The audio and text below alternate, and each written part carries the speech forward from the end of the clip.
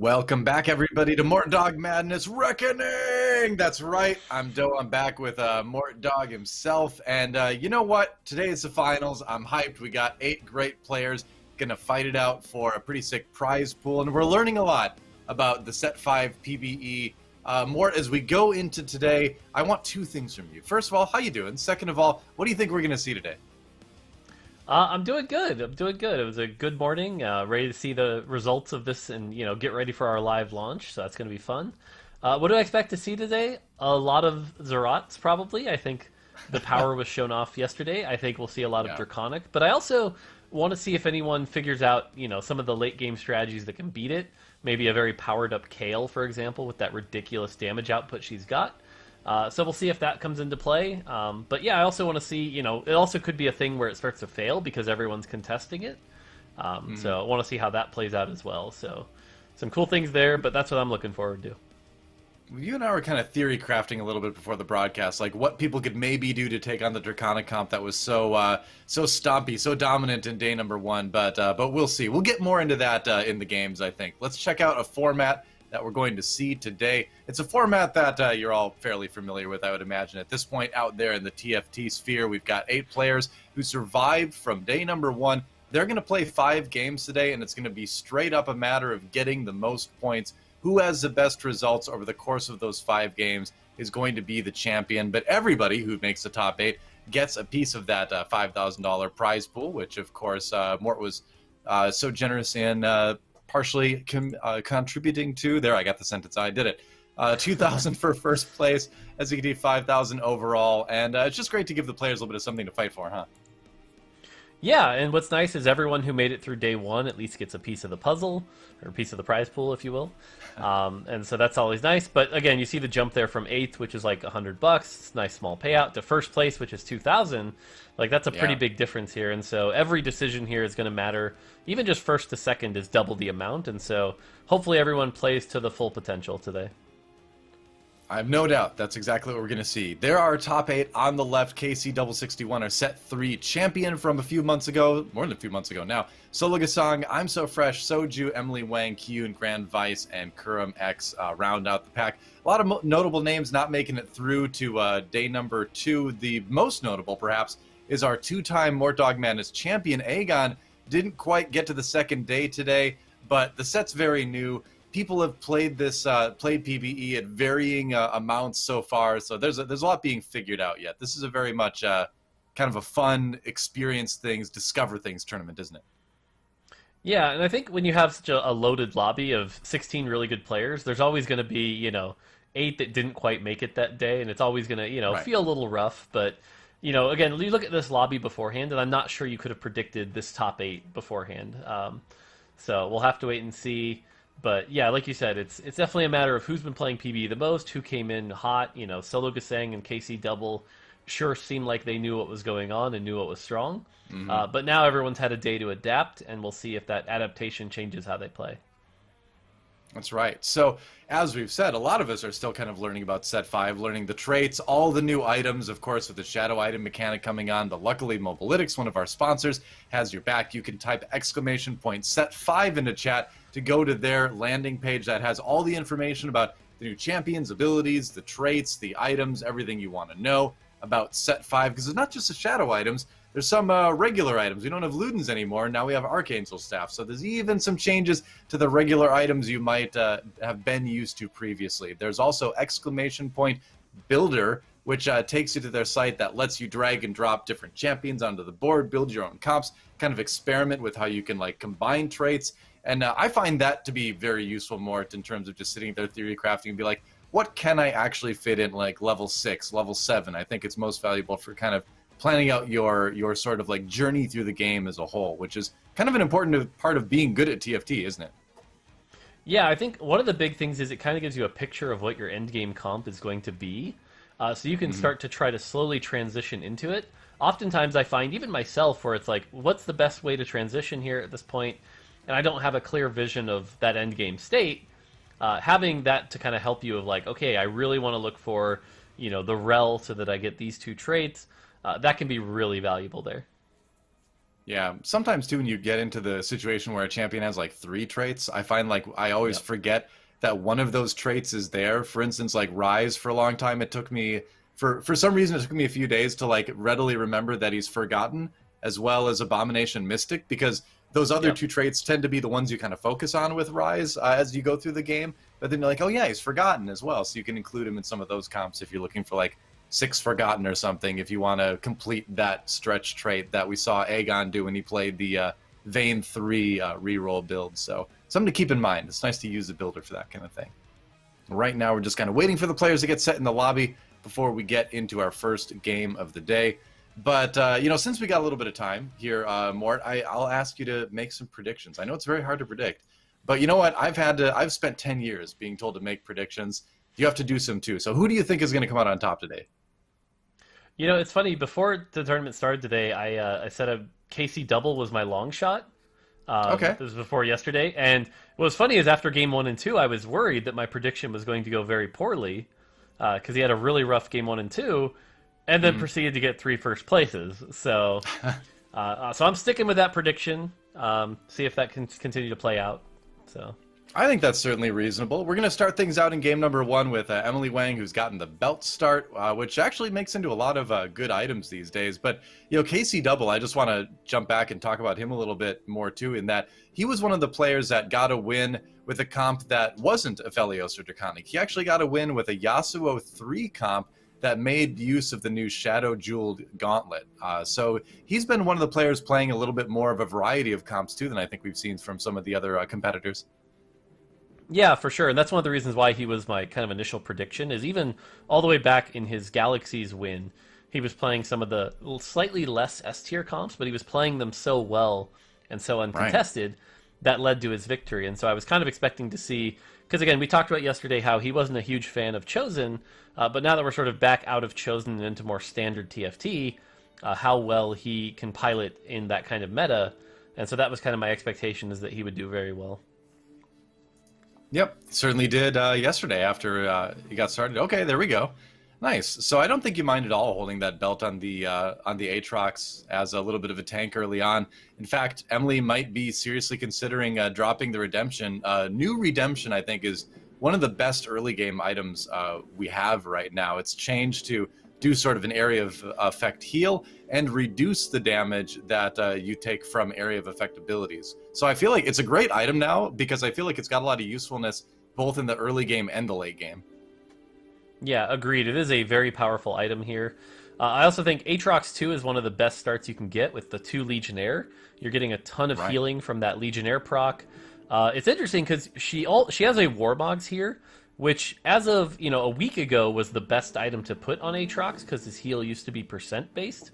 But now that it is flat based, I definitely think you lean more towards the Redemption here.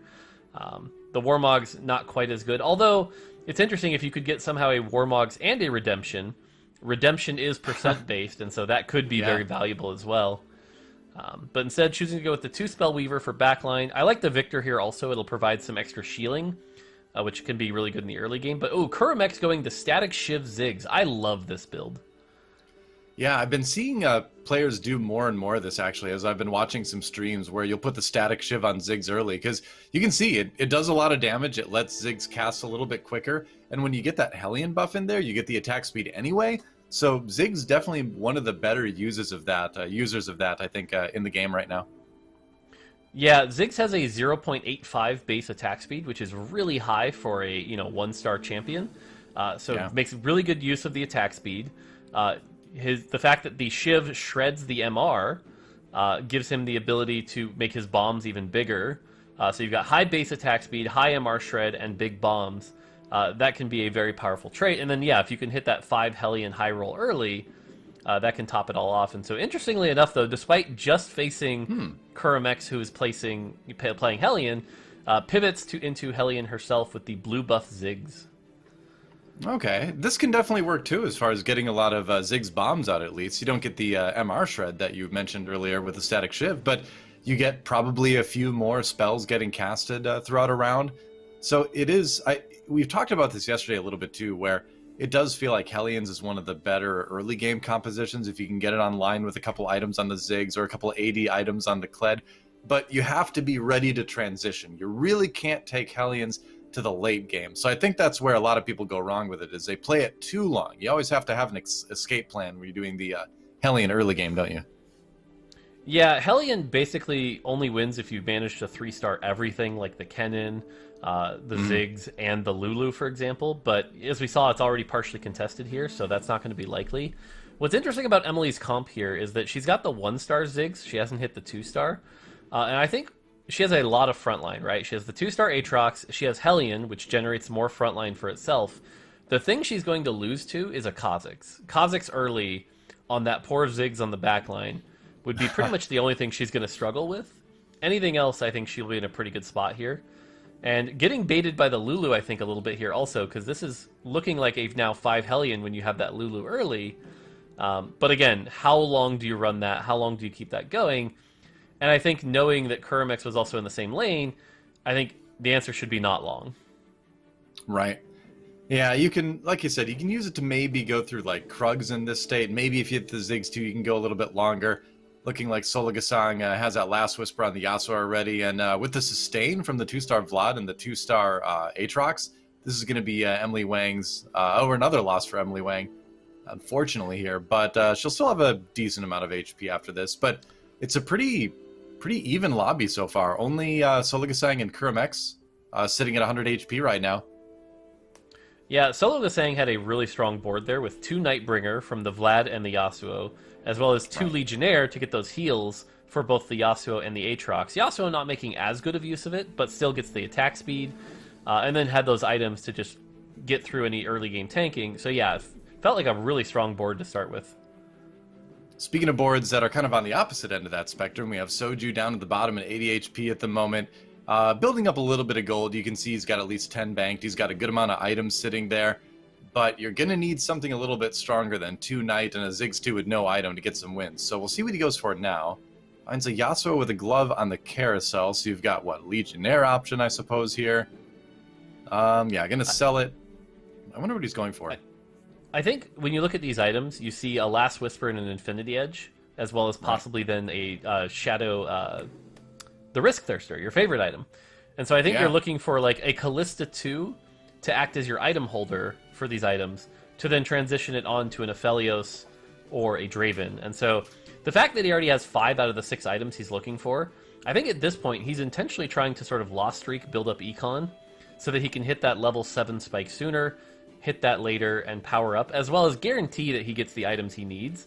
So I think this is just an intentional play, and I would expect him to try to lose, even if he hit Callista, I would expect him to try to lose, try to keep the loss streak, and probably all the way until the 3rd carousel.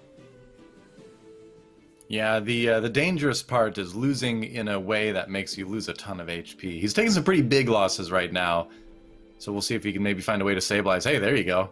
Finding the Callista 2 at this point, like you said, using her as an item holder for the Draven possibly later, or the Aphelios, could maybe allow him to lose in a way where he won't be so far down HP-wise. Yeah, I like this play, losing the Ziggs. I like this a lot. Losing the Ziggs to keep himself at 30 gold, because we talked about how his goal here is build high econ. But you notice he's not placing the items. He's purposely trying to get that 5 loss streak, because that 5 loss streak is worth 4 additional gold, and that will carry into the Krugs round. So this is worth like 8 gold, just to make sure he loses this round. So I really like this play from Soju. Right, I was going to say I'd be worried that he would slam the items and win a round with this, but looks like that's not going to be the case. Although, let's see, GV8 doesn't really have the strongest board either. Uh-oh. Oh, no, that Callista should still go down, yeah. Yep. By the way, I did want to call out, we saw I'm So Fresh with the first Zerat A-bomb. So there's at least one person continuing to try it this game. We'll see if he can pilot that to a first. But yeah, like I said, Soju really liked this play here. I kind of expect him to slam items after the PvE round, though, seeing as he's already down to 62. He can't really afford to go that much lower. So does get some big gold here. The fact that he even eyed the Morgana here, I do question if he's going to go Draven or Aphelios, but I think it's just a matter of which one does he hit first. Yeah, that's kind of a nice thing is when you do have 2 different forecast carries you can sort of use as your out to start to, you know, come back a little bit in the game. We'll see. We'll see what the Krugs bring him as well. All he's looking for is really like a Negatron cloak, like we talked about, to get that Risk Thirster. Yeah, I mean, GA is also an option. Yeah.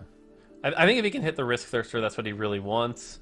Another version would be if he's going to go Draven. A lot of people have started to theorize that you don't actually want the Bloodthirster because he gets enough healing from Legionnaire, and instead you end up going just like a Deathblade as a third item or an RFC. But getting the Spatula here, I think, opens up some really interesting possibilities as well. Because he's in last place, there is the possibility to get that Shadow Spatula, which could be a Force of Darkness. So really interested to see how he plays this from here. He does have the Nightbringer Spatula as well. Right. He's got the option to make like even like a Legionnaire Spatula if he wants to. He's got a lot of options, honestly. Oh, goes with the Ginsu. Wow.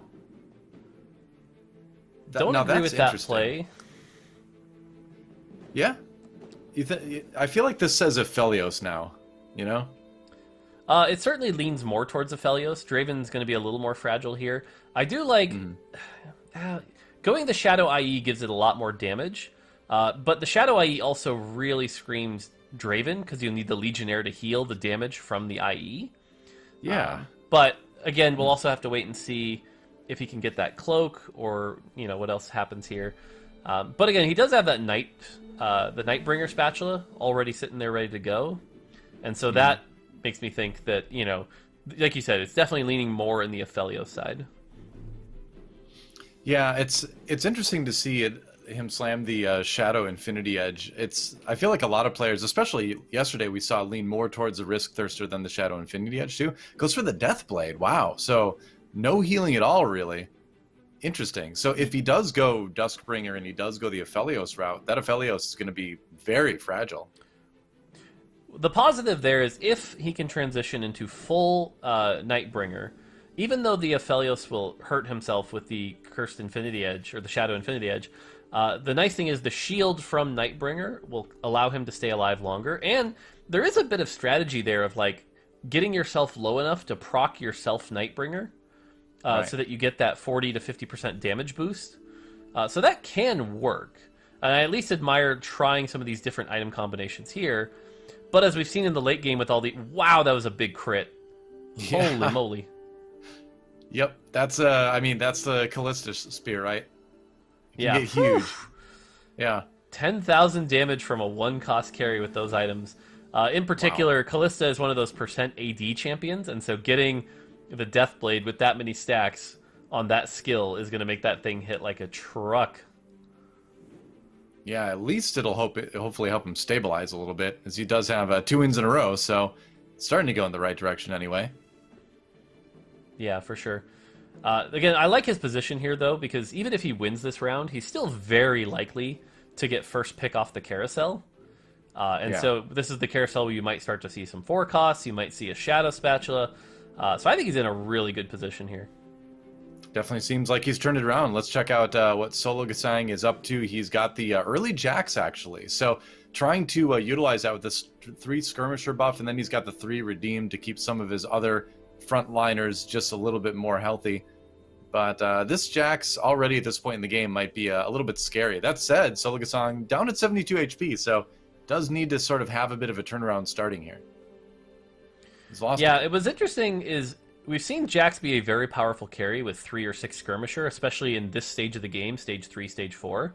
But we saw from the players yesterday, what I thought was interesting was a lot of them would have a very good Jax, 2-star Jax, and they would transition it into a Draven or a Aphelios. Like, they chose to not stick with the Jax. So at least with this player base, what we're seeing is Jax not be nearly as favored as some of the ranged 4 costs. You know, I was always a little bit surprised by that, actually, too. Just in a lot of other games I'd seen, just watching streams and in my own play, I feel like I ran into situations where there was like a fairly tanky Jax on the other side, and he just seemed unkillable. And the speed that he'd start attacking would kind of make up for the lack of AD items. But like you said, it seemed like players in this tournament, at least, have been stacking AD items specifically on him, not worrying about defensive items on the Jax really at all, and then using him more as a transitionary unit. So I don't necessarily know what's better, but I'm a little bit surprised that we've only really seen Jax used in that way so far, in this tournament at least.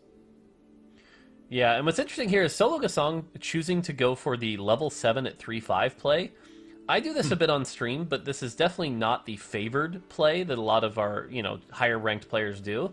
A lot of them choosing to go for the more consistent, higher econ plays. So it'll be interesting to see if this pays off for Solo, or if he just sort of crashes and burns because he can't hit anything due to the lack of econ. Yeah, I mean, when you're doing this, you kind of need to win to make it worth it. We saw players like Jaywalking at Set 4 Worlds, and a lot of Korean players, honestly, in that region favor this kind of play with the faster leveling, trying to, get ahead and just basically stay there. But when you're trying to do that from this behind situation, you run into stuff like this, where now Solo Gasang has gone for that early level. He's rolled all his gold to do it, and he's going to lose a round anyway. So this is kind of the worst case scenario for going for that fast level 7.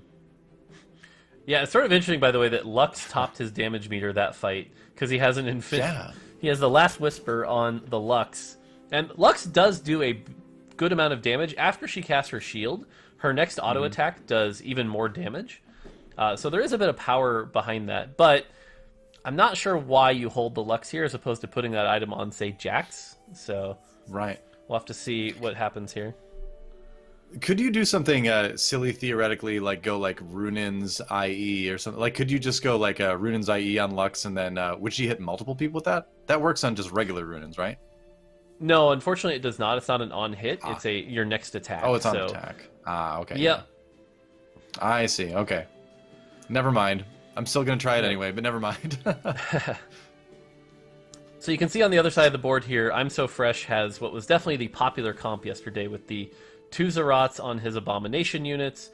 People have started calling this the Zoo comp, and it's just a lot of health to go through.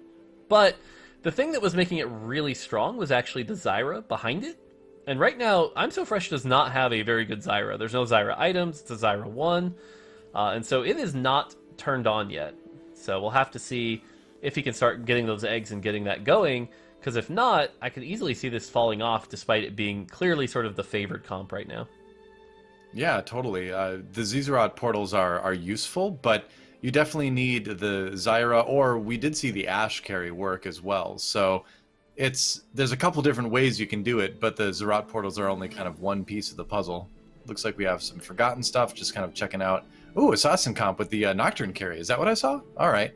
Yep. I think that's what I saw on the other build. I've been trying that one lately, and I talked about it a little bit yesterday, so I really hope we get to check out that player's perspective to see how they're doing it, because I think there's something there. I think it's hard to make it work, but I think Nocturne carry could theoretically be a thing. Yeah, I think the big thing we're going to see right now is Solo Gasong is really hoping for at least a cloak, if not a shadow cloak, for his Jax. We talked about how yesterday Shadow Hurricane is a lot of damage and does work with the Bloodthirster to keep that Jax alive. But again, he's kind of in this position where he's level 7, doesn't have any gold to roll down, so...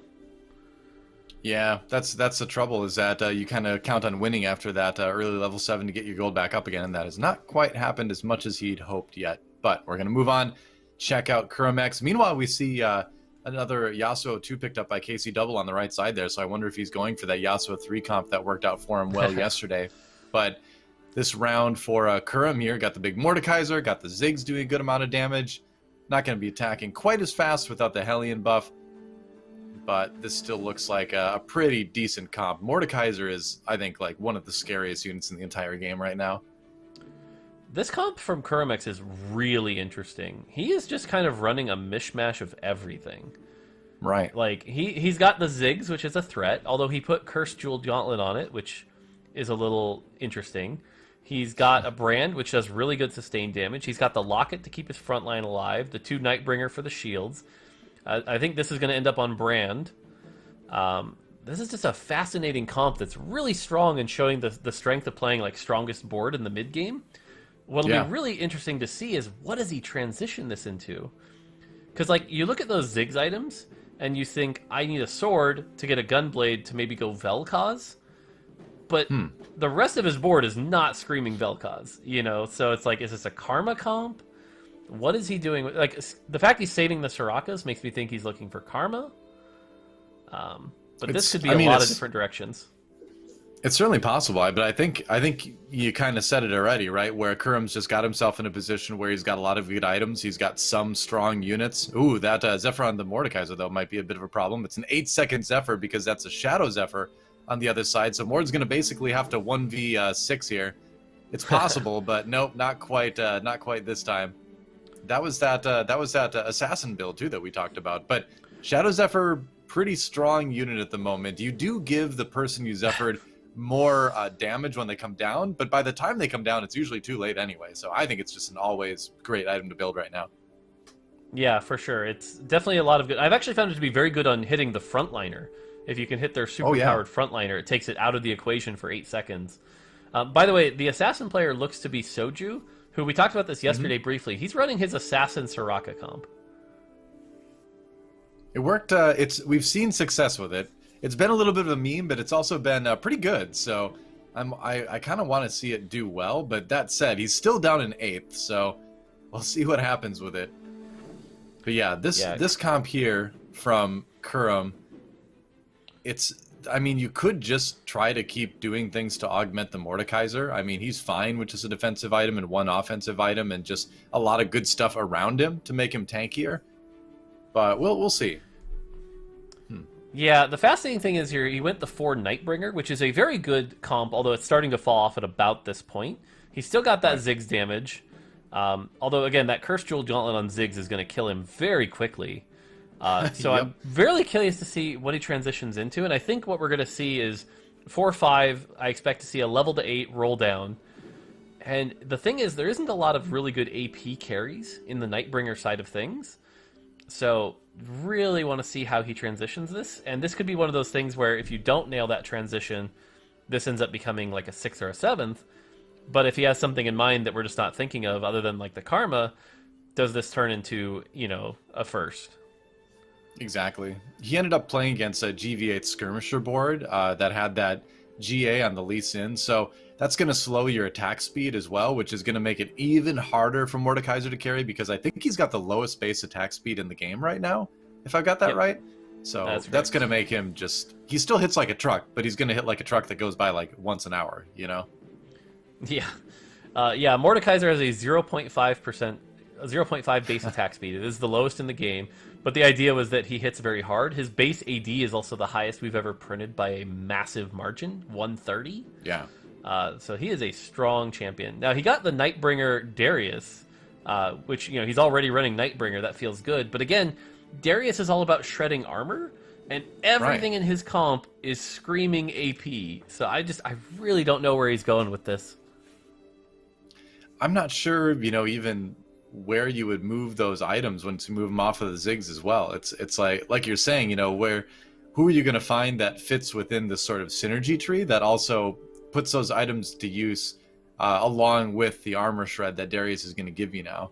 But either way, I mean, it seems like more than anything, it's just kind of a collection of strong units, which he does have. I mean, at least he's been able to maintain 2nd. We'll see if he can continue to do that now that the Zyra on the other side has a couple items to go with this Zizarot Portal Abomination.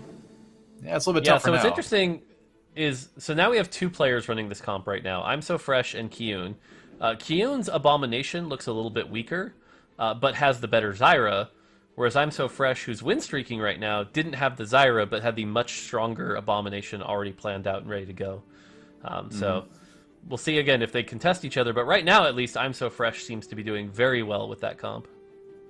Well, when I went back and looked at a lot of those comps from yesterday, when I checked that out this morning again, it seemed like it was a lot more based around the Zyra a lot of times, or the Ashe in that one game we saw, than it was about the Zerat portals on the Abomination. The portals definitely cause a lot of havoc late game, but you really kind of need the Zyra or the Ashe to be a real carry first and foremost, it feels like, with that comp.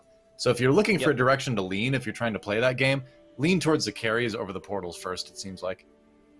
Agreed. KC Double takes a big hit. Double. Yeah. And Darius 1 is still just a really good unit, too.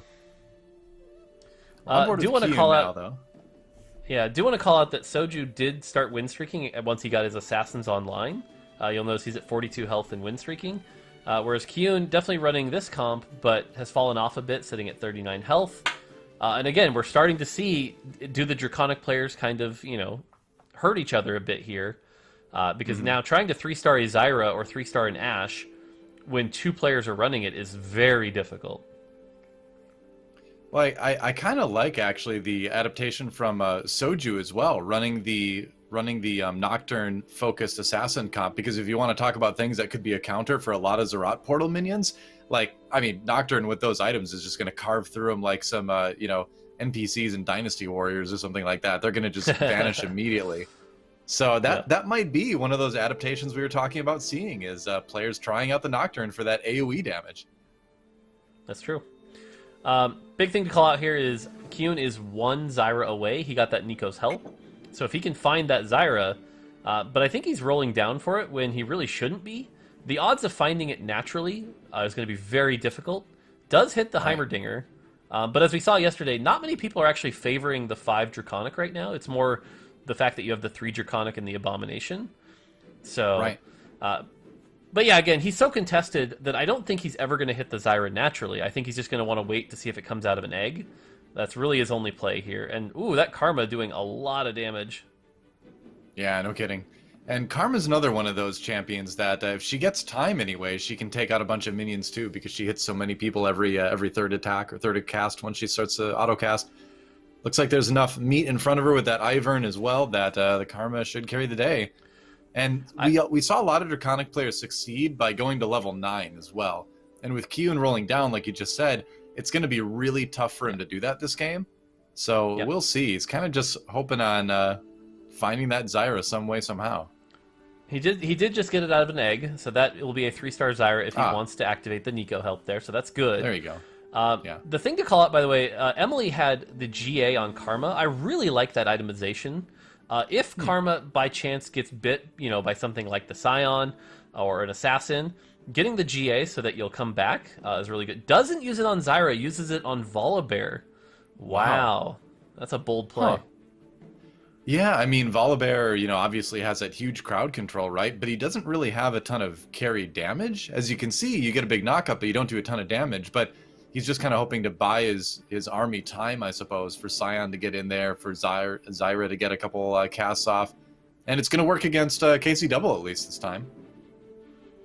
Yeah, I don't agree with that play, but maybe it works out because he gets a Zyra from the egg, and it'll all work out. Zyra 3 is a big upgrade. The survivability is just one thing to keep the Zyra alive. The other thing is that her stun goes from 2.5 seconds to 3.5 seconds. And with how often she's casting, that is a lot of power. Yeah. Well, to go back to what you were saying a little bit ago about the Karma as well, is that, I feel like yesterday we didn't see enough defensive items being built, just in general, especially on the QSS side.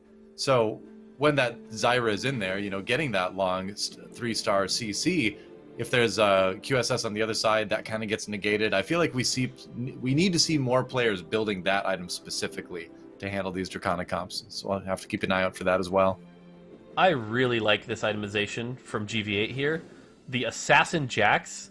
One of the things is that Jax kind of gets stuck on the front line, but here he just gets to jump right into the back, start hitting some of the key targets. You can see that Kyun's Zyra is already dead, and by the time he reaches the front line, the 6 Skirmisher is starting to stack those stacks of AD, and he's just going to go to town.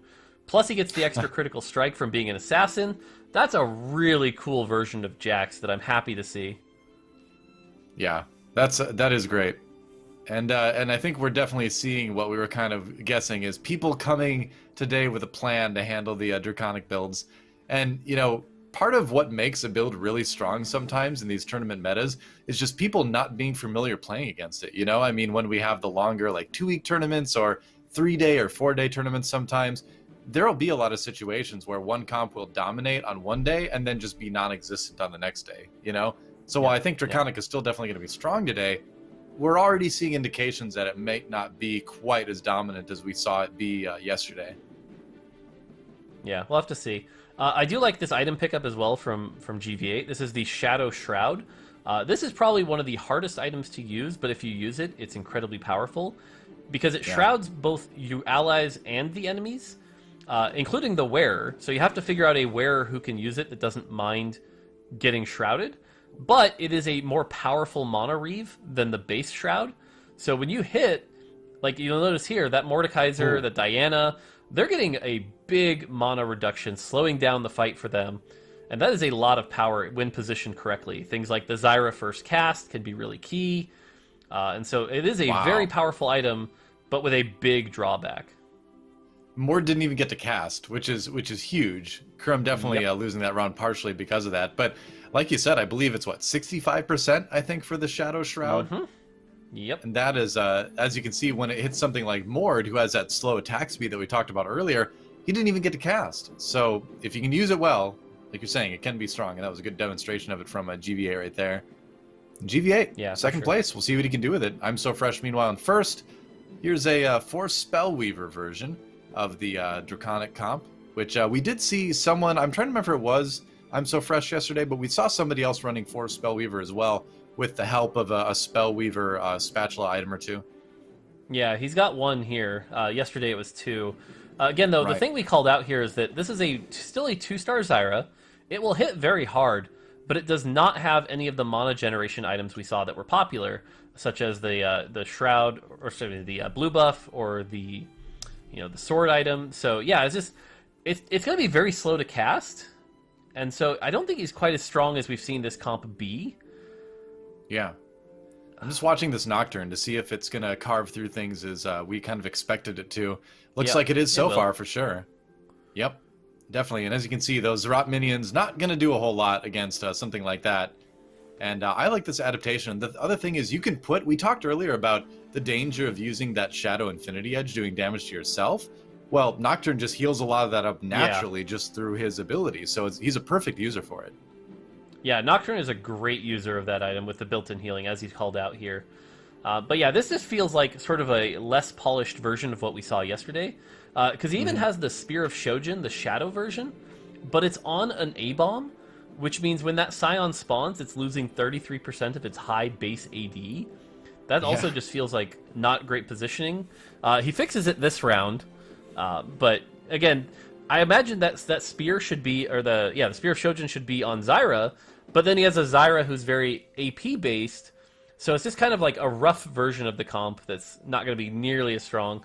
Now, he does have a big gold advantage here, so if he can start hitting some of these 2-star 5 costs, he can still turn this around into just, again, he outvalued the rest of the lobby, but he's got to do it real soon. Yeah, I mean, that's really what it comes down to when you use this comp to go to level 9, is just sort of transitioning into that comp that uses just a lot of really strong late game units.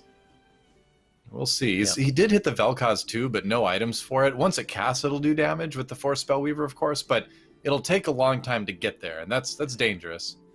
Here comes KC Double. Yeah, KC Double hanging on by a thread. He's got really good items here for the Karma. He does have the Garen 2, which gives the MR Shred. But as you see there, the Zyra just kind of deleted it. And this is what we talked about with the itemization. The no defensive itemization here is real rough. Yeah. Yeah, that's when I watch these players play, I mean, you can tell there's still a lot of testing going on, and right now a lot of people are just limit testing as far as what sort of damage can I get my carry to do. And so in that situation, you're not going to build a lot of defensive items. And I feel like we see this every set, where early on, a lot of testing, it's all damage item carries, and then as time goes on, people realize, oh, okay, well, I need to actually put like a GA or a QSS on my carry because of X and Y thing that's going to be, running into it from time to time. So I feel like we're going to see that defensive item adaptation coming soon, but for now it's a lot of just only damage item carries, which are pretty vulnerable. But glad we're getting a chance to take a look at Soju's build. He's gone 6 Assassin because of that one Assassin Spatula item now on the Mordekaiser. And I'm liking this. He's got Revenant as well to make sure that Nocturne comes back. This is one carry you don't need a defensive item on as much because of the Revenant bonus, but it's looking scary. I like it. Yeah, unfortunately, Kyun does have a very, very strong Zyra 3 there. You've got the items right. Shojin. It's going to CC most of Soju's team to the point where it can't really do anything. And that's the Zyra that right now is very fearful. It's the Zyra that stuns for 3.5 seconds, every 3 auto attacks, kind of really preventing you from getting to play the game. And that's the Zyra, combined with the 2 Zerats, it just ends up being too much to get through unless you really land a perfect hit on that Zyra. All right, I take back what I said about Nocturne. I meant no GA. You don't need a GA. You still need a QSS. Keep that in mind. Yeah, that is an item I'm seeing underutilized that I would hope to see more of Definitely. as the day goes on, is specifically the Shadow QS, which makes you immune for the entire duration of combat. Something like that on this Nocturne could get this Nocturne to a point where, you know, nothing can really burst it down, especially because it has Revenant to keep it alive. I think that would be sort of what you'd be looking for a little bit more here. But, again, he is kind of fighting an uphill battle against this, you know, the Zoo comp that's, again, very popular right now. Yeah, you raise a good point, though, that Caustic Quicksilver, the Shadow Quicksilver item, would work well, because the only drawback is that it gives you minus 20% max health, and, you know, Nocturne is going to be healing so much a lot of times anyway, that's not going to matter that much. You can see him just carve through the Abomination super quick, but ends up just not being quite able to handle everything. Wow, all right. 1 HP for Soju, so he's still alive for the moment. Might be able to sneak I think a he's top going to 4 die. I think he's going to die when the Maybe. thing kicks in. You might be right. Still 1 health. Nope, Maybe? still 1. Oh, there it goes. There it goes. All right. Hey, he got the sneaky 4th at least. All right. Yep. He was able to do that. We got our top 3. It's going to be Kiyun, GV8, and I'm So Fresh up at number 1. On board with Kiyun now, who's got a little bit of his own Abomination composition rolling now. Is it strong enough to get him any higher than 3rd, though? That's the question.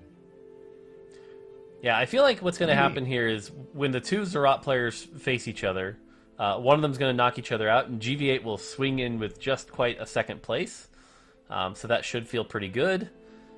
But yeah, right now it's looking really good for I'm So Fresh, piloting that Zoo comp that we've seen do very well, and so not too many surprises here at least, but I do like this Assassin Jax. It feels like it at least has a shot, but I think it'll be a worse matchup against the Kiyun version, which has the Zyra with the 2 Shojins. So yeah. Felt bad for Q, and he was 1 gold off of Heimerdinger 2 there. As you can see, 4 gold in the shop, and he has nothing on his bench, or nothing on his board he can sell to make it happen. So if he loses this one, he's going to be like, oh, 1 gold away from the Heimer 2. Might have made a difference. Can he win this, though? This is one of the reasons. Yeah, this is one of the reasons why it's been called the Zoo comp, by the way, is there's just so much on the board between the Heimer turret, the Zerat portals, the daisies. There's a lot going on these boards. Yep, get ready for the huge amount of minions now. It's almost like a regular game of Summon or Drift with the amount of minions on here. Different minions, but you get the idea. Another last-minute daisy comes to bail Kiyun out, it looks like. And that Volibear was still alive. So this Volibear with Gargoyle's Stoneplate is actually going to be really, really strong. So he lives long enough to get the Heimerdinger too. That's nice. Yep. And on the other side, we did see GV8 take down I'm So Fresh. So GV8 doing really well with this Assassin Jax. I think right now he's kind of the underdog and everyone's kind of rooting for him because, again, right now Kiyun and I'm So Fresh playing the Zoo comp that I think a lot of people are despising, knowing that it's likely to get nerfed. But GV8 sort of the people's hero in this game right now. That's right. He's doing it for the I don't want to say real TFT players. That's too mean. But he's doing it for the he's doing it for the GV8 style TFT players, the players that want to play flexible, the players that aren't gonna necessarily follow the whatever's quote unquote strongest, whatever's S tier. He makes his own S tier. We'll see though if this Assassin Jack is strong enough.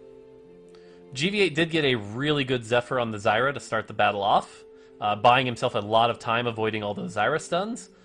The Jax is starting to ramp up, but unfortunately at this point I think it's going to start losing to those Zyra stuns and never get to move. So, yep. Well, you know what? More in esports, sometimes the bad guy wins. That's what we're going to see. This will be really interesting, though. This will be really interesting because I'm So Fresh did win.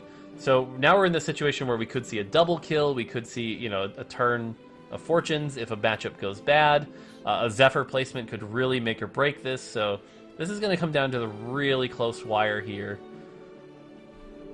I guess the question is, can GV8 play against the weaker Zyra comp? And there's 2 Zyra 3s, so the question is, which one is the slightly weaker one? The 4 Spellweaver or the more Zoo higher number of Zerat portals one? I wonder. Yeah, the challenge here is that, unfortunately, I think now that it hit Zyra 3, the Spellweaver one could actually one-shot his Jax. So that's something to look out for. Whereas at least if he can walk around the Kyun one, he might be able to take it down. But yeah, I think GV8's in a tough position, unfortunately. And so far, Kyun is on a 4-game win streak. So just based on performance, you kind of have to root for Kyun. GV8's best case scenario, though, is that he gets to fight the Ghost, and the two Zoo players have to face each other. Right. And then they somehow draw and somehow do enough damage to eliminate each other. No, I'm just kidding. We'll see what happens, though. Here it is. It's going to be the Battle of the Zoos. Okay, big call out here. The Shadow Zephyr hit the Zyra, which does mean the Zyra is even stronger now. So that Zyra is going to do a lot of damage, but it does take a while to cast. And so each cast, you can see it's going to crank out a lot. Right.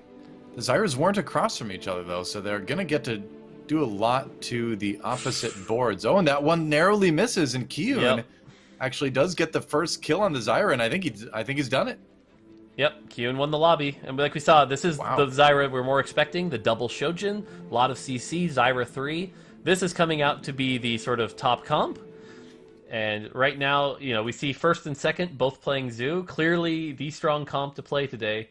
So we'll see how contested those bows, those belts, and those A-bomb units start to become. So, yep, pretty much. I mean, I like, though, that we've started to see at least a little bit of adaptation in terms of people trying to handle it.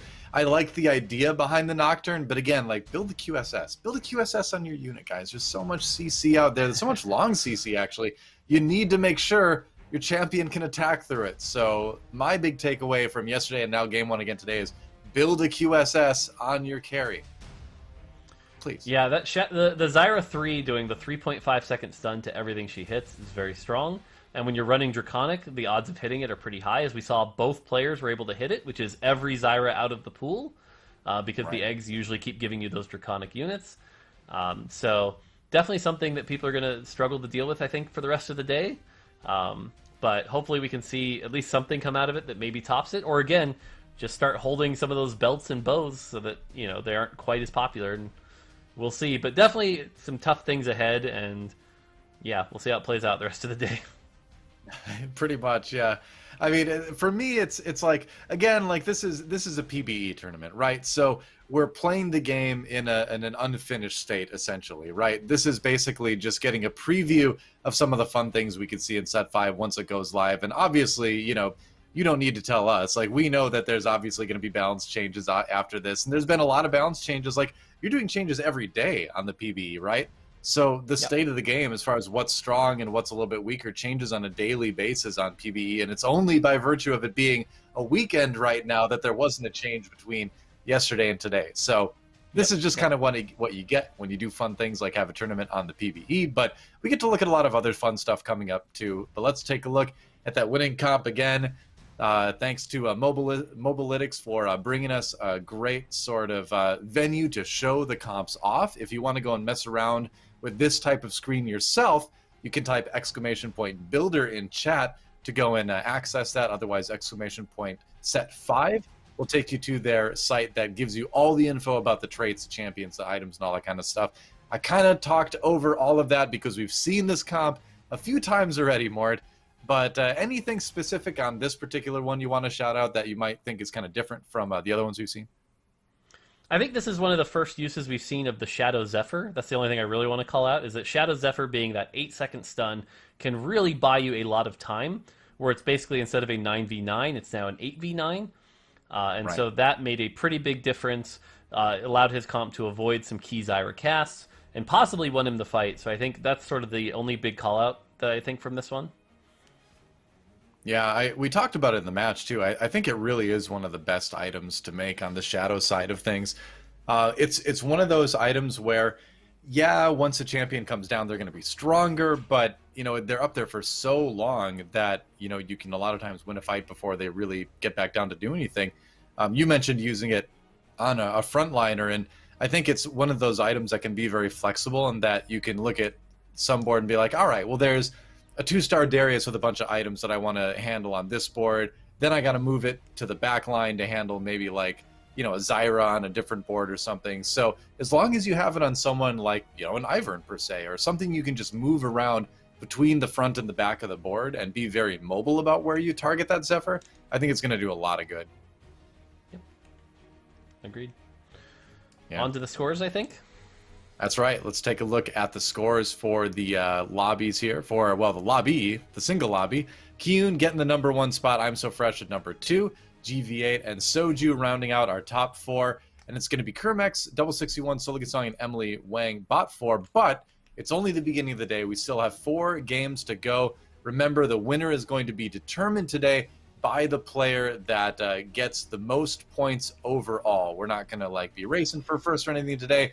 Just a good old-fashioned TFT tournament, Mort, where we just go by who has the most points at the end of the day. Yeah, I'm going to laugh a little bit because, again, my prediction was KC Double coming into day 1 and day 2. And sort of like yesterday, he starts off with a 6th place, not a very good performance. Game 2 yesterday was also like a 7th. And then he proceeded to win 3 in a row. And we saw him be the points winner yesterday. So just because he got a 7th or an 8th this game 1 doesn't necessarily mean anything. And again, now we kind of know who's willing to play the zoo comp and who's willing to work around it. So now it'll be a question of how it goes from here and how the rest of the day plays out. So I'm looking forward to it. But yeah, still kind of, again, only because he was my prediction, I'm rooting for KC Double to kind of turn it around here. Hey, I mean, we talked about it before. He's an exciting player to watch right now because he's one of those players that likes to play very flexibly. He doesn't necessarily follow the meta. And he brought us one of the most unique wins yesterday with that Yasuo 3 build. We're going to start out with his POV here in game #2 and see what he's got in mind. Interesting to call out, by the way, that the carousel, a lot of people were contesting the bow, which shouldn't be surprising. It is the offensive item, and it's the one that builds into the Zerat portal. So yep. I think bow is going to be a very popular item for the rest of the day. Yep, I would not be surprised. It's like it's a rod for KC Double for a Ziggs, which is not a bad way to start things off. Ooh, wow, the double Soraka Trundle. Interesting. So good amount of gold, but I wonder, would you be tempted to save any of these to use in an early comp, like the Trundle especially for Skirmisher possibly? I would actually save the double Soraka. I think Renewer is very strong early. Dawnbringer is also very strong early. He's got a rod. Morello Soraka or Shadow Morello Soraka can both be very powerful. Personally, I'd be selling the Trundle, buying the Gragas and Kha'Zix. Look at that.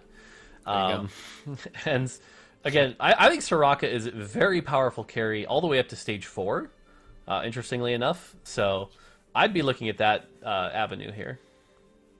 Seems like KC Double is thinking about something similar as he does a little bit of early scouting.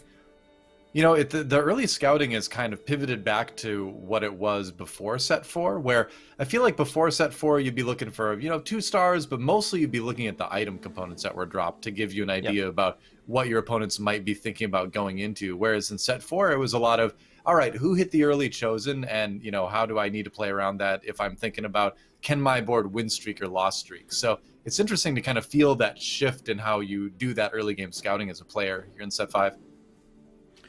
Yeah, for sure. And I think in this meta, or at least for today's tournament, I think what we're going to be seeing is a lot of who hit the early Draconic. And in scouting this time real quick, we saw that Soju had actually hit the Ashe and Set already. So all Soju needs is an Udyr, and he'll already have that Draconic going, which can be very powerful. I think KC Double not particularly happy with his items here. Doesn't really help power up the Ziggs. The Hurricane can be okay, but not really for this comp. So he'll probably wait till the Armory, sees what he gets, and go from there. Did sell the Sorakas, though, so... You could kind of count on the economy, I guess, a little bit, but it seems more like he's just, willing to have Ziggs be his carry for now and just kind of try to build around that. We'll see. Oh, negative 25 Ziggs armor, is... yikes. Ziggs is very powerful at this stage of the game simply because of how much, how much ability power he has to toss out with the bomb, how much attack speed he has. He can really do a lot of damage here. So, and yeah, you can see Soju has the Ashe. Yeah, for the armor shred. Yep. Yeah. But yeah, you can see Soju just needs that Udyr to get that going, which can be really frustrating when you have the harder part of the formula, but not the easier part. Yeah, that's the kind of one where you're yelling at the screen and you're like, wait, what, really? I got that this game and now you're not giving me the Udyr? Because usually everyone's shop is filled with Udyrs early on. I wonder what he's going to use the Shadow tier for. I really love the Archdemon Staff. It's not an item that I would slam early a lot of times, but It is one of my more favorite Shadow tier ones. Obviously, Shadow Blue buff has been very popular. He's thinking about it. Oh, he builds it. Okay. Yeah, I Wow. think it's a good item. I think it's I surprising to see him don't. build it now, but I like it. Yeah, I don't agree with this slam. I'm not sure what the intention of this slam is, in fact, because Ziggs isn't going to gain a ton of health with this item. Yeah. And we see he's going to get Kha'Zix ulted. I'm not sure I agree with this slam, unless he's got something in mind I can't think of. He does have 2 Aatrox. Maybe he goes a more Aatrox carry, but this is a very interesting slam. I'm not sure what he gets. I think something like the Shadow Shiv would have been a bit better, but we'll have to see how it plays out. It does hit the Aatrox, so maybe there's something there. I'm not sure what the he's Shadow doing with Shiv this. is good. I really like a Shadow Chalice as well. Yeah, Just Shadow because Chalice would have been good. Yeah, put it on someone that you don't really care about the AP as much, like put it on a Gragas or something early, and you can move it around to whoever you don't really care about their attack as much. But that would have been the first one I would have slammed. But like I said, I like this item later in the game. I'm not as big of a fan of it right now, and I agree with you that I don't think it's going to give them a ton of benefit for this stage at least. Yeah, we're seeing this item be really popular on somebody who can do repeat casts and gain healing. So, for example, if you get the base version plus the shadow version on like a Vladimir or an Aatrox or a Warwick, all of them can make for really insanely good frontliners early. Not seeing the value here of giving Ziggs more health. That's definitely a decision I'm still racking my brain around, and I'm really going to want to see where he transitions this item later. Well, let's check out GV8's view for now. Looks like he's got Brawler Dawnbringer going with that early Kha'Zix 2 and the Deathblade. And he also has an Infinity Edge. Did I see that now? We'll have to wait and check out his screen, but I think that's what I saw anyway. Yep. So Solo Gasang, by the way, getting a Zyra with a belt.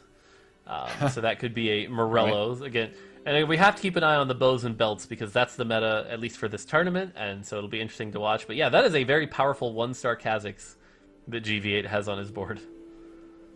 Yeah, got the Infinity Edge, got the Shadow Sword for something later on with that. See what he decides to build. All right. Ginsu's.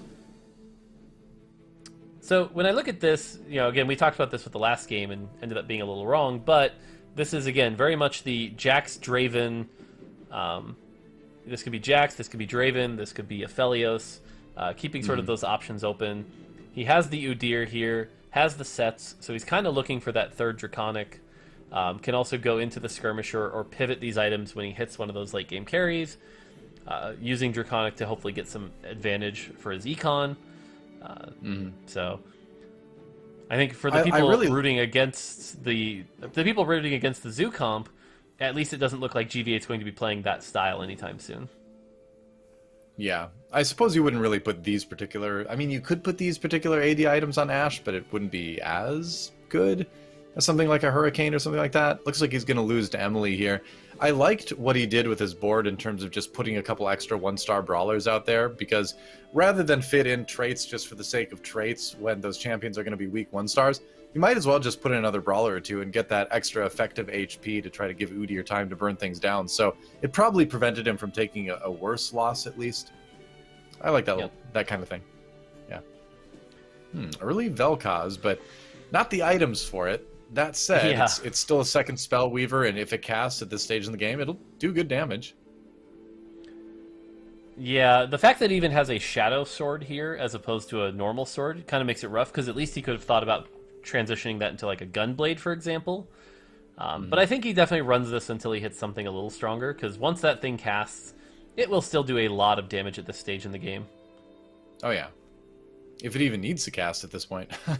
Didn't even need to, that run against Soligasang.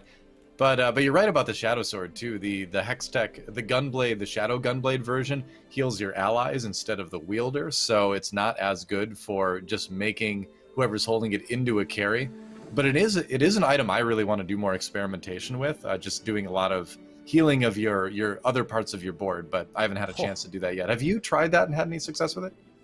Yeah, the one game I've won with it was I went a very heavy Knights Redeemed build with Brand carry. 3-star Brand does a lot of damage, and so the Hextech Gunblade allowed him to keep those tanky units alive for a long time. Interesting. Okay. That's cool. I'll have to try that. I have not had a chance to use that item yet, so that's neat. On board with So Sologasang, got the Abominations going. Go ahead. yeah, what's interesting about Solo Gasong's board here is he doesn't quite have the Draconic yet, but he is like really hyper indexing on this comp. He did perfect loss streak, so it has some pretty decent economy. But if he can't get Draconic going soon, you know, this is where like the hard forcing might just come back to bite real hard. Yeah, I mean, he's also not. He's also didn't really get bestowed by the greatest Zyra items either. He could build a QSS. I'm just saying, but he doesn't have the AP items that we're used to. You know, needs like a rod for the Morellos, like we mentioned a little bit earlier. Yeah, but might as well stick or at with least this a for tier now. for Shojin. Yeah, exactly.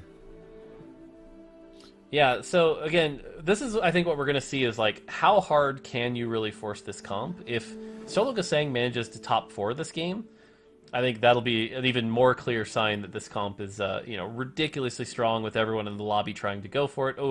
Oh, that Shadow Zerat. That true damage explosion. You gotta love it. Doesn't even need the second one out of the Scion as well. Yeah, again, I think Zerats in general are just a very good item. I think a lot of people have been sleeping on it, even just in non-Abomination comps, let alone in the Abomination where you get double the value. Right. He's going to go into level 5 here at 3-2 with a lot of gold in the bank. So at least he's got the ability, to just level up like this, finds a Zyra, or finds another Zyra rather, and there's the Udyr. So still missing Draconic, but at least by leveling, he's given himself a better chance of hitting like a set or something like that. I'm wondering if he's going to roll down to try to find it. I think he has to, and he did, so... Yep. There it is. So I think now we'll see a second Zerat portal being built, and then we'll go from there, so... Yep, everything proceeding according to plan, more or less, for Solo Gasang here. A little bit slower start, but like you said, if he's able to do this and it still ends up being very strong, then, you know, I suppose this comp is even more on the chopping block next week than it would be normal.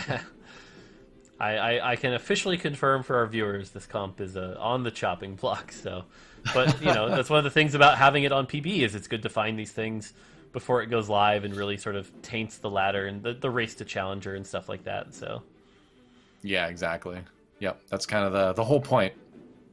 And I always enjoy it. Like, you know, as just a player, right? I've never been part really of a development team. I've done a little bit of consulting, but I've never been on a team before. And so as just a player, it's fun to play the game in this state and just kind of like limit tests and try to break things. You know, I think it's, as a gamer, it's a unique opportunity. So I just kind of enjoy the ride, you know?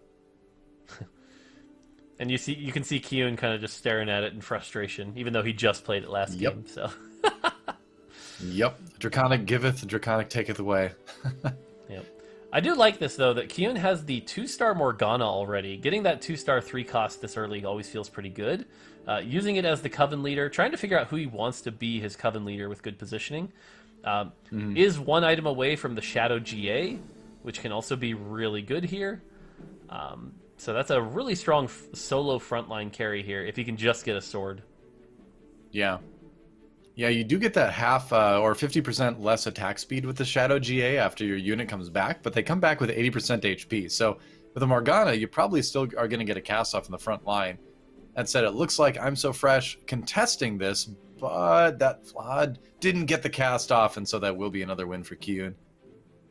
Yeah. And yeah, Morgana especially, you don't really care about her attack speed. Like I said, most of the mana generation is through the damage taken. And so Shadow GA actually ends up being sort of the best possibility here. Now, unfortunately, that was sort of bad for Kyun to win that round as he lost Carousel priority. It is on a 2-cost unit, and everyone seems to be going for bows and belts anyway, so maybe he can still pull off the sword. And it looks like he's going to be able to, so he's going to be real happy with that. No kidding. You can see him frantically clicking, and he's going to be able to grab it. Chrome was heading that direction as well. Yep. Now, typically the challenge with this comp is he should be in a very good spot for most of the mid-game. I can totally see him arriving at Stage 4, Stage 5 in 3rd place. But now the question is, what do you transition to in the late game? Because typically Morgana is not going to carry your comp in the late game.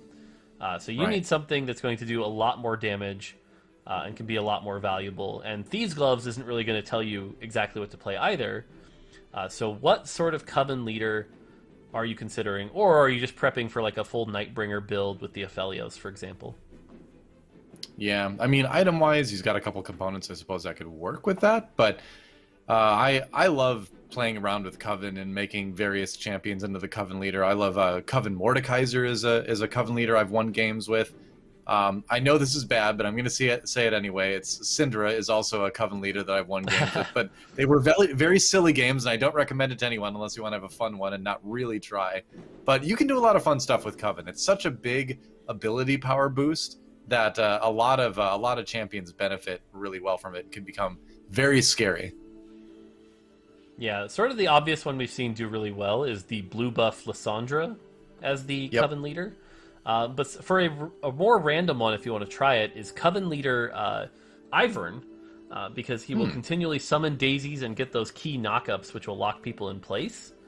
And that can be a very powerful way to control everyone while your other Coven are taking everything down. Yeah. You know, I was thinking too, what do you think about Coven leader Trundle? I don't think that one's quite as good because he's mono-locked during his spell, and you want somebody who can repeatedly cast from the mono generation. That's what I was Someone like a Heimerdinger is probably your best case in the end game if you can get a Coven leader Heimerdinger, because those big casts will come out even quicker and more frequently, and they'll have the extra 60% ability power. So that's probably your best end game state. I've done like an Invoker Coven leader Teemo build as well, and that worked pretty well because he's casting quickly. Seems pretty good. Yeah, and when you get to Teemo too, it does a good amount of damage as well, and then the Coven leader does. I think Teemo on his own isn't the most inspiring carry, but if you put him in the Coven, he does okay. Yeah. If you can afford the health anyway. Yeah, we're seeing a lot of Shadow Morellos, which I think is going to be really good for top 4ing, but not quite very good for securing the victory. A lot of the late game combats don't go quite as long, so you're not seeing quite as much damage here. Well, that's the thing with Shadow Morellos, like you're saying, you kind of need the fight to go a long time because it does burn for 100% of the enemy's HP when it hits them, but you're not going to be doing damage as quickly. So, like you said, late game, it's all about, still feels like it's a lot about the burst that you can bring out. So that item does kind of fall off a little bit. Good item, though. I do enjoy using it. So what's interesting here now is Kyun's in a position I often fall for where he has 5 Morganas. 5 Morganas is kind of a clear sign of like, should I be considering trying to chase the 3-star Morgana? Most of the time the answer is no, but man, if you can pull it off, that is going to be a powerful carry. I think it's definitely tempting, and I mean, if we think about his board, as we saw part of I'm So Fresh's perspective, if we remember Kyun's board, like, item-wise, he didn't have a clear direction yet either, so might not be bad. We'll see what he decides to do in the end. In the meanwhile, it's another Morg, and it's another Morellonomicon for I'm So Fresh this time, as he goes up against Kurum here, who looks like he's getting an Aphelios build off the ground. Yeah, Aphelios versus Aphelios here. The difference is I'm So Fresh has sort of the solid 6 Nightbringer, whereas Kurumex has sort of the better late game carries and more items, but you can see the power of that 6 Nightbringer shield keeping everything alive so long that Kurumex wasn't able to burn through it. And so it's interesting right now as we see the 2 Aphelios players kind of battling in last place, sort of hoping for better items, and ooh, these are not good items for I'm So Fresh, who's looking for items for that Aphelios. Yeah, not especially. You know, the one, I think honestly, the thing that would be, I feel like you grab the rod, and he does do that, but I would almost be tempted too to build a stone plate for, for your Morgana and whatever tank you end up using in the end, something maybe you can transfer onto a Darius or something. But you've got more items coming, both from the Carousel and from the Raptors, so no need to get super freaked out about it yet, but you're at the HP now where you do want to start to be able to build out more of what your late game carry is going to utilize. Yeah, the thing to note is the way the items are set up, most of the time you'll get them earlier than later. I say most of the time, not always. And so oftentimes what we're seeing now with the armory and the less total items coming from the drops is that the Raptors end up not having a lot on them. And so oftentimes by 4-5, you should probably be assuming you're not getting anything else. If you do, great, but don't hold out hope. And I think whoever we end up watching, I wouldn't expect more than 1 to 2 item drops, so we'll have to see if that holds true, but it does seem like it's much harder to get a lot of late game drops at the Raptors now. Yeah, I have kind of been feeling that. A couple of Iverns. He's got another Diana. He's got that pair anyway. Checking out some other boards in the meantime, but maybe you want to... Yep. Doesn't look too bad. Got Revenant in there too. Ooh, Poppy 3. I think at that point, he's just, a little sad that Kurimex managed to hit his 2-star Aphelios, and I'm So Fresh has not, despite having the Nikos ready to go. I like this. This is a really interesting build from Doubles, by the way. So Cavalier is a comp that has a lot of inherent tankiness. You can get up to 70% damage reduction if you're running 4 Cavalier. But what's interesting is that 4 Cavalier itself kind of has to run a lot of not great units. So you kind of end up in a bad situation. When you can get a Cavalier Spat, that allows you to sort of get rid of one of those bad units and put it on someone who can really make use of it. In this case, a 3-star Poppy with 70% damage reduction is a very tanky unit. And so Cavalier Spat has secretly been one of the really strong spatulas if you can get a hold of it. So I'll be really curious to see if KC Double can take that to the win. But that's a really cool use of the Cavalier Spat. Yeah, for sure. I've seen a couple people on streams trying out a 3-star Poppy build just in general. And it's kind of similar to Poppy back from set 3, if you remember way back when, where there were builds that were able to use a 3-star Poppy to just give her enormous shields and make her nigh unkillable. And I think people are kind of trying to find ways to recreate that sort of situation in set 5 with what we've got here mechanics-wise. So it's cool to see. We'll have to check back with that later. Meanwhile, still 6 Nightbringer, finds the Kindred as well. Nice pickup. So the funny thing here that just happened, and I always see this, is he got his Aphelios. So he could Nico the Aphelios for Aphelios too. But the game said, no, I'm going to tempt you with these 2 Dariuses. So now he has to hold out greed. Can he natural the Aphelios so that he can Nico and get a 2-star Darius, which would be a massive spike? Or does he play it safe and go ahead and Nico his Aphelios? And you can see him taking the sort of 1st or 8th approach and deciding not to Nico's it yet, but man, that is a tough call where the game has tempted you. Yeah, I'm not even sure what I would do here. I mean, I'd be tempted to slam something just because, you're at 36 HP. He won a round, though, so that does sort of reinforce the idea of being greedy here. But we'll see. I mean, because neither one of those champions has the greatest items either. I'd almost be leaning more towards the Darius at this point, but we'll see. Because you definitely need the Aphelios as well.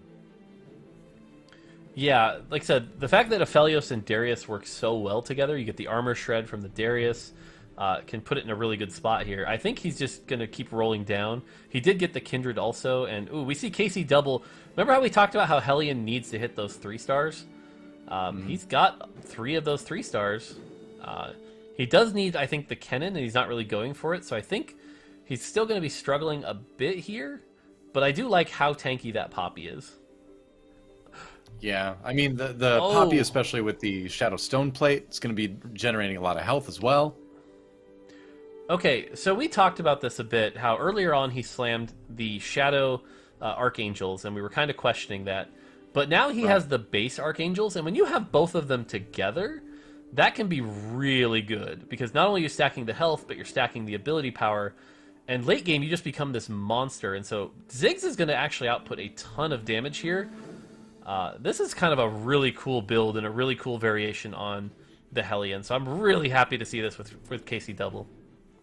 Yeah, about 5k damage or so at this point. You can see KC Double examining the Knight trait to see if maybe that's something he wants to try to swap to somehow. He's only level 6. He's got a lot of gold left, so you can still do some leveling here. Level 6 at 4-7. So I feel like we're going to see him add on a couple more slots pretty soon. And Cavalier, like you were saying earlier, if you can get up to 4 Cavalier, that's going to make the Poppy really strong, going to make the Ziggs get a lot of time to cast.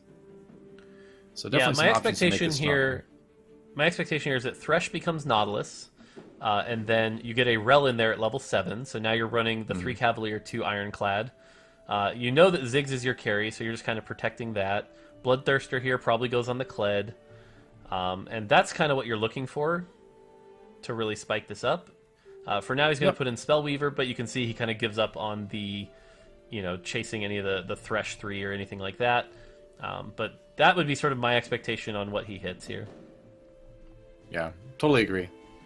Being conservative with his gold, though, just because you've got that win streak going, you're in first anyway. But it definitely is the point in the game where the Hellions are going to start to get tested. He's got the best position to handle those tests, but we'll see how fast he's kind of pressured into looking for that level 8.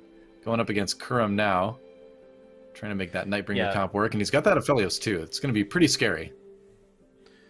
Yeah, the Aphelios 2 here is really nasty and it's doing a lot of damage. And yeah, the Heimerdinger too. I didn't even see he's got a Heimerdinger in there. Huh. So he's definitely going to be falling off a bit here. And again, we talked about it before that, yeah, Draconic and A-Bomb have been kind of the dominant strategy, but right below that is the Aphelios, and these Aphelios items are nasty. Yep. It's going to be doing a ton of damage, going to be critting with everything. It's scary. And you can see it was enough to handle KC Double because, when you have Ziggs as kind of your only carry, really, he's still going to be fragile and he's still going to be only hitting one person at once. And a lot of times, TFT is a lot about getting a lot of area damage going on. And if you can only do, a single target, you better be one-shotting him. And that Ziggs is just not going to quite do that with those items. So I want to call this out, by the way. A lot of people have been saying that, like, Volibear 1 is not a very good carry or not a very good champion. The way Kermex is playing this Volibear 1 is perfect. He has 2 Revenant, and watch this Volibear 1. It's going to cast. Yeah. And so not only does it cast with the Shadow Morellos. And so now everyone who got hit by that got hit with Shadow Morellos. And this fight would have gone the right way, except for the fact that his Aphelios did get Viego'd. And so despite all that, losing his carry to Viego is kind of why that went the other way.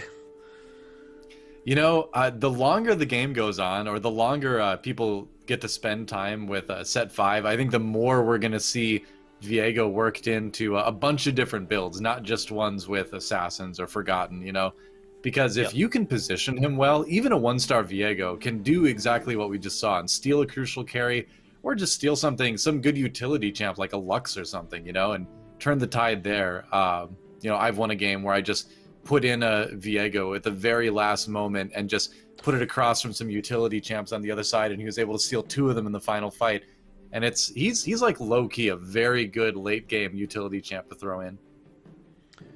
Yeah, Viego in particular, I think, week 1 of PBE, we didn't really hear much about it. And then by week 2, we're starting to hear rumors, how good he is.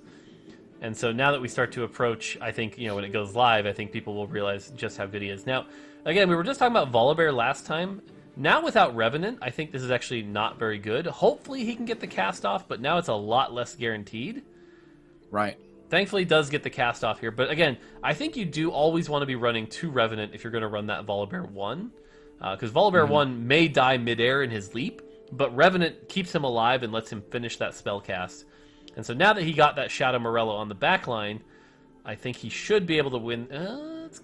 Aphelios, though. Yeah.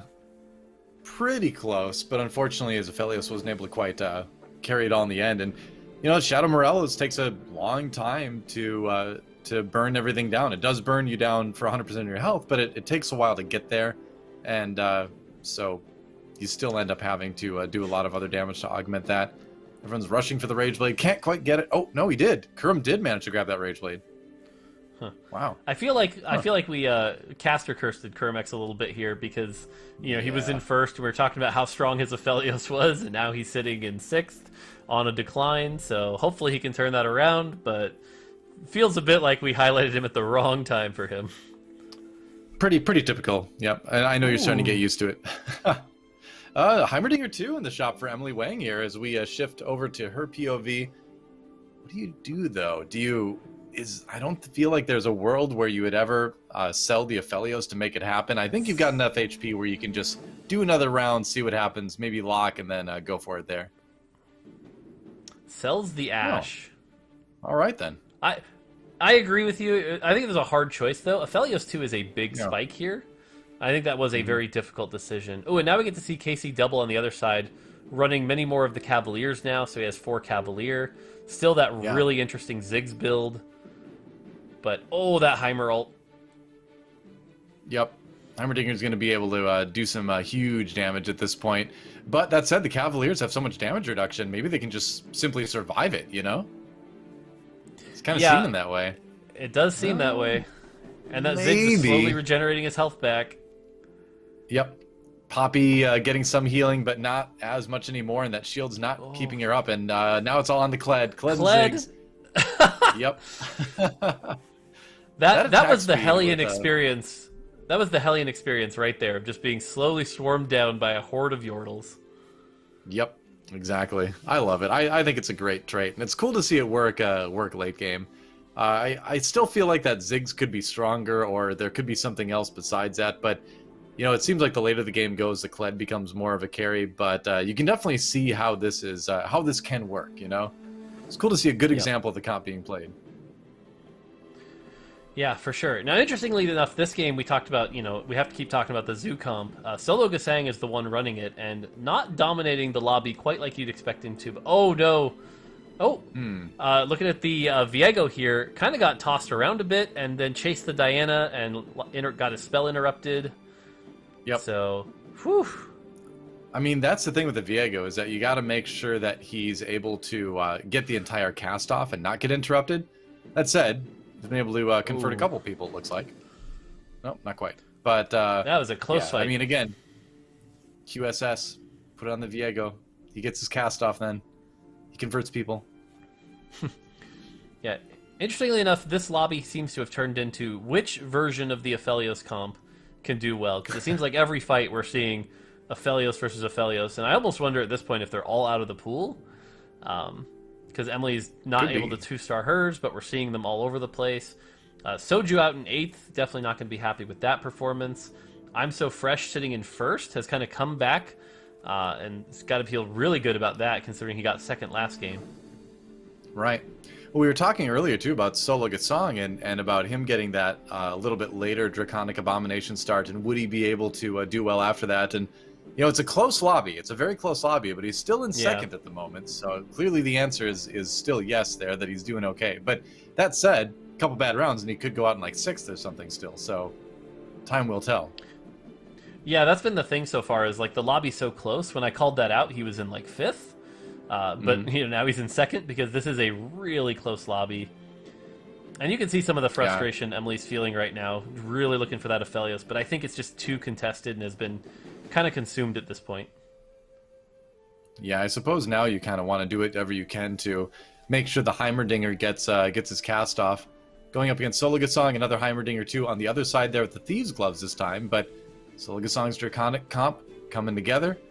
Who's Heimer reigns supreme? Diana big Diana ultimate. Holy cow. Here comes Scion. Yep. And unfortunately, again, we've talked about this a million times, but I'll say it again. This is sort of the power of this comp, because even though you feel like you're winning, you've still got 3 Zerats to do. But thankfully... Oh, nope. Well, God, this is really close. One more cast from Heimer on the other side. Solo Gasang might be able to take it yet. The Aphelios? Yeah. All right, there's the cast. Oh, see, yeah. Wow. Emily That live with 1 feels HP, bad. though. 2 players at 1 HP at the moment. Casey Double and Emily Wang barely clinging to life here in Game 2. But, yeah, it's a tale of 2 Heimerdingers, it seems like, in that particular board. Going over to Solo Gasang's POV now. He's got that Zyra 3, but it really was about those Zerat Portal minions giving his board time enough for that Heimerdinger to get that one last cast off. Other thing worth calling out here is he's got Zyra 3, and he did get a Force of Nature, giving him that 1 unit advantage. Not that he needed more unit advantages since he has 3 Zerats. So this is starting to feel... Yeah, this is starting to feel a little hopeless for everybody else. Going up against Kurum now. Kurum, one of the last hopes in terms of he's one of the few people that was able to 2 stars Aphelios. It's a pretty scary Diana, actually, on the other side as well, but not scary enough. Doesn't even need the Zerat minions this time, and Kurum is sent packing. He's going to go out in... Oh, wow. Maybe 5th or 6th here. Depends on KC doubles round. How many people get knocked out, yeah. And that's one of the things, putting on my developer hat for a second, that we have to call out, is that you look at this round, and that Scion didn't even activate its Zerat portals. You know, that could have, like, that is just how powerful this comp seems to be. So when it comes to solutions, you know, it's going to have to be something pretty drastic to lower the power that significantly. So, yeah. And it seems like a lot's getting done before, you know, the monstrosity even makes an appearance, too, for that matter. Yeah. Exactly. Yeah. It's got a pretty big sure. power deficit. Yeah. So look, Solo Gasang looking pretty wrapped up here to look like a first, unless something crazy happens. GV8 is on a win streak, though. He's indeed sitting in third right now. It's going to be Kyun versus Solo Gasang here. Kyun going for, well, he did find a Zephyr on the Diana, or rather the Karma. That does help. Gives time for his Vel'Koz to cast. Didn't do a ton of damage, honestly, with that Vel'Koz, though. I do like that he made the Vel'Koz have a GA to try to keep it alive. We talked about defensive items earlier, but again, you can just see the power of this Zoo comp is just way too much. I mean, it's everything, right? It's the Zerat minions from the portals that are on the board to begin with. It's things like Daisy. It's you know, it's a lot of extra HP. It's Wolf, you know, also jumping around, doing some damage and healing. Yeah, it really does feel a lot like. Exactly. Feels a lot like the old Summoner comps at their peak from like set 2. Agreed. Yeah, and combine that all with the fact that he also got a Force of Nature. I think it's just the cherry on top of this, you know, buggy Sunday, if you will. So. Well, it's fun.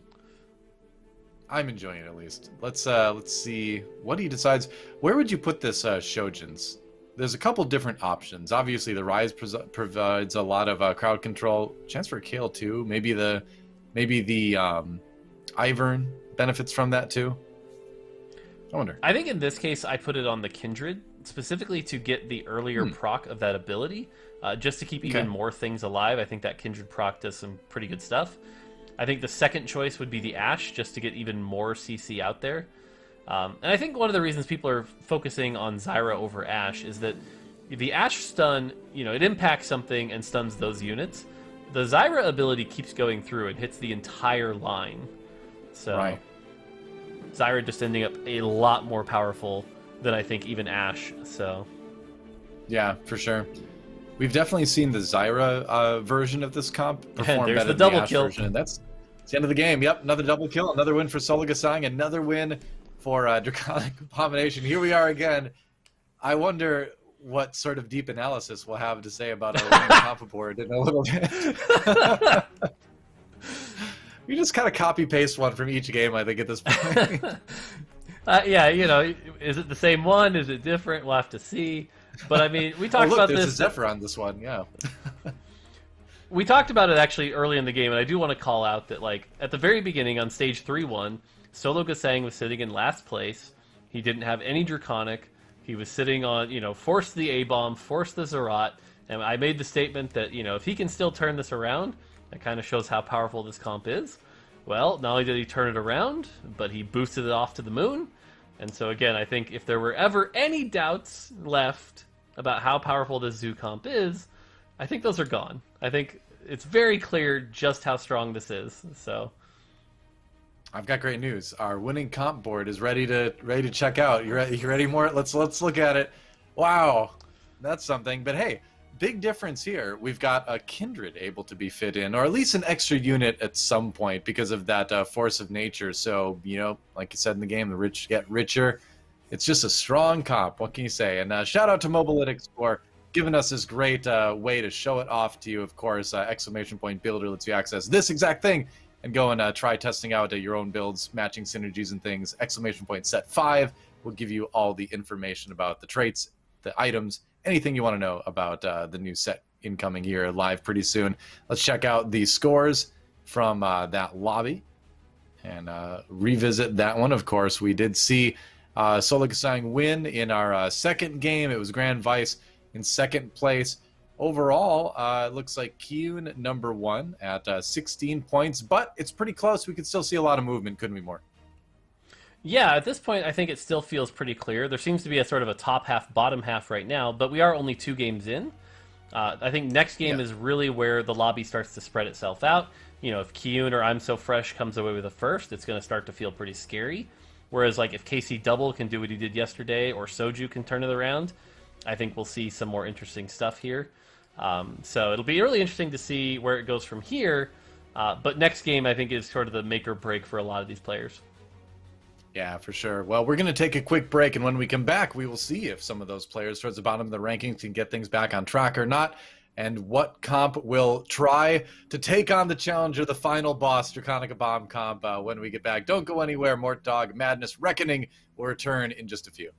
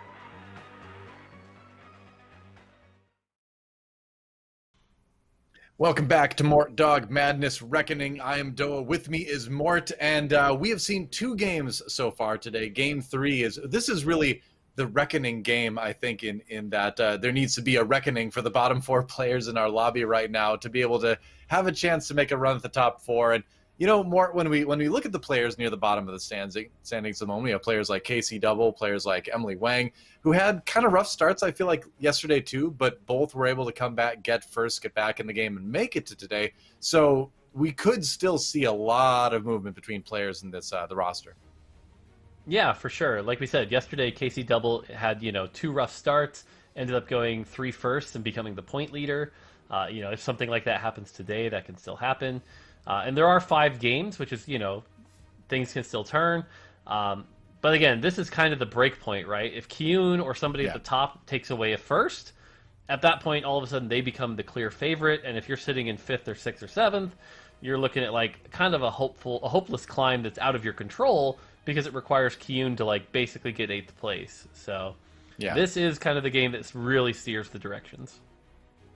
Exactly. I'm looking forward to, seeing what people do, because obviously the Abomination Draconic comp is the final boss, right? Everybody's got to try to beat that. Either you try to play it yourself or you try to figure out something that's going to beat it. That's kind of what this particular tournament meta has come down to. Sounds like the game is ready, so we'll get to find out what people will bring this time.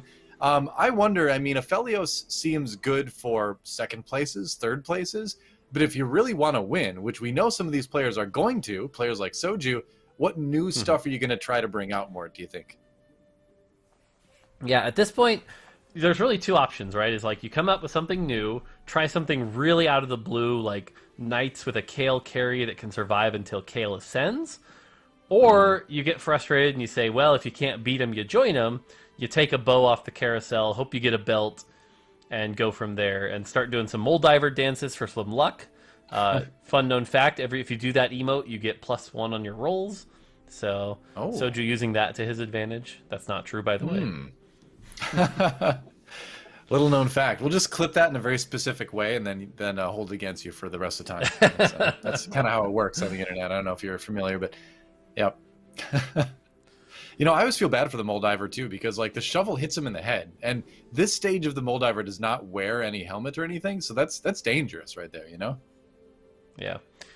You can see some frustration. I think Soju's really hoping for some parts to help out, maybe get a Zerat or something, but does get a Yasuo early and already has the Legionnaire. So I do think there's some power here to have a really good mid-game, at least with this Yasuo and this Aatrox.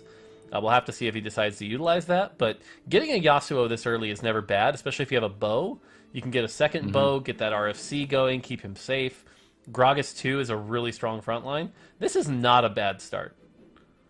No, not really. And we'll see what other items he gets access to. It looks like it'll be a cloak. Okay, you can see Kyun's face right there. But it's not the end of the world. You've still got some items you can slam. Titan's Resolve is one of those like B tier items right now where there's stronger things you want to build out of the bow and the chain vest component. But if you really want to slam something, it's okay. But if you really want to go ham on the Yasuo, you can give him like the Runins or something. But it's you can see why he's not super pleased about this. Yep. Yeah, I think Soju, just from the expressions and the items he's going for, I think he was definitely going to try to contest sort of that Zoo comp. And on the other side, we see Kermex with the Nunu already. Nunu being sort of the most difficult piece of the puzzle to get that. So again, now this is kind of despite sort of the clear imbalance we're seeing here, the thing to see is like how does everyone play around it, right? Because this is still a drafting game. Who's going to hit it? Who's going to play around it? Do we end up with a bunch of really weaker versions of the comp, and then one person who ran an uncontested comp coming out on top, or is this just who's going to hit it first and they win and that'll be that? So it'll be interesting to see. Yep. You see Lee Sin with the blue buff on the other side too, so that'll be a lot of attack speed, slow, and damage. Oh, okay, so we got a Shadow Sword and a regular sword. Huh. Risk Thirster? GA? I think you do have the Shadow GA here, which isn't bad. But again, it's not really fitting anything that he's really going for right now. So now you can see the sort of clear frustration And props to Soju for being animated during all of this for sure. Always But is. yeah, this is definitely not the ideal state you want to be in at the moment. And he's choosing not to invest in Yasuo because I think right now, knowing in the position he's in the lobby, he needs some first or seconds to move up. He needs some of those high roll comps, and so what you're going to be looking at is something like a Zoo comp or an Aphelios comp, as those have been the two things that have been really successful. And so we'll have to see if we can turn that around. And there on the other side, oh my goodness. Okay, this feels a little rough here. This is Solo Gasang on the other side with the Nunu and the Brand and the Callista already. So yeah, and he's even got something like the Locket as well, just to give his board that much more sustain before the Abomination even needs to show up, which is going to be really key in winning a lot of these early rounds. He's not even going to need the Abomination this time. Nope, Sion's just going to keep taking the dirt nap, I guess. Now, interestingly enough, I actually think this is worse for Solo than last game, where he was in 8th place at 2-6. Because yes, he did hit the A-bomb early. He doesn't have any pieces of the Zerat that he wants. And now that he's got a strong board early, I think he's going to have trouble getting carousel picks that are going to help him. And we haven't seen A-bomb do particularly well outside of the Zoo comp. So I'm actually a little worried that this might be really bad for Solo Gasang. I mean, you could definitely be right, just because a lot of times it is more item reliant, and if you slam some of those items like Locket early to get a win streak going, then yeah, you're not going to be able to find the items you want as easily on carousels. So I wonder what the logic behind that is, because we've seen him play it both ways, right? We've seen him try to do it from a win streak, and we've seen it try to do it from behind, and they both worked, but we'll see if he can do it off of maybe less than ideal items early on. This game is a very fascinating case study already, I think, in TFT and what happens when things are a little whack. Because I think every opponent has had some piece of the Zoo comp. We saw Solo Gasang, who had, the A-bomb turned on. We saw Emily there, who had a Zerat portal built and already had 3 Draconic. We see Soju trying to get 3 Draconic online. This is going to be really interesting to see what happens and how everyone plays around this. We see Kyun getting a Shadow Spatula, which is really crazy because that can turn into a Force of Darkness later, opens up some of the more evil sides of the Spatula traits. So this is going to be a very fascinating game. You don't often get to see the state of TFT in this kind of state, and so how players play around this is going to be really interesting to watch. Yeah, I think one of the other things to keep in mind too is that that Shadow Spatula can also help him make an Abomination Spatula too. So you can get that trait in even a little bit easier. Maybe make one of your Draconic champions also Abomination. So I'm curious to see what Kyun's going to make out of that. Meanwhile, GV8 looks like he might be leaning a little bit. Well, it's too early to really tell, but he has the option to lean towards that Renewer composition that we've seen do pretty well in terms of comps that are able to pretty consistently take like top 3, top 4 in this meta, where you rely on the Karma, the Lysandra sometimes, depending on if you want to go for the 3 stars or if you just want to go for that 4-cost carry. But it's still got a lot of ways to pivot around this too. Yeah, props to GV8. He's been one of the players, I think, that has basically kind of refused to play the Draconic meta. So it'll be always interesting to see what he ends up playing. Casey Double, on the other hand, we've seen him play this comp a few times. He's got a very good Vayne with 2 out of the 3 ideal items for that Vayne, and does pull out on top despite being a level down. So now the other time we saw the Vayne comp played, I believe it was Aegon yesterday, who ended up with a 4th, I want to say, with that. It was a 4th or 5th. So it didn't end up placing the highest, but it did look like one of the compositions that could at least contest some of the other strong comps in the meta right now. So I'll be curious to see how that one works out. But yeah, I mean, talking about Grand Vice and his kind of unwillingness to play the Abomination Draconic comp, like right now, I mean, it just feels like you're just not going to learn a lot. It's just not going to make you a better player to play this comp that's obviously very strong right now. And obviously people want to win a tournament. We are in a tournament, even if it is a little bit of a unique situation in the PvE meta. But if you look at the broader picture overall, what's going to make you the better player? Tournament aside, it's probably not going to be the Draconic comp. No, but certainly, I mean, like you said, it's a tournament. People are here to win. Yeah. And if it's the best comp out there, you got to play it. But that's one of the cool things about TFT is just because it's the best comp doesn't necessarily mean it's always the right thing to play it if it's this contested. And that's what I think is going to be interesting about this game is does it still end up on top? Or, like I said, do we see a weaker version because everyone's contesting the Zerat minions and everyone's contesting the A-bomb units? And we talked about earlier that Solo Gasang on a win streak. So again, can he get those items he needs to turn that comp online? Whereas last time he was on a losing streak, got his carousel choices, got exactly what he needed. So like I said, I think this is a worse position for Solo Gasang. Yeah, it's all about keeping that win streak going when it gets to like the end of stage 3, stage 4, you know, that range. Let's see. So Shadow GA is an option, which again we talked about the strength of that on the Morgana. Just thinking about it. I think the Gunblade here is also another option. He's already got the Vel'Koz. He does have the powerful caster, so Gunblade's another option here. Although we haven't seen Vel'Koz do particularly well today, specifically because it struggles with the Abomination running right at it every time. So that's one of the comps it really struggles with. Okay, so goes for the Ginsus instead. So obviously, or most likely planning on transitioning away from this style a little bit later. But then again, if you make the Lissandra attack very quickly, she can, you know, benefit. I like the Frozen Heart on the LeBlanc that's going to be jumping to the back lines. But this looks like a plan to swap over to like the Draven, the Aphelios, something AD focused later on. Yeah, Shadow Frozen Heart, by the way, is one of the secret most powerful items in the game on an assassin. It provides the minus 50% attack speed slow for 2 hexes, which is essentially the same as, you know, in Festival of Beasts. It's like having 2 Frozen Hearts on a character. The only drawback is it slows the attack speed of nearby allies for 1 hex. But if you're running an assassin, there is no drawback. It's just an insanely powerful item. So Shadow Frozen Heart on assassins, if you're looking for something to slow the backline, that is a very good item. Now, noticeably, it was good enough to help him get a win over Solo Gasang, whose win streak has now come to an end, and GV8 finds himself on top of the lobby. Tier and a belt goes with the belt in this particular case.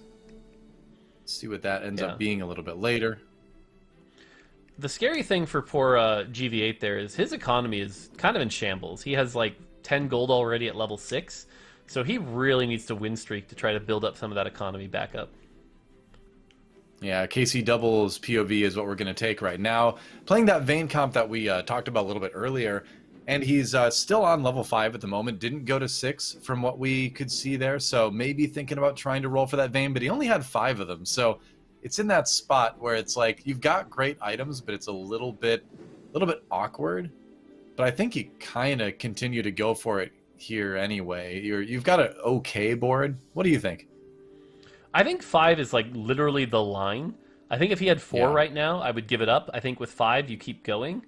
And the fact that he already has pretty decent items, I think you're bound at this point. You've built the items, you're going for this, and your game is going to literally be determined on if you can hit before the end of stage 3. Because if you can, this comp can be very powerful. He can get up to 6 Forgotten, which is a massive power spike. But if not, well, you're going to be sitting there way too long, and you're going to crash and burn. And even as we saw from Jing yesterday, it's like you might finally turn it on and win a few rounds, but your health deficit will just be too much, and you'll end up not being able to turn it around, unfortunately. Yep, definitely the danger. We did see the Q board on the other side go up to the 4 Abomination by virtue of building the Abomination Spatula and putting it on the Gragas. So he did end up doing that, finding a glove to pair with the Shadow Spatula that he got off Carousel. And that's going to make... I'm excited about the possibilities with that comp, because it's almost like the same situation that Solo Gasang was in, where he had that Force of Nature to fit the extra unit slot in by being able to cut one of your Abominations. You can do a similar thing where you can fit that extra trait in there, whether it's like a Kindred or something else. So curious to see how that board's going to look in the end. But it looks like KC Double might... Oh, I was going to say, every time it looks good, Scion shows up. Yeah. And that's, I mean, like I said, this is what we're seeing now. We're seeing a lot of players play this comp, but none of them seem like the strongest version of it. And so we'll see how it goes from here. KC Double, I think, kind of being the proud one here and trying to play something different. But until he hits, he's going to be really struggling. Well, him and GV8 kind of trying to buck the weekend meta, as it were. What's he going to go for here? Maybe the Shadow Rod on the Rel? I think this is a Yeah, good pretty pickup tempting. specifically because, again, we've talked about how Forgotten needs the shadow items to get the extra power. And so making sure that you pick up those components at every opportunity you can will help make sure that you get the full 4 bonus stacks, which at 6 Forgotten, that's an additional 32 attack damage and 32 ability power on all your Forgotten. Ooh! Oh, nice. Wow. Yeah, that's huge. Finds another vein. He's getting closer and closer. Only needs 2 more to get that vein 3. And you can just keep slow rolling a little bit for that. 62 HP, but it's not. You're not in the huge danger zone yet. Yeah, like I said, for me the line here is can you hit it before the end of stage 3? And so far it's not looking great for that, but that's where I think if you can get it before then, you can turn this around because you need to get up to that 6 Forgotten state. If you can't hit it before then, you're probably in trouble. Oh, there's that Shadow Frozen Heart we talked about. That is devastating for this comp because that vein is attacking at half speed right now. But despite that, might still come out on top.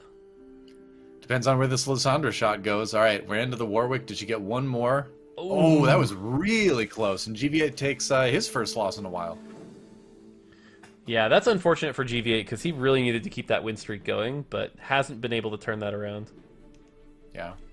Meanwhile, at least for KC Double, he's managed to jump into 7th as I'm So Fresh is down in 8th for the moment. But here's a little bit more of a roll down. Is he going to find the vein 3? He's 2 more still. He's still pretty far away from the Warwick as well. Finds a Katarina, so he's getting closer to 6 Shadow at least.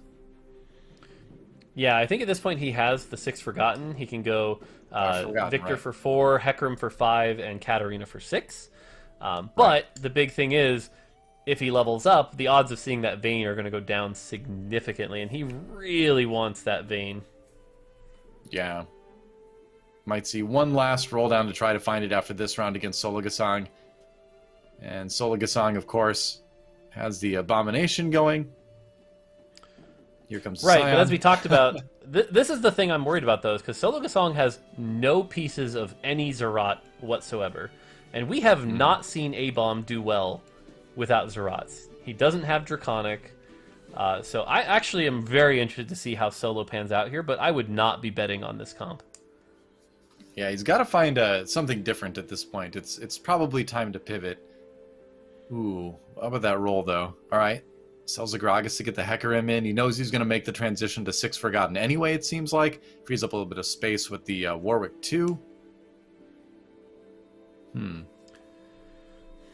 Yeah, he's in trouble here because, again, really, it's like I said, stage 3 is sort of the line. If you haven't hit by the end of stage 3, you're going to be forced to be too low level. That even a 3-star unit isn't going to make up for the deficit in power here. So, Yeah. pretty worried. Hecarim 2. He's finding a good amount of vein. 2-stars. There's another vein. Okay, one more. He's got a chance here. I expect gotta if go he for it finds now. this vein, you have to roll down here. I think if you Yeah. find this vein, you take it, and then you immediately level to 7 to get 6 Forgotten in. Oh, yeah, for sure. There it is. There it is. All right. Yeah, he's going to level as well, I would imagine. Finds a Taric as well. Nice Knight to include there for Knight and Verdant to combine with the Ash. So really good last-second shifts to make this comp as strong as possible. Ooh, Shadow Lock. Okay. I like this play a lot. Shadow Locket gives Yeah. everyone in the line 60 armor and magic resist, but at the cost of they generate 5 less mana per auto attack. Well, guess who doesn't Right. care about needing mana? It's Vayne. And so now he's got a tankier Vayne, tankier backline that can stay alive even longer. I like this play a lot. That's a really good... And it's a shadow item on a shadow character. Or you got me calling shadow now. Forgotten. I'm sorry. And so that's even more ability power and attack damage. So we could see a comeback here from KC Double with this comp, at least until some of the really good endgame comps come online. We could. Those, see, Forgotten just implies what I do with the trait names, basically. Yeah. Forgotten, though, I keep wanting to call it Duskbringer instead of Nightbringer as well, because Dusk kind of lines up with Dawn a little bit more, but yeah. I'll do my best. I'll do my best, Mort, don't worry. We're going to swap over to Kuramex's view to see what he can do with this Vel'Koz comp, see if he can get a little bit more online as he does a little bit of scouting and sees a lot of Abominations, of course. But I'm excited about this KC Double comp, seeing where that one goes to. Yeah. It looks like if you look around at all the Abomination comps so far, Emily has the strongest base version of it, where again, she has the 2 Zarats. But no one really seems to have that Zyra online that we've seen kind of carry it with the actual damage and CC. So, Right. I don't know. This doesn't feel like a Zoo comp winning just because it's so contested, but we'll see. I could eat my words. I feel like they always find a way, you know? Every time That's we're true. like, is the Zoo comp strong enough to win the lobby? The answer is generally been yes this weekend. So we'll find out. It's true. Yeah.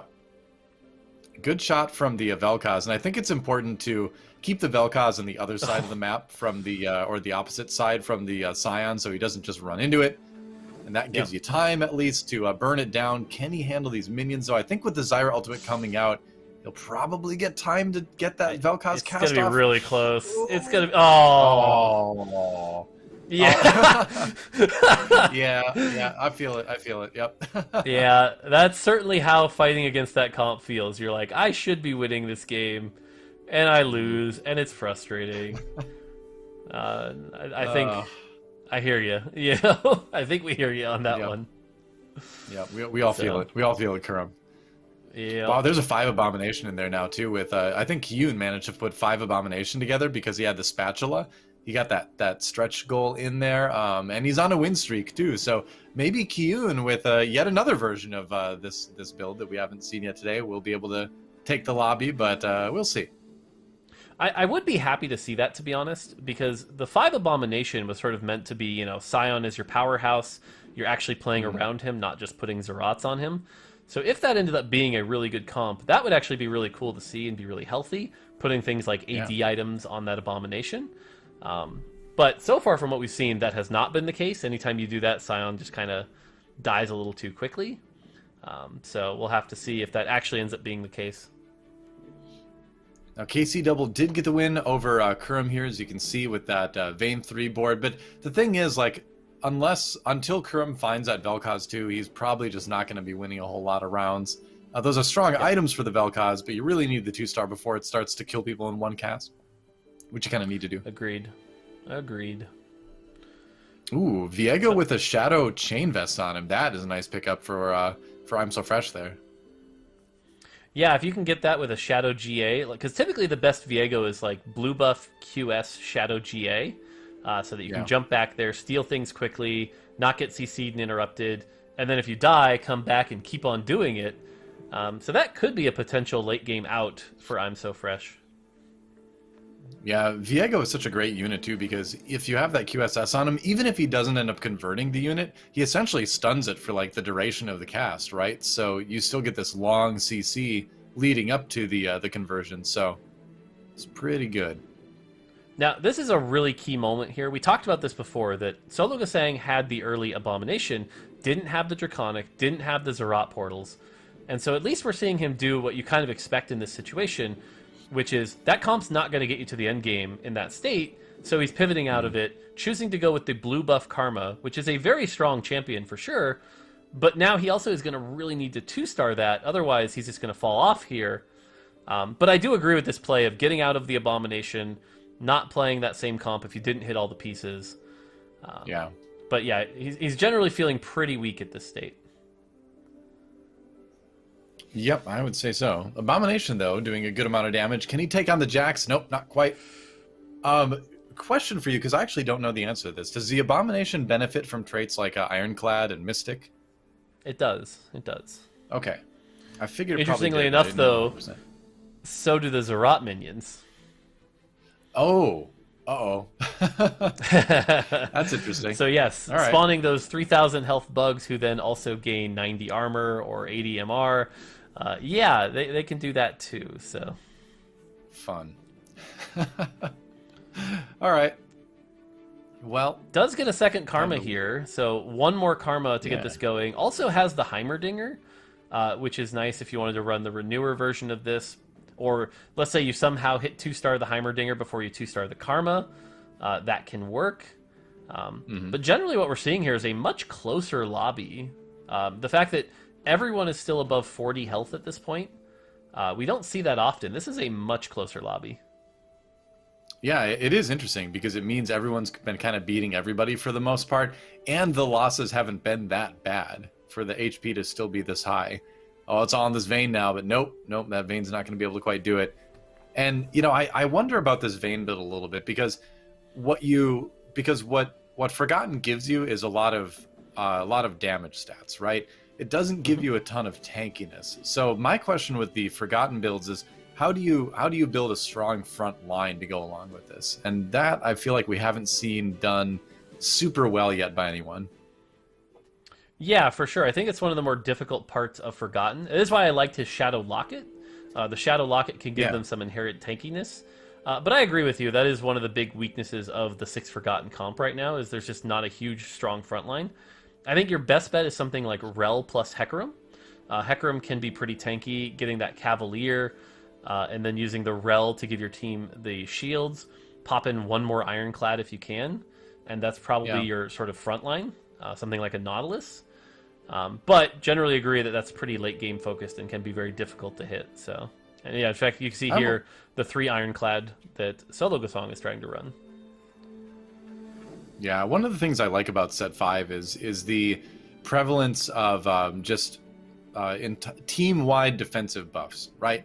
Because I think what that does is it does kind of what we were talking about, where it gives you these more options to build a little bit more fragile compositions and then shore them up with more team-wide defensive buffs over front lines. So I'm kind of curious to see how that develops over the course of the meta. Meanwhile, Solo Gasong counting on this Karma with the double jeweled gauntlet, do a lot of damage. Oh my gosh, and it does, but it's just not casting very fast yet. And the Riven is getting to the back line with that Risk Thirster. Yeah, the interesting thing about the defensive traits right now, though, as well, is that they are pretty powerful, but we're also seeing a lot of Static Shiv, Last Whisper, as well as Garen and Darius. And so those are lowering the value of those defensive traits, which is kind of leading people to go, well, if I'm only going to get 30% of the effectiveness, never mind, let's go full offense. And so it'll be interesting to see how the meta kind of prevails, but knowing that you can get that late game armor and magic penetration, for example, let's say Solo Gasang runs away with this Karma, and you're like, I'm going to put in 4 Mystic. Well, again, you're only getting 30% of the value against that Garen, so... True, and you can always add in things like the Ionic Spark or the Static Shiv, like you're saying, too. Really, there's kind of an answer for every sort of defensive buff in the game right now, because you have things like Volibear that just breaks shields, too. So there are answers out there for pretty much everything. I'm going to watch this Viego in the back line here. Yeah. Yeah. And does he get the Karma? Oh my gosh. Oh, the Dawn. Got it. Oh no. The Karma has been converted. Poor Kurum. Can he win with the Morgana, maybe? No, it doesn't look like it. Oh boy. Yep. When you lose your main carry like that to Viego, you're like, well, that's all she wrote. Yeah, pretty much. The agony and the ecstasy of the Viego builds, I love it. Yeah, one thing to note here is I'm So Fresh is 1 away from a Pantheon 3. So wow. If he can get Pantheon 3, that would be really cool to see. All right. Seems like we had a little bit of a bug in our observer feed. So here we are again. But yeah, just talking about that. So the Pantheon 3. Now, talking about a little bit more unorthodox front lines, I feel like Pantheon can kind of be that for a skirmisher build, because when he gets to that star level with an item or two, he gets really, really hard to knock out of the front line. Yeah, Pantheon in particular, his ability is it's percent-based damage reduction, which is something you can't really get through, kind of like Cavalier. So when you give him some health or some tanky items, you can get him casting a lot, and he becomes probably kind of like Braum from previous sets. He becomes kind of the best tank in the game. So, right. All right, back into it with Kiyun's perspective here. Kiyun does have that 5 Abomination trait, and you can see, though, the Vayne actually burned right through it, and he takes a loss from KC Double. Interesting. So this lobby continues to really be one where, for once, everybody's just kind of beating everybody at this point. Very cool. Yeah, like I said earlier on, this is kind of a case study because, again, we know what the strongest comp is right now. It's the Zoo comp. The Zoo comp does really well. But when everyone's fighting over it and it draws its power down, is it actually still the strongest comp? We'll have to wait and see how the rest of this game plays out. But that's one of the things that's the most fun about TFT. As long as something's not insanely overpowered, you can get in these states where too many people can force it, can screw it over, and you can be the smart one playing around it and not playing it, and so that leads to some really cool options, and it's one of the things I love personally about TFT. Yeah, same. Oh man, it just kills me more to see the QSS left on the carousel. Like, come on. It's a good item. People are underusing it. Like, I get the idea of lots of burst damage and stuff, but I feel like I've seen crowd control determine so many rounds, but, you know, I guess people are just going to keep doing what they're doing. I think a lot of the thing that people have been struggling with is the fact that you can get, half a QS with Verdant makes them feel like the value of QS is lower. And so I think that's been a challenge for people to kind of still realize that 10 seconds in can still be a long time also. 10 seconds can allow your champion to ramp up if they need some ramp up time.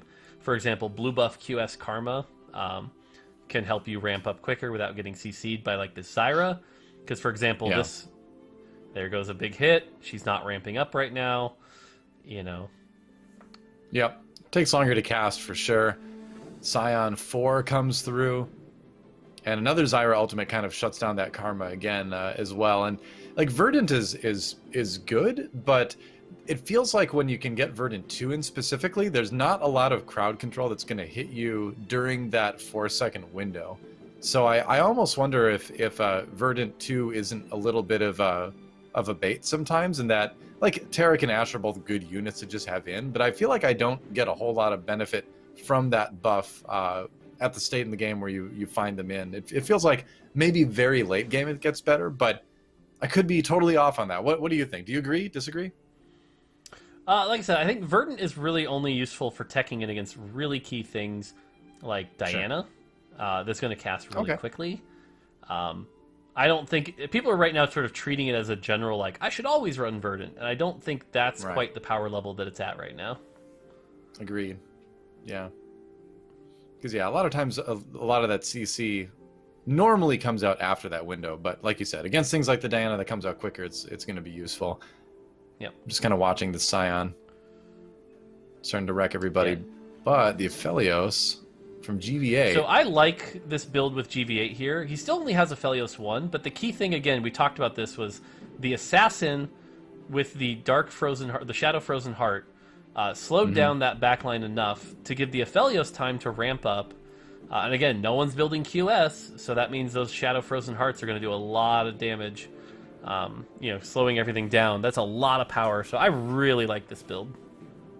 Yeah. Oh, and honestly, Zeke's is a great item for him to find here. If he puts that between the Aphelios and the Nocturne, you're going to be in a great shape to continue to cleave down the back line. So, interestingly enough, I think you don't want to have it touch the Nocturne here. The Nocturne is just a utility bot at this point. It is not a key part of this carry. I think, actually, it's better to have it touching Aphelios and Diana to get that big CC off just a little quicker. Sure. Because, again, Nocturne right now in this comp is basically, he's a GA Dark Frozen Heart. That's his job, is jump to the back line, slow everything down, and even if you die, drop aggro, come back, and keep him slowed. And that's what's making Nocturne really powerful in this comp. So I don't think Zeke'ing that is going to do a ton. I think, like I said, that Diana spell is going to... Like, this whole comp is like, keep your backline solid while Aphelios ramps up with Ginsu's. Yeah. All right. Well, we'll see where it ends up. Either way, GV8's still in a great spot in the lobby. It's actually going to put it on the rise, just solo, just to try to get that CC going a little bit quicker here. Can you handle the karma? I think you can see him laughing, where he kind of knew that was not where it was supposed to go, but he was kind of busy with a bunch of other stuff, so... I was going to say, it seems like it kind of just didn't get time to throw it in there. Yep. But he can move that rise around, so he'll be able to place it later. Does take a loss, though, versus Kurum's Karma. Finally hit the Karma 2, doing a good amount of damage. I think that was, if I remember right, that was a Vel'Koz, and then he swapped it over to the Karma. Yeah, at this point, you have a Karma 2 with blue buff, which again is sort of her key item. And then that is a lot of power on that Karma. You've got the Death Cap and the Jeweled Gauntlet, so that Karma is going to be outputting a lot of damage, as long as it can cast. If it, for example, the Diana slowed it down, now that he has a Diana 2, that stun will be a little bit longer, as well as the Shadow Frozen Heart. I think both of those can help slow that down. But we are reaching that point where, and again, we talked about with this comp being contested, Kyun just hit Zyra 3. He's got 2 Zarats on his A-Bomb 5.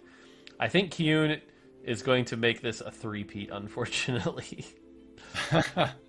It definitely seems possible. Soligasang on the other side there. He's got the double jeweled gauntlet blue buff Karma. So when she hits, she's going to hit hard, but getting to hit is kind of the key factor there. He's getting a couple casts off now. Yeah, now it's starting to roll. And if Elias walks right into it, that's going to be the problem. Had to walk up a little bit. Took a lot of damage, and Soligasang stays alive. GV8, who was in first for so long, starting to drop fast. But you know what? The game's almost over. We're down to our top 5, and 2 of the 5 are below 10 health already. Yeah, the big thing to note here is GV8 decided to level up to 9, but he did so without 2-starring his carry. And that's one of those situations where you can feel really bad, because it's like, should I have, instead of spending that 80 gold to level, should I have rolled down, try to hit my carry for 2-star? Does he really need this Heimerdinger that he has in his comp compared to the 80 gold he could have spent trying to roll down? And so that's one of those things you look back on and you're like, man, I think I made the wrong play. KC Double's view, meanwhile, we do have the Frozen Heart, the Shadow Frozen Heart, and the regular Frozen Heart, actually. So giving his Vayne tons and tons of time to shoot. Can she handle this Scion, though? The problem is that he got hit by that Zyra root. Vayne didn't fire for a while, gets rooted again, and that's going to be the end of it. Yeah, and we're seeing, now that Kyun has the full comp online with the Zyra, with the Shojins, because that's the real secret behind this comp, is those 3.5 second stuns that are happening over and over and over again. That's the thing that really makes this comp take off. Yeah, the Zarats are a ton of health, for sure, and those help, but it's a lot of different pieces all working together to make this comp just really insane. So Kurum and GV8 both got knocked out in that last round. GV8 managed to sneak in a 4th there. Kurum out in 5th with his Karma build, and so now we just have Kyun on top, Soligasang, and KC Double still left in the lobby. But 2 players with less than 10 health, and then Kyun looking pretty healthy at 40. So got a feeling, especially with that Volibear 2 hit, I think Kyun's kind of locked it up. Looking pretty good. Yeah, like I said, the key point seems to be when you can get that Zyra 3 turned on, and you have at least one Zarat portal, I think at that point you're feeling pretty good about your situation. And so, because again, the Zyra 2 is a 2.5 second stun, the Zyra 3 is a 3.5 second stun, and that is a big difference in terms of TFT time. Yeah. I mean, you think about all the delay, too, that all these minions give the monstrosity, and then you count the Shadow Morello Namicon on the Volibear. You know you're going to have time for, at the very least, that to burn down everybody pretty much completely. So that's a pretty easy win. KC Double going down, looks like Soligasang will as well, and it's a double kill and a lobby win, I believe, for Q. No, Soligasang won his round. Never mind. I thought he was playing against the Ghost, but he was not. So we got one more round left. Yep. And you got to give props to Soligasang. I talked about earlier on, he was kind of in a rough situation. He wasn't going to get his version of the Zoo comp, but did pivot it around, turned it into, you saw a really good transition into this Karma comp. So shout out to him showing that he's not just a Zoo one trick. He can play a few other different comps, using this Karma comp to at least get a top 2, which I think he's going to be happy with. The scary thing is, though, we talked about this before, that Kyun was already the top of the lobby. For him to come away with a first here is going to be really scary for the rest of the lobby, because now a comeback kind of starts to become out of your hands and starts to become, you need Kyun to get an 8th as opposed to just you doing well. So yep, exactly. It's a good shroud from Kyun as well to kind of help seal the deal there. I do like what Soligasang was trying to do in terms of lots of good AP carries, Heimerdinger, Rise, Karma, using the Garen 2 for the MR Shred. Like, you can see why he was able to get second, but this comp from Kyun just a little bit too strong, especially with the 5 Abomination in there, and that is going to be another lobby win for him. And like you said, Mort, Kyun's going to be pretty hard to stop at this point. Yeah, Kyun's in a really good position. And clearly, I mean, we've said it before, but we'll say it again. Clearly, we know what the top comp is that everyone should be contesting. Yeah. And so, we've got 2 more games to go, but it's going to come down to who can sort of steal that comp and run away with it. And really, can everyone sort of counter Kyun maybe? But Kyun showing he's one of the best people to get it. I think the big key moment for him was hitting that Abomination Spatula. Getting that 5 A-bomb was really big. But yeah, that's the situation we're in. We talked about this before, that if first or second came away with another win, they're going to look really good on the leaderboard now. So Pretty much. I think the encouraging thing for me too is that if we look at sort of like the overall like PBE from here on out, aside from that one comp that's obviously the best, which we'll take a look at now as we jump into our first comp. Aside from the Abomination, the Zoo comp, the Draconic, there's a lot of other stuff that seems good right now. So once the balance changes come in, I think we're going to have a very varied meta. But for now, it's still this. Again, brought to us by Mobalytics, of course, exclamation point set 5, and exclamation point builder in chat will take you either to this builder right here that you can mess around with, or to all the information you could ever hope for about set 5 and all the traits, champions, and items and shadow items that go into things now. But let's check out that scoreboard, Mort, and see where everybody is at right now. Like we know already, Kiyun well on top of 26, but still catchable by players like GV8. yeah, for sure. GV8 Sologasang not that far behind. I think right now it seems pretty clear, though, there's a top half and a bottom half, and we can see what the performances, although, props to Kurimex for his consistent 555, I suppose. But yeah, we're seeing a pretty clear divide, and so if you're in the bottom half, not only do you now need like firsts, you need the top half to start getting eighths, because it doesn't matter, someone like Casey Double could go first, but that's still not going to be enough unless Kiyun goes like 8-7. Kiyun's got such a lead over that bottom half of the lobby that's really their only hope. Whereas like Grand Vice and Solo, they can still win this with like 2 firsts. But Kiyun does have that 5-point lead. That is a big lead at that point. So certainly if you're placing bets, Kiyun is the one to bet on right now, that's for sure. It's interesting to see these top 4 as well, because Kiyun, Sologasang, and I'm So Fresh all very willing to run the Abomination Draconic comp, and they've been, doing obviously fine with that. But GV8 is kind of the one player in that top 4 that's sort of deviated from that and has been playing just a bunch of different stuff. He's just been playing in his regular GV8 style and kind of building a strong board, using whatever feels like is going to help him keep that win streak and maintain his HP. And you can still see, even in the face of this obviously dominant comp, you can still play in that same old-fashioned, just good TFT fundamentals way that he's so good at and still find success. So that's kind of cool to see as well. Yeah, I think it would be really interesting if GV8 won this, because clearly this will be remembered as the tournament where Zoo dominated. But if somehow GV8 ended up winning this tournament without playing it once, that would be quite an interesting story and finish to this tournament. So I'll be honest, I'm kind of rooting for that. But that's just a really unique spin, and props to GV8 for playing so well in the face of, the incoming horde of eggs and bugs. So, right. I mean, at least you can always count on GV8 to play his style, no matter the meta, no matter the set. And he's become so good at it. There's been a reason why he's been consistently near the top of the ladder for a very long time. He was winning tournaments. He actually won the first tournament I ever casted in TFT. That was a set 2 tournament with Frodan way back when. And so he's been one of the best players for a very long time. And it's cool to see him kind of not change things up, just play his style and find success with it. And just kind of shows you at the end of the day that learning those fundamentals and how to build a strong board and, what goes into that, positioning mattering a lot. Focus on that stuff and you will be sort of meta-proof in a way. Very cool to see. Yeah, for sure. I think all 16 players... Yeah, I think all 16 players that are here are sort of really fun pieces of the TFT community, and that's why it was sort of fun to invite all of them. They each kind of bring a different thing to the table.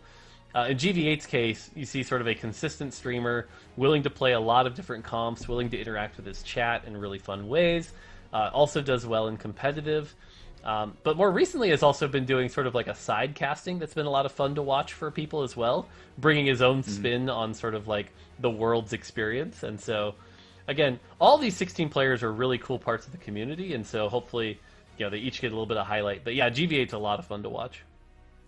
Yeah, shout out to his new webcam filters too that pop up constantly in his stream now too. That's been very entertaining. The Smurf one yesterday was. Yeah, the Smurf one. Yeah. Well, yeah. What else do you really need to say? Yeah, he's got a Squidward one too, which I really enjoy. I haven't seen that. We're one waiting yet. for that. Yeah, I saw it.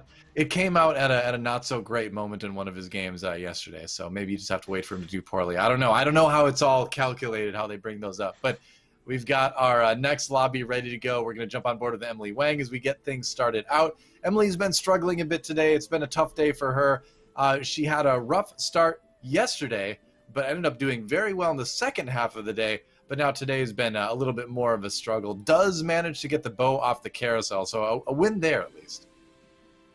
Yeah, I know Emily was one of the players that didn't have quite as much time on PBE, dealing with some moving stuff and being in Korea and things like that. So honestly, for her to make top 8, I think was a pretty big accomplishment. And I know she's planning on buckling down as we get closer to live, especially because she has a bet right now where if she can hit rank 1, she wins that bet. So I think that's going to be her goal, is try to hit rank 1. Yeah, definitely a great player. And I mean, it's tough to maintain that skill level when you're doing a big international move. But at the end of today, no matter what the result is, at least she gets to step outside and be in Korea. That's a win right there, in my opinion. For sure, for sure. Yep. Well, we'll see what else she gets. Finds the bow, finds the chain vest. And we talked about this last game, where it's just a good item start in terms of being part of a lot of things you're going to want. She sells a Soraka and buys the rest of the shop out just to see if she can hit some of those early 2 stars. Doesn't hit any right there, but you're going to have a lot of compositional options from here on out if you're Emily. Yeah, we talked about this before, that right now the early game seems to be really about trying to buy as much as you can to try to at least hit 1 or 2 stars. Less about really making a comp and just try to get something strong going. And so unfortunately, Emily hasn't been able to do that here. Does have that pair of Aatroxes. You know, I like to meme when I'm on stream that's like, that's a lot of pairs.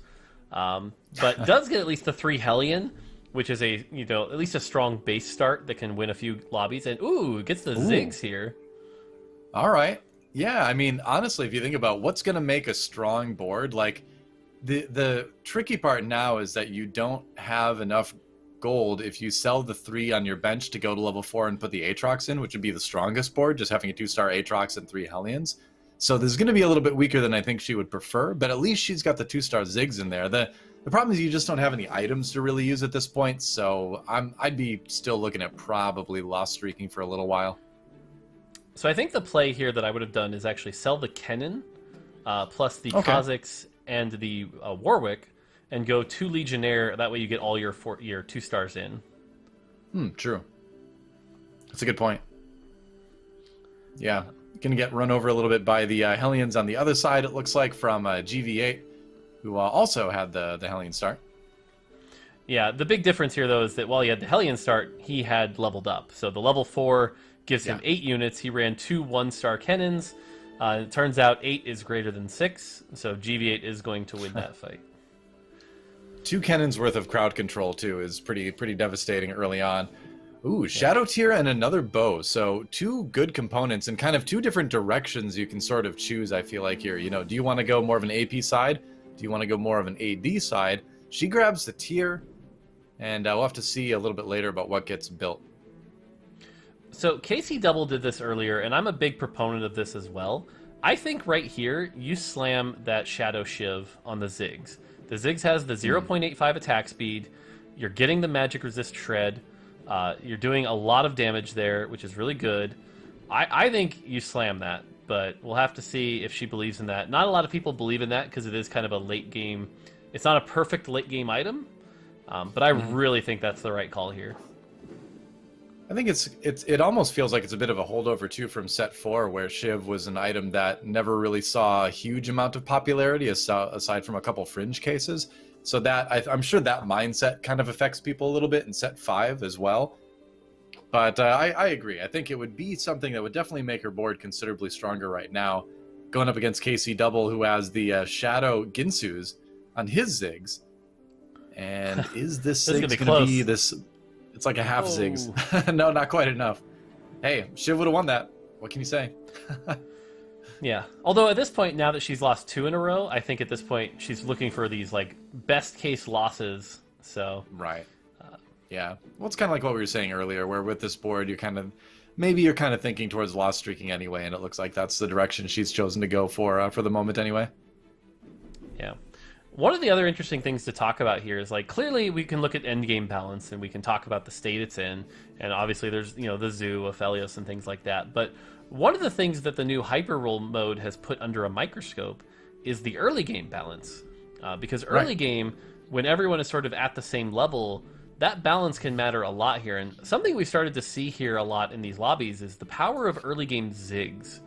Early game Ziggs has clearly been favored a lot today as kind of one of the best, if you can get him 2-star, to kind of do that magic damage and carry you through. But we don't talk a lot about the early game balance. We sort of just accept that everyone's like kind of playing with their dealt.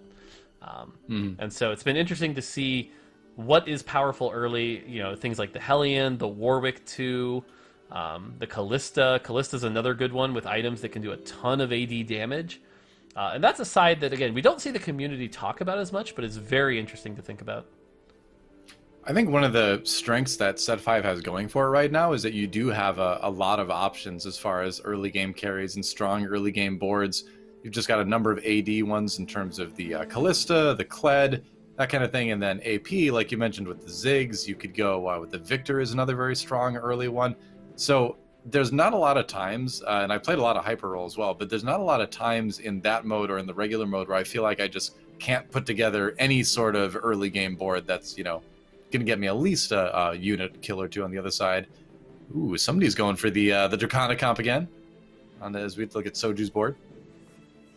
Yeah, now the thing to call out here is that he's got a pretty weak board, and he's kind of trying to open fort. Being at 90 health while open forting is not bad here. But on the other side, I don't know if you noticed, as soon as the stage hit, the top 5 all hit level 5. So the top 5 people in the lobby right now are all leveling up, pushing their aggression, whereas I'm So Fresh, Kermex, and Soju are playing much more the open fort style. And again, we talked about with this strategy, if you're going to do it, you kind of want a lot of gold to try to hit. You kind of want the Zerat pieces. And so Soju's got the building blocks of it. It's just a matter of how much can he retain. And unfortunately for him, he's going to win this. I don't think he's going to be happy about that. Yeah, that Udyr is going to come out of the stun and get the win there. And yeah, that does end the loss streak for Soju, so not as great.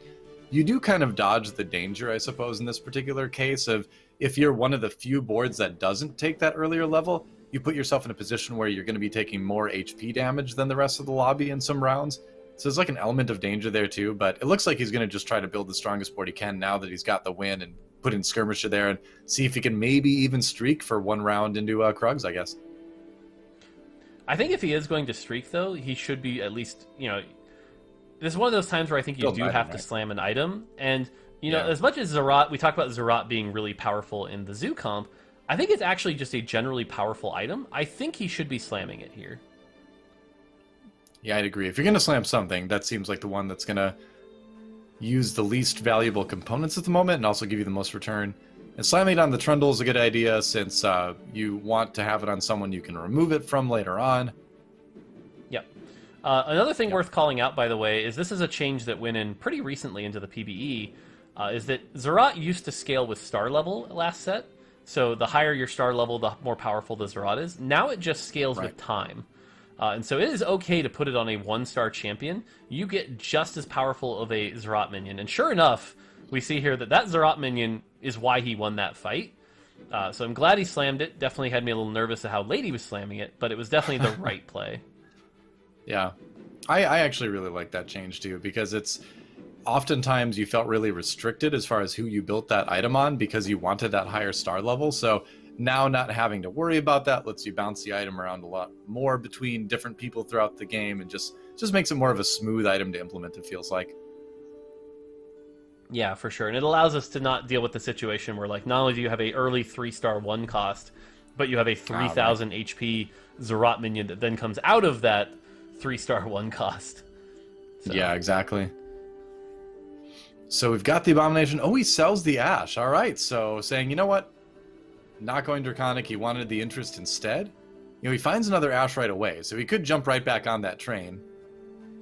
But interesting to see just how much he's valuing economy right now. And I suppose this kind of like completes the mission, right? Of hitting 50 gold very early. And now he's got a great economy. And what are you going to do with it, right? Yeah, I think Soju's the kind of player that when he's playing, he's really looking for those optimal situations. And so we know from what we've seen today that the optimal situation is, you know, a Spear of Shojin on Zyra, a couple Zerats, and get that comp going. And I think to his comedy, and that's one of the reasons why he's so appealing to watch, is that he's reacting to the fact that he's not really getting those pieces. He's getting things like cloaks that aren't really helpful to him. And so I think that's why we're seeing some of this animated sort of what's going on, why am I not getting what I want? But the reality is he's not that far off, right? A tear gives him a Spear of Shojin. Another bow gives him another Zerat. So I think he's actually in a pretty good state here. And he's at 90 health, so... Yeah. Yeah, I agree. He was third in the lobby going into that round. It's close, so he drops down to 6, of course. But, like, there it is. There's a tier. So, yeah, you've got, like you said, kind of half of a lot of items you're looking for in this case. And he finds the other half of one right there. Finds a Karma as well. Always a nice unit to hit early on. But you can sort of ride the Skirmisher hype train a little bit as you get the Draconic Abomination board together. And he does manage to get Draconic in right now. And so things are definitely looking up for Soju as we shift over to check out Kurum's point of view. He's got 4 Spellweaver in a little bit earlier than we usually see. Did find the early Vel'Koz. And as he gets the Abomination and theoretically into the Draconic a little bit later, at least he's going to have a pretty strong Zyra carry already for this stage in the game. He's losing a lot, though. Yeah, the interesting thing to call out here is he does have 2 bows. And bows are definitely the harder piece to get of the Zerat portal. So getting belts off the carousel shouldn't be too difficult. He does also have a Zyra too, but as we've talked about, the Zyras that have been successful are ones that usually have something like a Shojin. You see the Zyra does hit really freaking hard. Yeah. But late That's game, that if you Shadow can't Hand of get Justice. something like a Shojin... Yeah.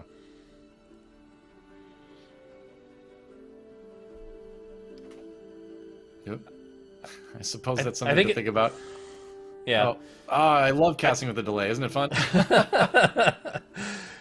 Well, so the Shadow Hand of Justice, too, we should probably mention out. You get both buffs right away, and then that turns off after you get a takedown, and then it turns back on after the next takedown. So for Zyra, effectively, that means her first ability is probably going to do a ton of damage, which with Zyra, that's kind of what you want, isn't it? Yeah, for sure. It does a ton of damage. It puts you in a good spot. Because, again, typically in TFT combat, like getting your first cast, your first spell is often the most important because it can determine the rest of the flow of fights.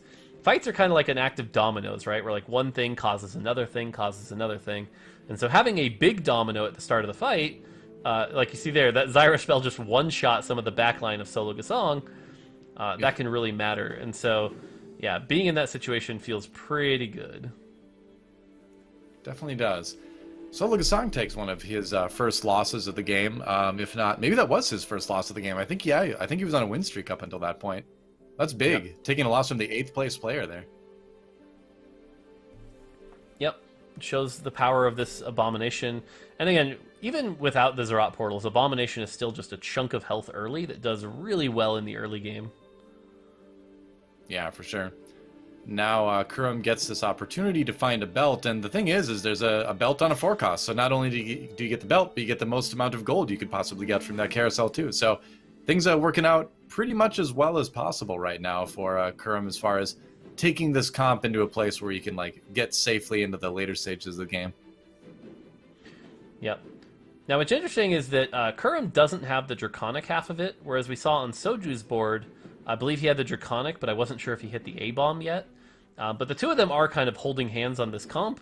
Again, we've seen it do well no matter how many people are holding hands, so it's probably the right play. Right. But it'll be interesting to see which one of these two come out on top, if either.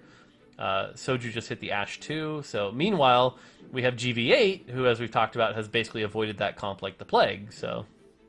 Yep, and I appreciate that about him. He's got a Ziggs going now with, not the most normal Ziggs items. They're going to work okay because you've got the attack speed from Hellion, so he's still going to be casting a lot. But those are items that you're going to move on to something like an Aphelios a little bit later. And maybe if he could find an item remover from set 4 somewhere, he'd put those on the Kled if he could. Yeah, I think the big thing we've talked about is that while GV8 hasn't been playing the Zoo, he has clearly had a favorite comp. And that favorite comp has been Aphelios. And you can see he's already sort of gathering the Cavaliers, gathering the Nightbringers, and he's going to try to pivot into this Aphelios comp that he's been very familiar with, and it has given him consistency. He's sitting in 2nd place right now, so pretty much 2nd place with a pretty good win streak going. There's the Sejuani. If he wants to get a little bit closer to that, he can keep his interest gold if he does. So might as well pick it up. And if you can win streak into Wolves here, he's going to be feeling really good. I like this. I got to say, I like the Ziggs positioning too, in that it's one of those positions you see casters put in sometimes. But what you can do is you can just surround them with your other minions and, you know, do a pretty good job of keeping them off and keeping them safe from assassins as well. And the Zyra, for that matter. Yeah, I think that's the big key is like the Zyra Ashe positioning that we've clearly seen be meta all day. This Ziggs is not going to get hit by any of those. I think that's great positioning. While it's still in range of the Lulu spell to give him the attack speed buff. The other thing to call out here is GV8's already level 7. He definitely leveled ahead of the lobby and still has 36 gold on top of it. He is in a really strong economic position compared to the rest of the lobby. Typically, you expect people to not hit level 7 until 4-1. Usually have about 30 or 40 gold. He's going to be at 4-1, already level 7, already going to have 50 gold with win streak. He is in a really good spot right now. Yeah, it's just very GV8 style, very best board centric style. A lot of times if you can get that win streak going, you have the luxury of going like, you know, 6 on 3-1 and then 7 on like around 3-5. We'll see what he gets from the Wolves to kind of augment that. But finding things like the Ivern is always nice. Looking for the Aphelios, though.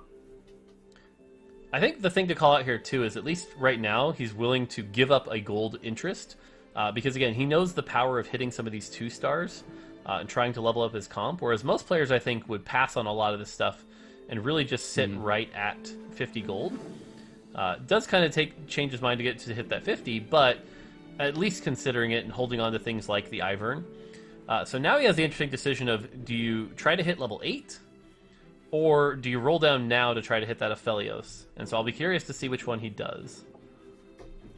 I mean, he can hit 8 pretty quickly and still have a little bit of gold to roll down. It's a risk for sure, because the synergies you can fit in at that point probably aren't going to give you that much of a power spike if you don't find the Aphelios. But at least he's put himself in the position to, you know, have a couple options as far as how to manage that economy goes. Runs into Kurum, has that strong Zyra.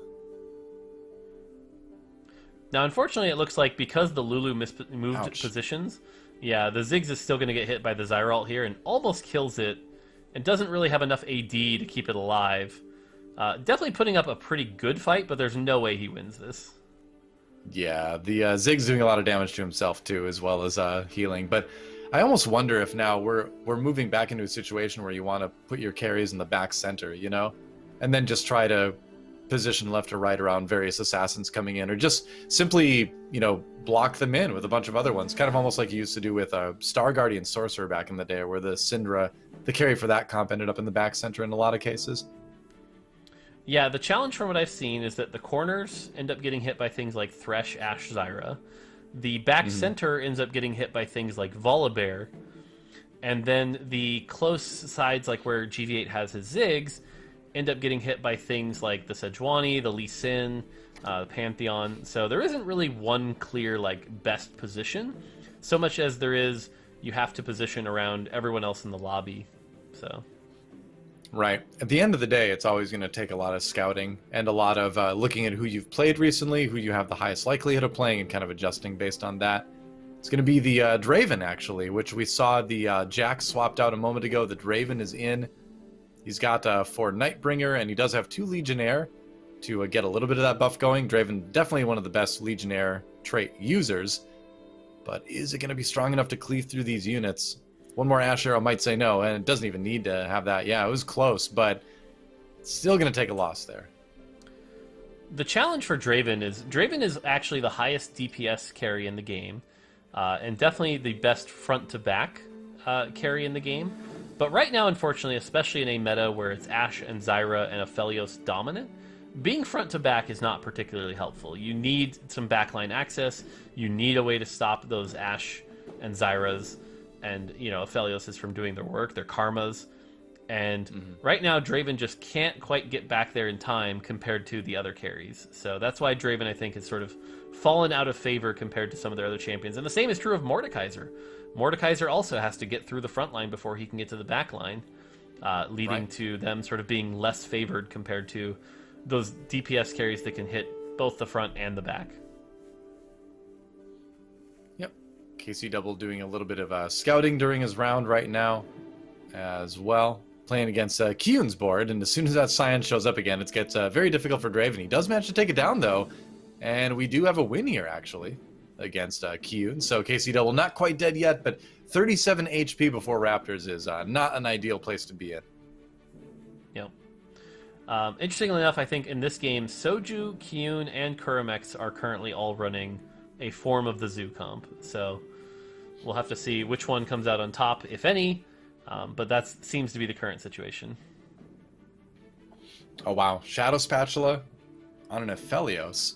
What's it going to be? I mean, you can just make so much interesting stuff with the Shadow Spatula that, yeah, I feel like there's a lot of temptation to just grab it. I'm trying to remember if he had anything on his bench that he could utilize right away. He's got a bow, and he's got a vest. So that means Cavalier Emblem, or what would be the other one? It would be Hellion. Yeah. Yeah, in this Cavalier case, I more don't think tempting either there. of those... I don't think either of those are particularly tempting.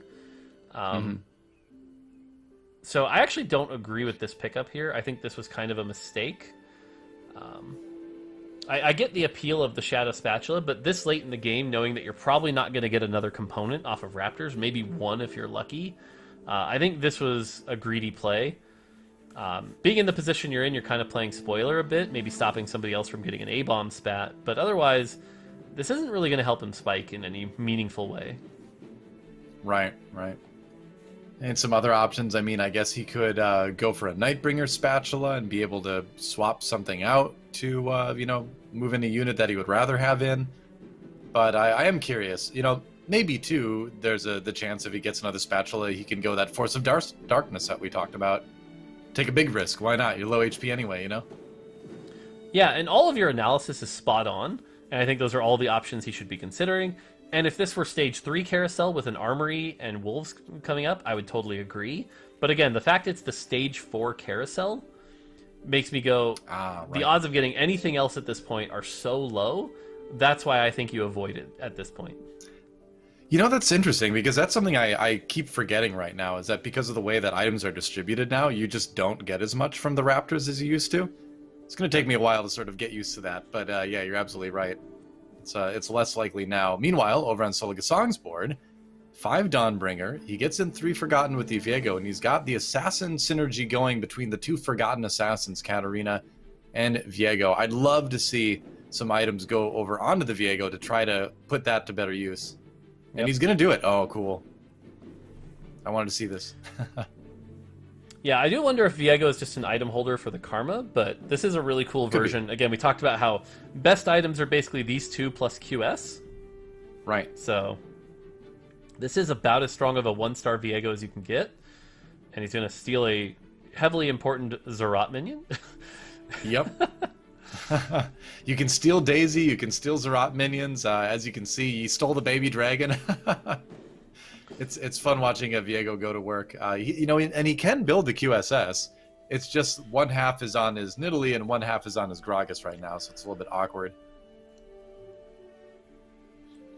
It's really funny to hit these 2 Heimerdingers. It's like the one time you're not playing Draconic is when Heimerdinger shows up. So, I mean, Soligasong is just a Heimerdinger magnet, though. Like, he hit that Heimerdinger 3 yesterday, so you never know with this guy. True. True. Yeah, if you can hit the Heimerdinger 2, you have some pretty good items here. Because you could use the Jeweled Gauntlet, but you would have to get rid of the Garen. Yeah. And see, again, we talk about items. All he got was a sword. Right? So he converted one of the Raptors to his his side. He converted one of the Raptors to his side. Does that mean he theoretically doesn't get anything from that? No. As soon as it triggers the take, it drops the items. So. Okay. So that was just a no-item Raptor anyway. All right. Yep. I was very concerned for a moment. It's actually really funny when you convert the dragon, because you can convert the dragon, and so you end up with this shadow dragon on your team, but it still drops all the items. All right. So. I figured. Just want to make sure. Yeah. Yeah. Yeah, this is I really want to see him lean because into this Viego, but yeah. He's got all the components to make this Heimerdinger really good. He's got a Shojin to get it to cast quicker. There's a glove and a rod out there to get a Jeweled Gauntlet. So, this Heimer could be an amazing carry in this comp. It's just probably too painful a transition to get there. And you can see without anything, by the time it casts, this fight is mostly over. Yeah. It's like you were saying though, you lose so much if you make that transition that you wonder that even if you did put everything in the Heimerdinger basket, if your comp wouldn't just collapse before it would cast anyway. So probably the Well, right that's why decision. I think with the Shojin on the Katarina, for example, it becomes a much more viable option. And if you can get in 2 Renewer, that's the other big thing you can do here. So hopefully we see some of that. Yeah. Making some changes here. Yeah. Other thing to call out, by the way, is Soju is looking like he's in 8th by a pretty significant margin. We saw him trying to play that Zoo comp, but again, it does seem to be pretty contested. Whereas Kurimex was the other person running it on the opposite end of the spectrum, seems to be doing very well in first place. Yeah. Win streaking, looking pretty good. Going up against Soligasong this time. Runs into the 4-star Abomination again. So another 5 Abomination comp. This time Kyun playing that one. That's the second one in a row, actually, isn't it? Yeah, this... You know, it's funny that Kyun hit this again. This reminds me of Kyun back when Mech was very popular, and he won a decent amount of games and did very well with Mech. This does seem to be a very Kyun-style comp, where find something that's a little overtuned and run it into the ground. So, well, I mean, the Abomination, the monstrosity is basically a flesh mech, so I mean, it's it kind of fits. I guess no one's riding inside it. The items are riding inside it, so it works to a certain extent, lore-wise, I guess. True.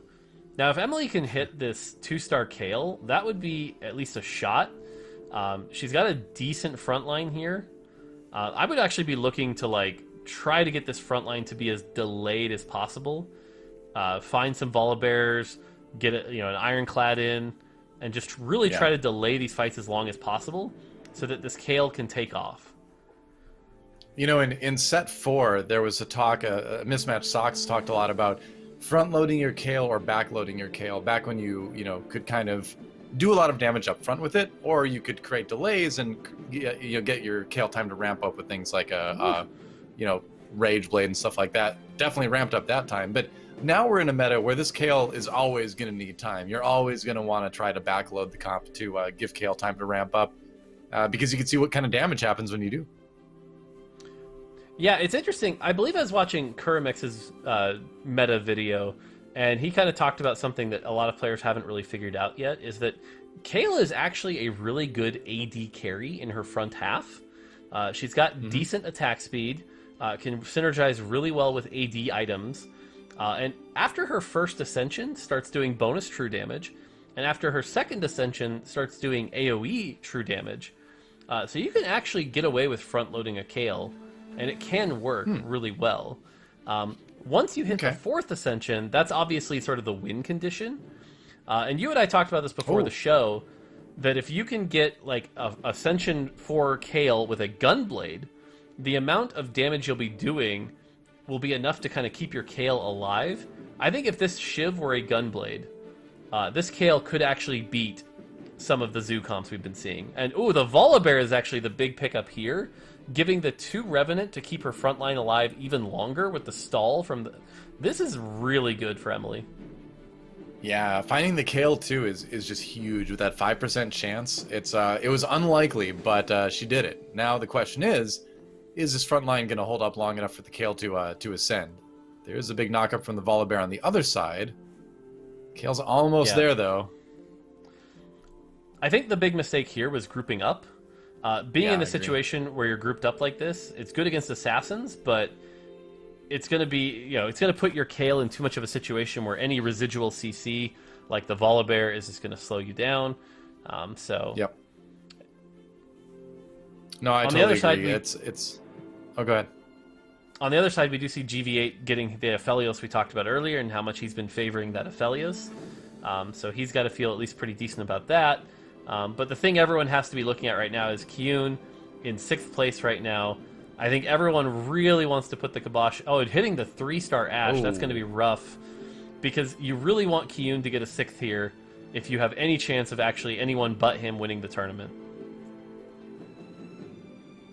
All right, so swapping in Forgotten, actually, to try to power up the Rise and the Draven a little bit. Means less front line to protect that Kayle, but at least Viego's going to be ideally stealing a unit or two in the back line. We'll see if he can. It's going to take a while to get through that shield, though. Yeah, Viego's just going to drop anyway. But at least she did take the, break up the death ball a little bit. I think that did help this round go a little bit better. In fact, it might have helped it go maybe well enough. I don't know. The Kayle, no healing, though. Oh, it was close. And, yeah, this is exactly what you were talking about, Mort, where that gunblade would have made a big difference there, wouldn't it have? Yep. And like I said, I think when I look at the situation with the Zoo comp, the only one that can output the damage and survive against all that effective health that I can think of is a gunblade Kayle. So, well, we're going to Kurum X's POV as we go into the 5-7 neutral round. Does find the Zephyr on the dragon. Yep. Now, the thing to note here, by the way, is that Kiyun did lose his last round, so there is still a shot for Kiyun to go 6th, despite running the Zoo comp again. And again, that'll be really big for everyone else, because that gives you a shot to kind of come back in for all the other top 4 players. So, yeah. Finds a Lux too, which does always help a little bit. One of the interesting things I've kind of noticed is that players are... Oh, Garen 2 possibly? Wow, he's got a ton of Garens there. Too many Garens. Oh, he would have had like 2 Garen 2s right there. That's kind of funny. 7 Garens, 8 Garens. 8 Garens? What? All right. Well, they were all the same Garen. Don't worry, Mort. We'll just tell ourselves that. It was all the same Garen. He wouldn't hit it anyway. Yeah. Yeah. Yeah. Good Zephyr. Uh-oh. Viego steals the Kayle 2. Oh, no. That's going to be a problem. At least he gets a CC. Yeah. Well, so the way Viego works is when he steals a unit, they actually have deteriorating health. And a Viego 1, they lose 15% of their health every second, so they're not around for very long. So stealing a Kayle 2, it's still going to be dead 7 seconds later, so it's not a big deal. But if that had been a Viego 2, the deterioration is cut in half, and that actually could have made a massive difference. Kiyun's still alive. Yep, 5 HP in a dream. We'll see what he can do with it. Meanwhile, GV8, our player that has refused to bow to the Abomination meta, on a win streak in 2nd place. So still in a position to give himself a good amount of points coming out of this game. Interesting. Kurum just sold a Kindred 2 for a Heimerdinger 1. I don't know if I agree with that play. Yeah, I mean, you get Renewer, I guess, and you get Heimerdinger, which is nice, but you lose the sustain from the Kindred ultimate, so I do feel that's a little bit dubious as well. The one thing to note that it does gives you is Heimerdinger spell does have the built-in Morello effect, the Grievous Wounds plus Burn, and so if you're really desperate for that effect, I suppose that's a good play. Yeah, does have the Kayle turn on, though, here. Yep, and that's going to be enough to help him get the win over I'm So Fresh. Oh, Kiyun in 6th. So that opens things up a lot, because with Kiyun in 6th, our top 4 is going to look a lot different after this. Yeah, no kidding. Let's check out GV8's board now as he does a little bit of scouting over on the other side. He himself has things like that's a massive Volibear 2. He's got the Aphelios going like he's been preferring. He's got a Zephyr. All the pieces are there, I feel like, Mort, for GV8 to maybe take home the win here. I don't want to curse him, but it's looking like a pretty good board. Yeah, we'll have to see. We've called this out before that the Volibear with the Shadow Morello is definitely one of the better users of it, applying it to a big AoE CC and getting that 100% over 25-second burn. But because of the way he positioned it, it just now is casting, which is a little later than you'd like to see. And Kurumex does get the Morello on the Aphelios here.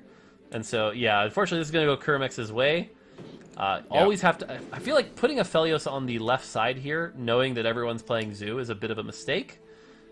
But has 32 health. I still think this is going to be a top 3 at least. So, should feel okay about that. Yeah, feels that way. I agree, though. I mean, you know what direction the Abomination's going to come at you, so it seems kind of interesting to put the Aphelios right there. There was some kind of rough luck stuff where, like, the Kindred ultimate ended right before the Abomination's, like, final auto attack that killed the Aphelios, so he nearly survived long enough, but Yeah, just a couple little things where if he tweaks the positioning a little bit, I think this board could do some serious work. Yep. So we're going to see a big level up here. Oh, that's a shop. Oh, that's huge. No kidding. Ivern 2, Kindred 2. Kindred's going to be instrumental in keeping the Aphelios alive, of course.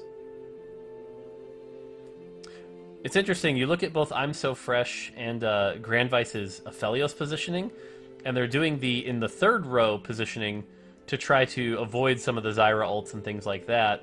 And so here, I think what we're going to see is the Scion. Unfortunately, Wolf's going to move around. Oh, but this is Aphelios versus Aphelios. Yeah. Who's Aphelios reigns supreme? Ooh, There's a lot more frontline, I feel like, on GV8's side, but yeah, big ult Diana, though. from the Volibear. Yep. Went down fast. Yeah, it's looking good for GV8 here. A lot of units left alive. I don't think this will be enough to kill, but definitely feels good about that round. Hoping to see at least one other person get knocked out, because every person knocked out is another spot up. Yep, Emily out in 5th right now, or maybe a round or two ago. Solo Gasong down to 7. So it does seem like it's kind of a fight between Kurum and GV8. Ooh, 2 actually, between 2 HP for I'm So Fresh and Solo Gasong here. Yeah, I wouldn't count Solo out quite yet. He does have that Karma and that Heimerdinger, so a round could go his way with some good placement. Right. This is a really close end game. Certainly, again, if you look at all of our other tournaments, you know, is it going to be a 4-peat for the Zoo comp and Kurum X? Maybe. But maybe we'll get to talk about a different comp at the end of this game. We'll have to wait and see, because there's only one left. So I think this is one of the best chances we've had of that. That's definitely possible. Seems like the Volibear is going to get a cast a lot sooner. That was a good one there. And Aphelios getting plenty of time in the back line now. Another big Diana ultimate. Ooh. But that's No. Shadow Morellas too. Oh boy. I think it's not going to kill him. But that's what I was talking about. Solo does have a pretty strong comp. It's not going to kill GV8, though. He's not dead. Yikes. 8 HP, though. Oh, And look at wow. this. 8-2-2-2. 3 players at sub 3 health, or 2 health specifically. This is definitely going to be one of the closest finishes I think we've ever had. So the crazy thing right now also is Solo, I'm So Fresh, and GV8 are in the top 4. So every point they can get to catch Kyun here is instrumental. Kurum X was 5th place. A 1st place might put him back in the running. So everyone really wants this. Every point is going to matter a lot here. Yeah, for sure. Grand Vice with a little bit of gold to roll down before what could be the last or one of the last rounds here. I think item-wise, this was a really good pickup. I think you put this on the Kindred. You get the 2 Rangers, and so hopefully Aphelios and Kindred will attack the same target. You get that last Whisper for the armor penetration, just in case Darius dies early. So I think that's pretty instrumental. The question is, who is Grand Vice going to fight? It's either I'm So Fresh or Kurum X, and which of the 2 can he beat? Yeah, can he get the Shroud in the right place? Can he get his Volibear in a position where the ult comes out quick enough and he gets that Shadow Morellas effect going early? Zephyr does connect with the Darius in the back, so that's some armor shred that's not going to happen for a while, if at all, this fight. Volibear ults in a direction that doesn't really hit a lot of people on the other side, but maybe... Ooh, Kurum gets a big cast off with the Heimerdinger. Shield and Aphelios, though, so I don't know. Yeah, it doesn't look like it's going to go GV8's way. Yeah. Oh. Yep, that's going to be it for him. His Volibear just ulted nothing in the back line, too. The thing it was going after died first, so... He does. Yep. So it's going to be a 2 HP to 2 HP 1v1. I'm So Fresh versus Kurum X. We'll see who takes it. This is definitely one of the weakest Zoo comps we've seen today. No Zyra 3, only 2 Zerats. So at least this would have a shot. But again, this also just shows how strong this comp is and how little you actually need to do very well. So it's got some interesting little adjustments because of all that too. Like the Syndra is something you don't see as often, you know, as far as the second Invoker goes. But that could provide some interesting crowd control. Well, let's keep an eye on the Viego here. It's probably going to get CC'd, but... Maybe? I think this is looking really good for Kermex. Oh, Zyra's dead. Yeah, Zyra's dead. It's all on the Abomination now, and the Abomination's been taken out too. That Darius too is very scary in the back line. Yeah. Because that Trap Claw teleports him. Keep that in mind. He's got the Shadow Trap Claw, so it's going to send him right at whoever hits him, which is going to be that very vulnerable Zyra. And that's it for I'm So Fresh. He takes it. I love it. We just saw a game decided by one of the currently least popular items in the game, the Shadow Trap Claw, teleporting it back to the back line to kill the Zyra, probably win the fight. Wow, I was not expecting to see a Shadow Trap Claw be the reason a Zoo comp barely lost. Certainly one of the weaker variations we've seen of that comp. But hey, we get to talk about a different comp. I mean, it was a great adaptation, right? Because traditionally Trap Claw has been something that you can protect a carry with, all that kind of stuff. Sometimes you put it on the front line. But to use it as a method to teleport something like a Darius 2 right on top of their carry is something really cool to see. And I'm sure something we're going to see people utilize a lot more as the set goes on. There's some very interesting possibilities with that Shadow Trap Claw. And that's one of them right there. Very cool to see. Yeah, generally I do think that item is still a bit underpowered. It's going to be one of those items, I think, though, that if you get off like a Stage 5 or Stage 6 carousel, or if you get off the Dragon, you're not going to be upset about it. And especially, like I said, in this Zyra-heavy meta, being able to teleport onto that Zyra, because as soon as that Zyra died, a lot of the hope went away, because you're no longer stunning things for a long time, you're no longer getting that big AoE damage. So yeah, that was a cool innovation to see. Whether it was on purpose or not, who knows, but really cool to see. And so, yeah, we finally get to talk about a different comp. That's the thing I'm excited about here. Is like, to talk about something else. That's right. I mean, the production people, Wisdom in the back, are like frantically trying to find all the other icons. They're like, oh, we can't just use all the same ones for all the other games now. So who knows? Might take a little longer to get that up. We'll see. We'll see how on the ball they are. I'm sure they're very on the ball. They've been great. Yeah. But it is kind of funny. I'm thinking more about the Trap Claw possibilities. Now I'm trying to remember exactly what that item does. It also makes the two champions do more damage to each other once they teleport as well, if I recall correctly. 25% more damage. Yep.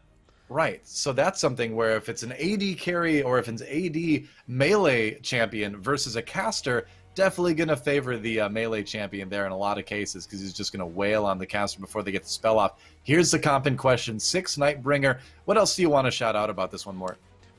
Yeah, so we already talked about the Shadow Trap Claw bunch. I think the GA on the Viego definitely causes some disruption, and even if you don't take control of the champion, you're still stunning them the entire channel duration. That can buy some time. The Aphelios was much more damage-based.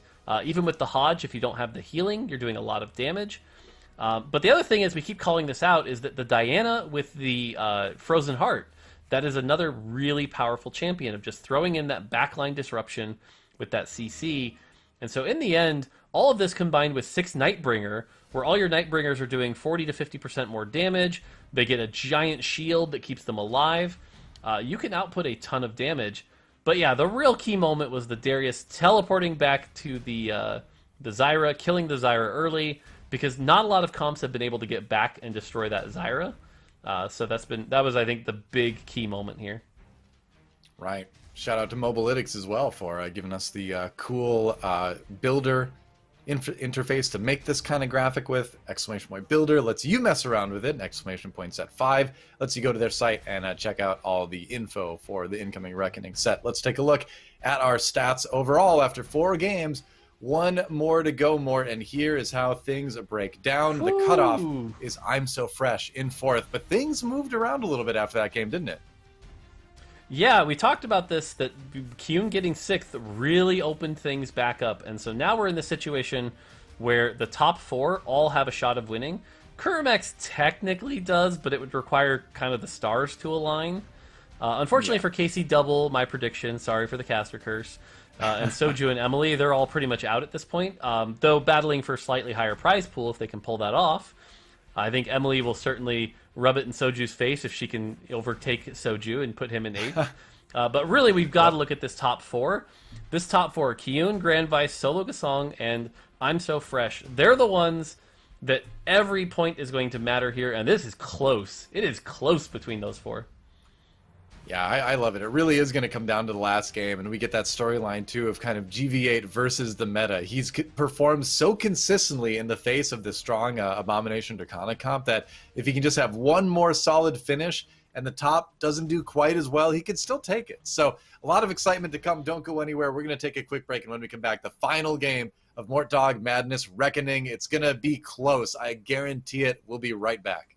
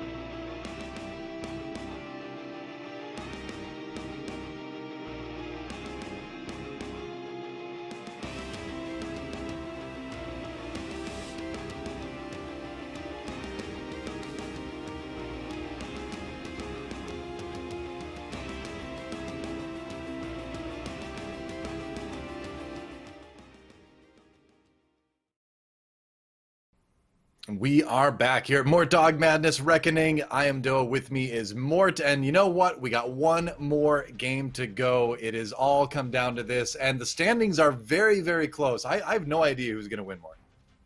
Yeah, I was just saying before we came back, this is the exciting part where it's like it's not a blowout. We've got 4 players all in the running, so this game's going to be exciting to see who can do what. And I think just for fun with the community, even though they're in 7th and 8th, I think the Soju versus Emily battle will also be kind of exciting to see how it plays out and see which one kind of gets the 8th place, hat of shame. Not that it's bad at this tournament, but I think it's more for the fun. And TFT is a pretty close-knit community. Everyone kind of knows each other, and I think there'll be some good jabs between the two of them there. Yep, that's right. It's a rumble in the rubbish. It's a tumble into trash down at the bottom in 7th and 8th, but it means so much. It's a battle for pride. We're going to jump on board with GV8 as we get started with our final game of the day and final game of the tournament. And Grand Vice is sort of the hero of the flexible players. He's the hero of the non-meta chasers. He plays his style. He plays it well, but will it be enough to get him first? I think it's possible, but it's going to be tough, isn't it? Yeah, I think it'll be tough. But again, even if he just comes away with a 2nd place, as long as it's not Kyun in first, that might be enough to give him the victory. And he's been really good at that today. He's definitely been the most consistent player. Worth calling out that again, we have to look at the bows and belts with the meta. The bow went to Soju, and the belt went to Emily. So our 7th and 8th place players are the ones in key control of the Zerat pieces at the moment. I will say I'll be a little disappointed in Soju if he comes into with a game where he can't really win it if he plays the Zoo comp, but we'll see. We'll see what he ends up playing.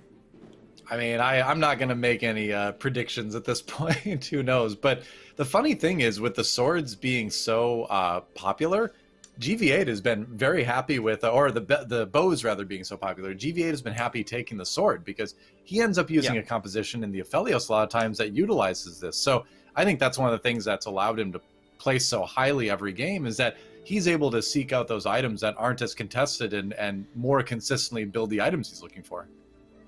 Yeah, agreed. And again, everyone's sort of fighting over first place. He's been taking those 2nd and 3rd place scraps and using it to place consistently. He's the only one in the top 4 who hasn't won a lobby, but he's still in 2nd place, 2 points up ahead of 3rd and 4th, only 1 behind 1st. So it's definitely working for him in a tournament, structure that rewards consistency. Right. I mean, at the end of the day, that's kind of how this point system is set up, is to benefit the people that can play the most consistent, and he's one of the best at that. And you can see right there, slams the Infinity Edge, almost certainly thinking the same thing that he's been thinking all day, where he's been using that Aphelios Nightbringer comp very effectively, and off to a good start already. Feels good to build the Infinity Edge at this point. Yeah, the other thing called is a cloak. If he gets a Shadow Sword off of the first armory, he will be in such a good spot. If anything, he just needs to find a really good item carrier for these items. Yeah. Yeah, I mean, the Kha'Zix is okay, and I mean, at least you have the Dawnbringer trait, but you're really looking for something more like maybe an early Callista. That could be an indicator for why he saved that brand, because you can still run Abomination in the early game at least. Yep. Find something a little bit better, like you said, to hold those 80 items. Yeah, no, I really like this choice of putting in Brand, by the way. A lot of people sleep on how much damage Brand does. If you look at the damage meter there, Brand did a ton of damage topping out despite being 1 star, no items. Brand really does well in the early game because his spell has very high base damage. It just takes 12 seconds to burn. And a lot of the early combats are very slow. So Brand is one of those champions, again, we talked about early game balance last time, that Brand can do a lot of work early on. Yeah, it's interesting because it kind of reminds me a little bit of the Cassiopeia carry from set 3, where he's going to be casting quickly, putting a lot of damage over time effects. But he also has that extra bonus, like you mentioned, of the magic resistance shreds. So you can use him in kind of a similar way, and he does tend to do a lot of damage early if he's not contested. I like the Warwick 2 early on, too. That's going to be, I think, one of the strongest 2-star units you can build early in terms of the damage plus the sustain. So he's in a good space either way. Yeah, for sure.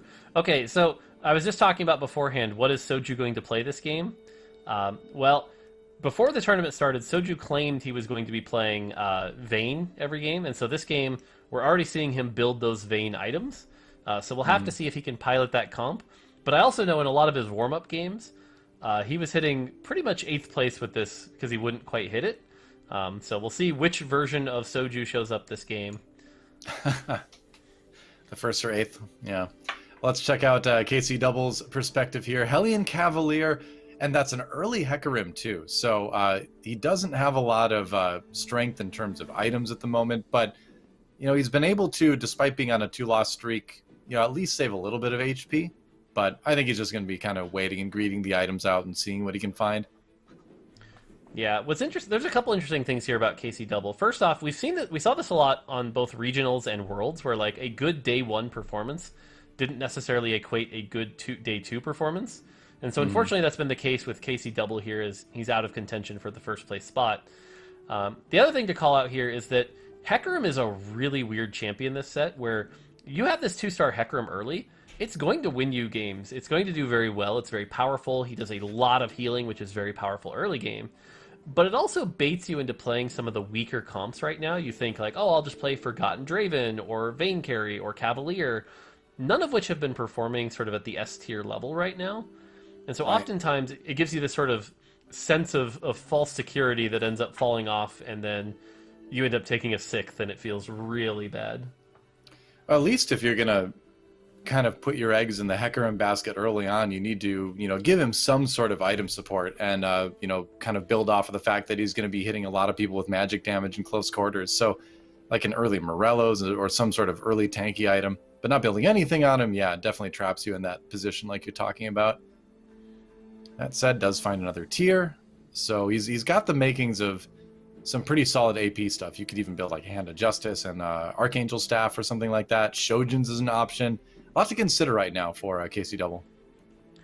When I look at these items, I see very good Karma items or Vel'Koz items. Karma in particular with the blue buff Jeweled Gauntlet Gunblade. You're a rod off of Gunblade. I think the frustrating thing for KC Double here is Ziggs is a good item holder of this, but not 1-star Ziggs. 1-star Ziggs is kind of putting your eggs in, kind of a rotten basket, if you will, and you just see those sad little bombs only hitting for like 300. So I think until he can 2-star this Ziggs, it's going to be a little rough. And that Kha'Zix's just ripping through those Yordles. Yep, he's going to one-shot basically everybody, but does get overwhelmed in the end. So maybe. Now the question is, can he finish off this Ashe in the backline? He's got 3 units, should be able to. Yeah, the Cavaliers get there in a hurry, don't they? And even with the Ashe Arrow coming out, that should be a win. And we talked about, you looked at those damage meters, Hecarim topping the damage there, because again, that Hecarim 2, surprisingly powerful at this point of the game. Yep, for sure. It's a lot like the Hecarim, set 3, right? Where Hecarim had a similar, if not the same ability, in terms of doing that area of effect, that damage, and also healed him. People found over time that he could be a strong early and mid-game, pillar to build a comp around. Yeah, it was the Elderwood version that was at the start of Fates that was really good. And like you said, if you could get it early, it was really good. Some people would even get baited into 3-starring it, but unfortunately in late game it just fell off a bit too hard. And that's what I mean. It was like the kind of thing that you really were excited by its early game power, but if you invested in it, you ended up regretting it a lot of the time. Yep.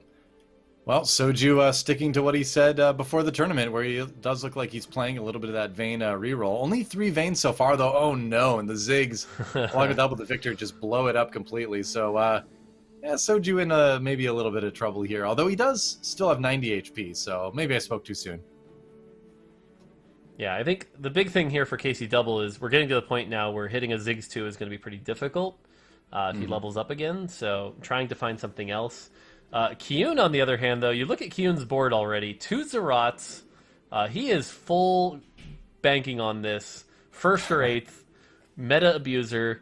And, again, he needs probably like at least a 2nd or 3rd. And, some of the other lobby to do well. So he definitely wants to do well. But he's got to hit it. And he's already down to 66 health. Yep. Thing is as we've seen, if you do hit it, we saw Sola Gasang had a couple games like that. If you do hit it, even at low health, you are coming back. So he's willing to take that chance. Wow. I mean, if KC Double was going for it, he'd be pretty happy seeing the Nunu and the Zyra in the shop, but not playing that comp. So not going to actually be able to utilize those. Still going for the Hellions. Looks like 5 Hellion is on the menu for him a little bit later, maybe? So I think what you're seeing right here is a little bit of frustration, because again, he was probably rolling for that Ziggs 2. That Ziggs 2 would have been very important for him, and he just didn't hit it. But I do agree with your call out here that we saw this in game 2, where Solo Gasong was at about 66 health, kind of in a bad situation, but good economy and good items, and he ended up turning that into the first with the Zoo comp. And so it looks like Kyun is set up to do that again. And so there is a world where you look at this game state and you go, uh-oh, guys, Kyun looking real strong. That being said, some of this early aggression, for example, like this really strong 5 Hellion comp, if you can overwhelm some people and do some early damage, maybe you can take him out before he ramps up and has enough time to hit that Zyra 3. Kyun losing again down to 62 health. So I think that's what a lot of the lobby's got to be looking at, is take him out before he gets strong. Yeah. Let's check out Soju's board a little bit here. He's putting Brawler in there with the Nunu. He's adding some veins to the vein bank, as you could say, I guess. He's got 5 so far. So 5 on 3-2, you know, that's reasonable. You're still kind of working on it. You're getting there. But he's got a couple crucial items, which is probably the most important thing. Yeah, debating on that Nunu. Yeah, I kind of like the Ranger a little bit better here for damage over durability. Yeah, for sure.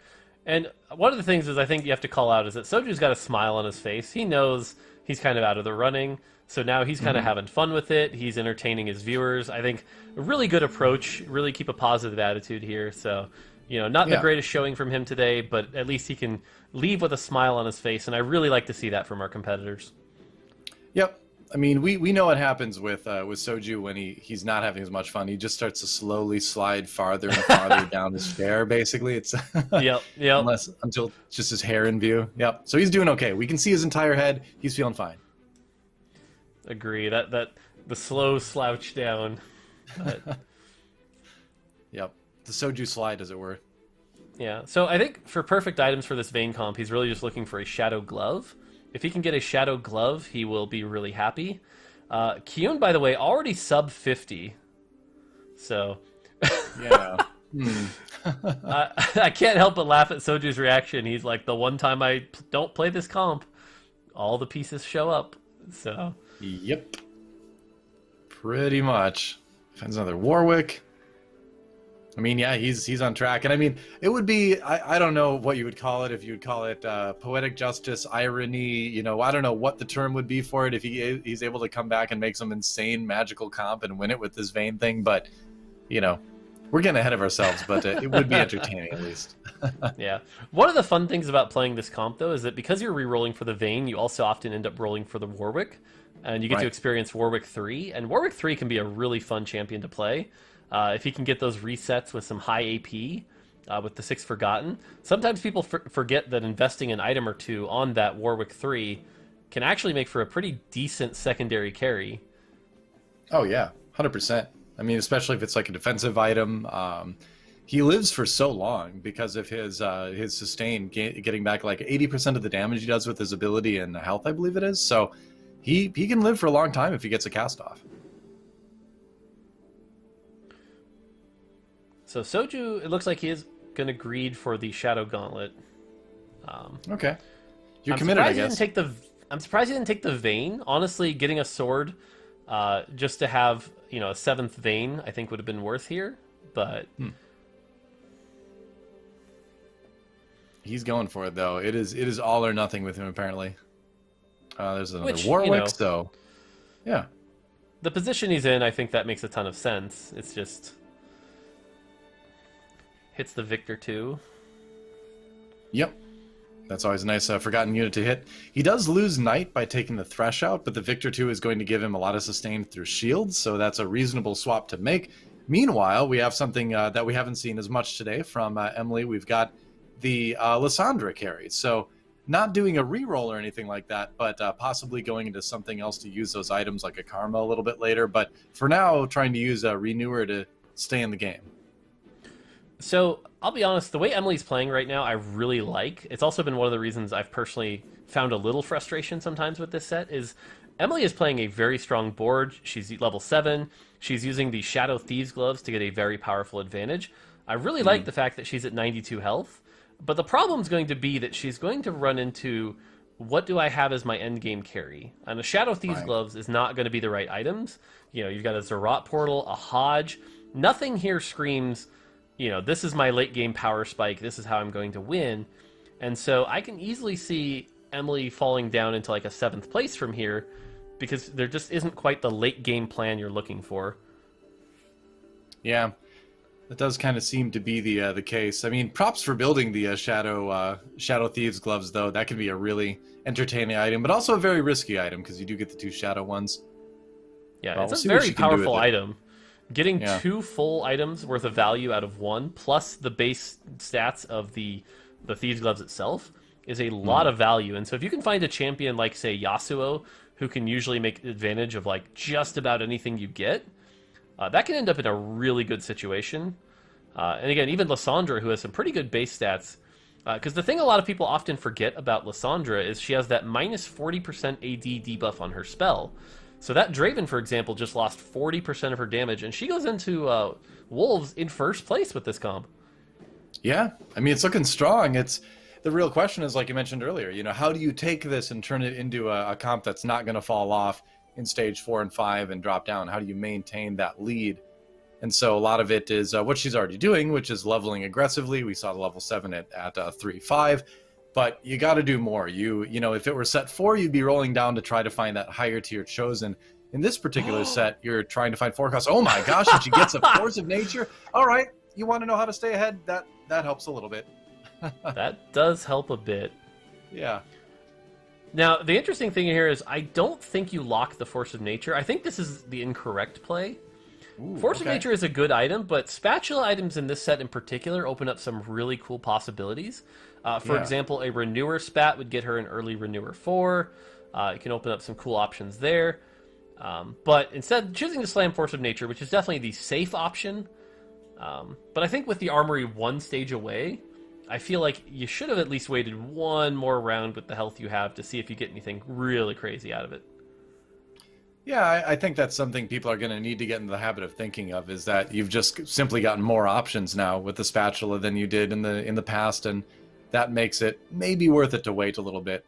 But either way, Force of Nature is going to give you that extra slot. It's going to be strong. I like that she put the Mordekaiser in as the forecast. She decided to just toss in to make her board stronger. He's just such a good generic unit in general.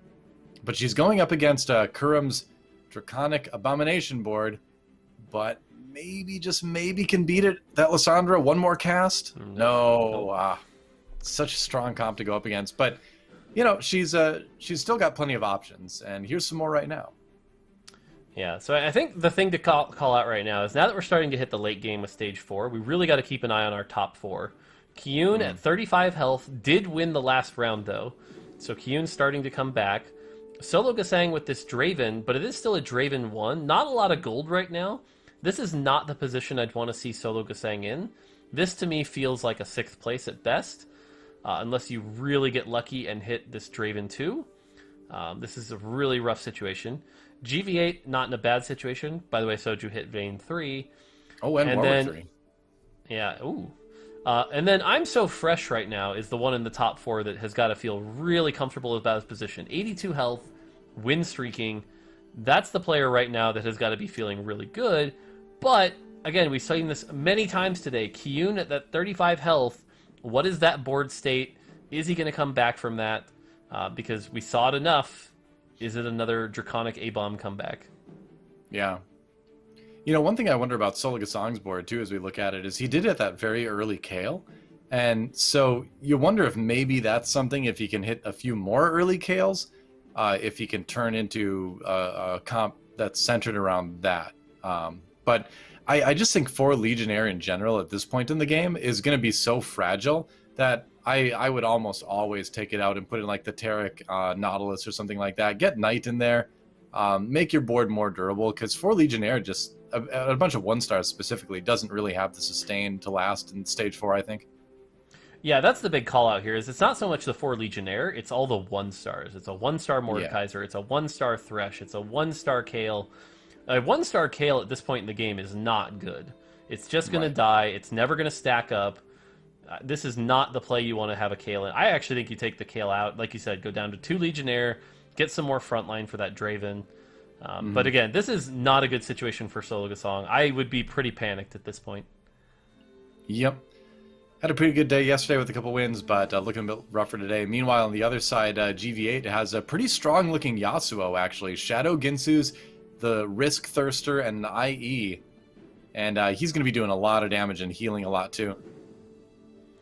Yeah, the thing for GV8, though, to call out is he has 0 Aphelioses, which we know has been his favored comp. He's running a bunch of Nightbringers, and he's only got 30 gold right now. That is not a good sign. That shows that you've rolled down a bunch and didn't quite hit anything. So I think GV8's actually, like, despite having some good health, is a little bit panicked, and Soju down to 18. Kyun also lost at 26. I mean, as fun as it is to look at Soju and see where he's going to end up with this Vayne comp, we really do have to keep an eye on Kyun. Because, again, Kyun is in first place, but if he crashes in a 6th or 7th, that's it. He's not going to win this. So yeah, I'd really like to see how Kyun's doing. Exactly. And then you wonder if GV8 can have another consistent performance, and then he's looking at first place. But right now, I mean, if we revisit the Emily versus Soju rivalry, right now that's definitely going in Emily's favor. Yeah, First for versus sure. 8th in the lobby. Yeah. Yeah, Another like I said, KO. the thing I want to see is how Kyun can turn this around, if he can. And if not, this might be I'm So Fresh versus GV8. Because, again, I look at Solo Gasang's board, I'm not confident in it. All right, so here we go. Kyun's board, he's got the 3 Zarats, he's got the Shojin Zyra, he's got the Morello, but everything is 1-star. He's in a bad situation. Yeah, I mean, the tricky thing is it looks like he got a larger egg in his early Draconic round, so maybe once that big egg hatches, he can start to make a little bit more of a comeback, but we'll see. He's got a chance to build the Zyra 3 pretty quickly, at least, where 5 already and another big egg on the way. Yeah, I mean, he's definitely banking on the power of the Surat portal, but honestly, he's in a bad situation here. The fact that he's level 7, 33 gold, Draconic has often been, if we've seen when it wins, it's usually one of the first comps to reach level 9, and it's got that level 9 power spike. It starts hitting some of those 5 costs and turns on late game, whereas here, we're just not seeing it. He's so far behind, I don't think Kyun's going to win this tournament.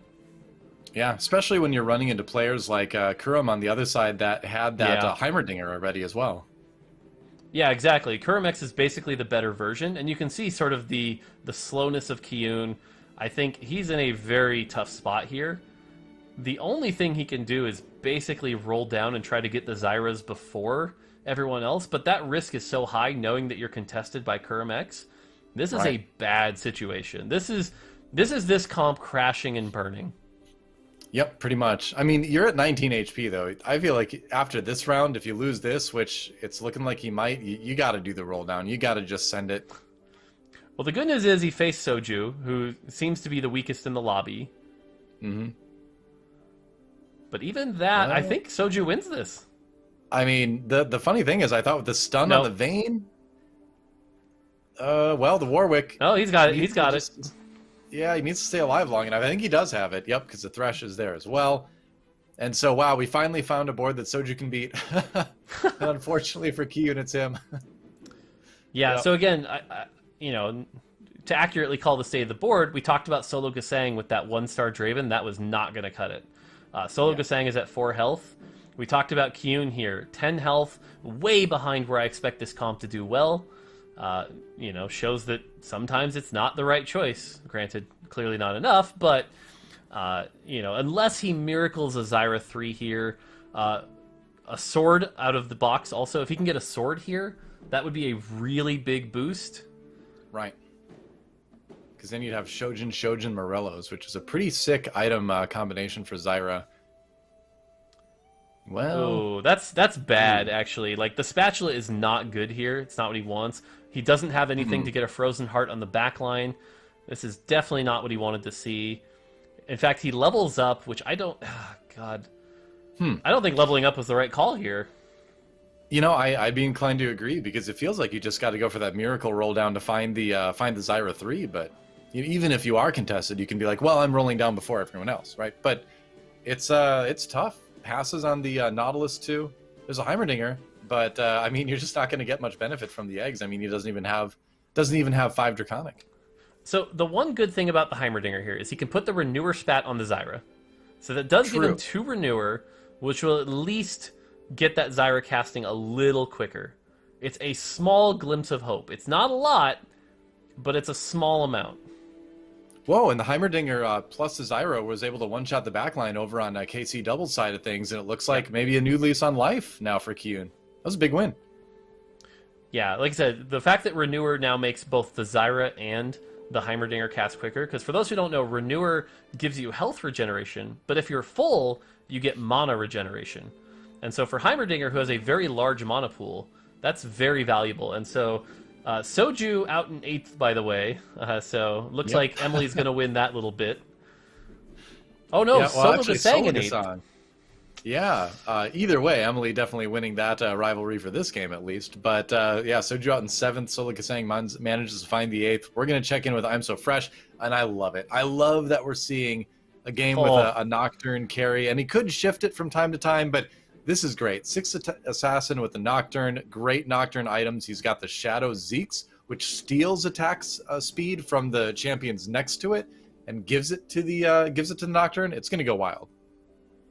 Yeah, this is a really cool Nocturne build. If he 3-stars this Nocturne, this could be a first place. 3-star Nocturne is by far one of the more powerful 3-cost 3-stars. He gets a really big jump in power. So if he can do that, that'll be big. And he's only 1 away. I just noticed he has the Nico. So he only needs 1 Nocturne before this comp is off the ground. Yeah. I think the one thing that this is still very vulnerable to, and that we've seen it affect in the past, is crowd control, right? Where if that Nocturne gets CC'd at all, it's just not doing anything. It's not healing, and then it will die quickly. Roll down. So have to call this out too. We talked about how GV8 didn't quite hit the Aphelios. GV8 is now at 9 health. He's one of our other big top 4 players. If he crashes and burns this next round, that's it for his hopes. And at that point, it becomes kind of I'm So Fresh's game to lose. Because unless Kyun makes a miracle comeback, which at 10 health I doubt, all I'm So Fresh has to do is place about 3 or 4 places above Kyun, and it's his tournament. Mm-hmm. Well, we'll see how quickly the Nocturne can carve through to try to get the Zyra. But again, there's the crowd control. That's the thing. QSS, pretty important item. He's going to come back with the Revenant trait, it looks like, because Ivern's in there as well. And he's going to heal up quickly. Yep, and the big slam, of course, coming in from the Daisy with the Shockwave, and I think the Diana helping out as well. Now Nocturne has a new lease on life, and that's going to be Kyun, I think, getting maybe knocked out. He is knocked out. Wow, that's huge. I think that round, that Assassin Ivern slamming down, I think just decided the tournament. Certainly might have. I mean, knocking Kyun out at this point opens the door for I'm So Fresh to possibly take it. Yeah, because our top 4, we see Solo Gasong out in 8th, GV8 out in 6th, Kyun out in 5th. I think as long as I'm So Fresh gets like 2nd, I think we're in a really good spot. And so I'm So Fresh looks to be our tournament winner with a 6 Assassin finish. I don't think anyone would have predicted that. I love it. I think it's showing a little bit of a preview of what we're going to see, I think, after a little bit more balance tweaking on the PBE, where I think that Nocturne is going to come up big. I think we're in for a lot of assassin comps popping up soon, which is fine. I think it's healthy to have that in the meta. It makes you think more about your positioning when you're playing something else, and it's fun to watch too.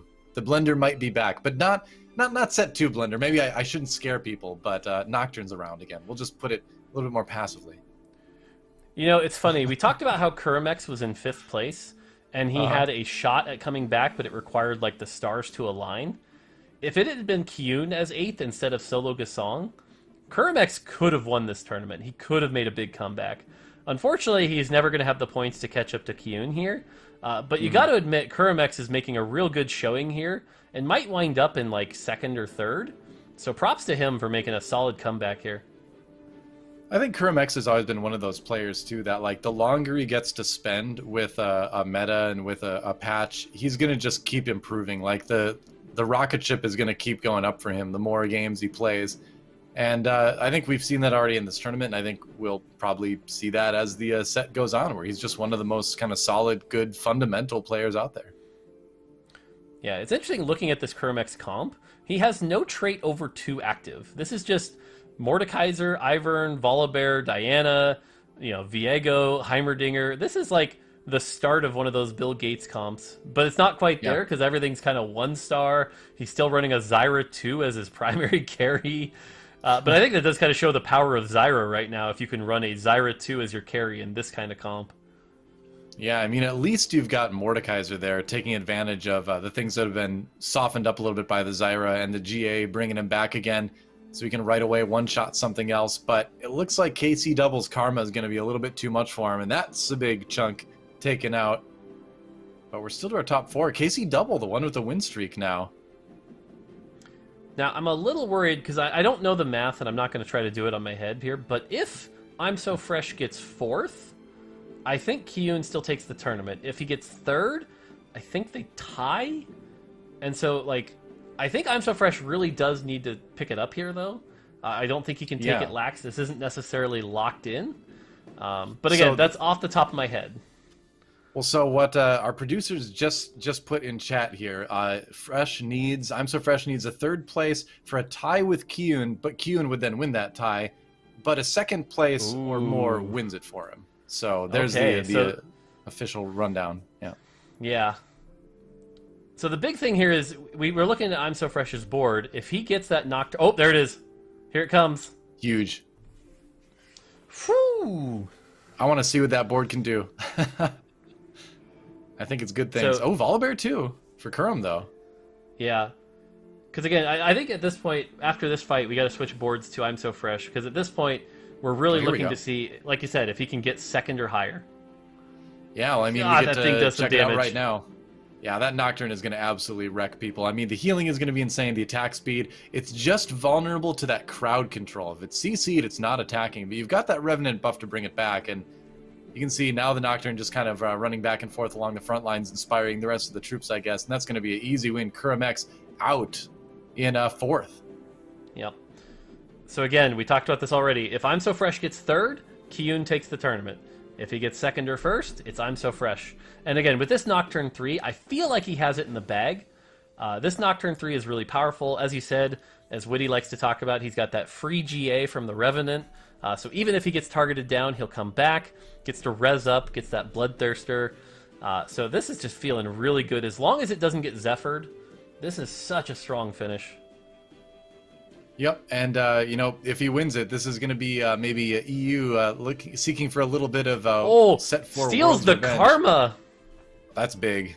I mean, the Karma was the carry on the other side, right? So now Double kind of without his damage, and that's a problem. Now, one of the other things to talk about here is that he's got 6 Assassin, and Viego's damage does scale with that 6 Assassin, because it is a spell, it can now crit, it's draining even quicker. So 6 Assassin Viego can steal targets really fast. It can do a lot of damage, and so you see like a 1-star Viego kind of struggle. 2-star Viego with 6 Assassin, it's like, nope, you're on my team now, and you're on my team, and you're on my team. So feels pretty good. He's just out there making friends, I mean, Viego's just a great guy. He's like, hey, have you heard of the wonderful plan the Assassin comp has for your life? And everyone's like, yeah, I'd like to join. Assassin Rise, how about that instead? It's funny watching him move this Assassin spat around. This is those kind of like micro transition points that are really going to make or break this fight. And again, he is fighting for the tournament win here. Every battle is going to matter. Emily's got that very strong Aphelios, but again, you get that Nocturne on there. Whew. Yeah, Nocturne 3 is huge, and when it's an uncontested 3 cost like this, you've got that higher chance of hitting it. So I'm So Fresh taking advantage of everybody else fighting for different carries, different champions, and he is getting some massive damage done with these wins. Yeah, and we talked about it already, that the meta is clearly not in the perfect spot, with the Zoo comp being too strong, but we're in the situation where now everyone was fighting for it, and someone playing some different comps, in this case the Nocturne 3, a very powerful carry, looking to come out on top, and now he's sitting in first place. As soon as Emily dies, the tournament is his. Pretty much. I mean, it's interesting because if you look across a lot of different esports, the best players will always find a way to break the meta, right?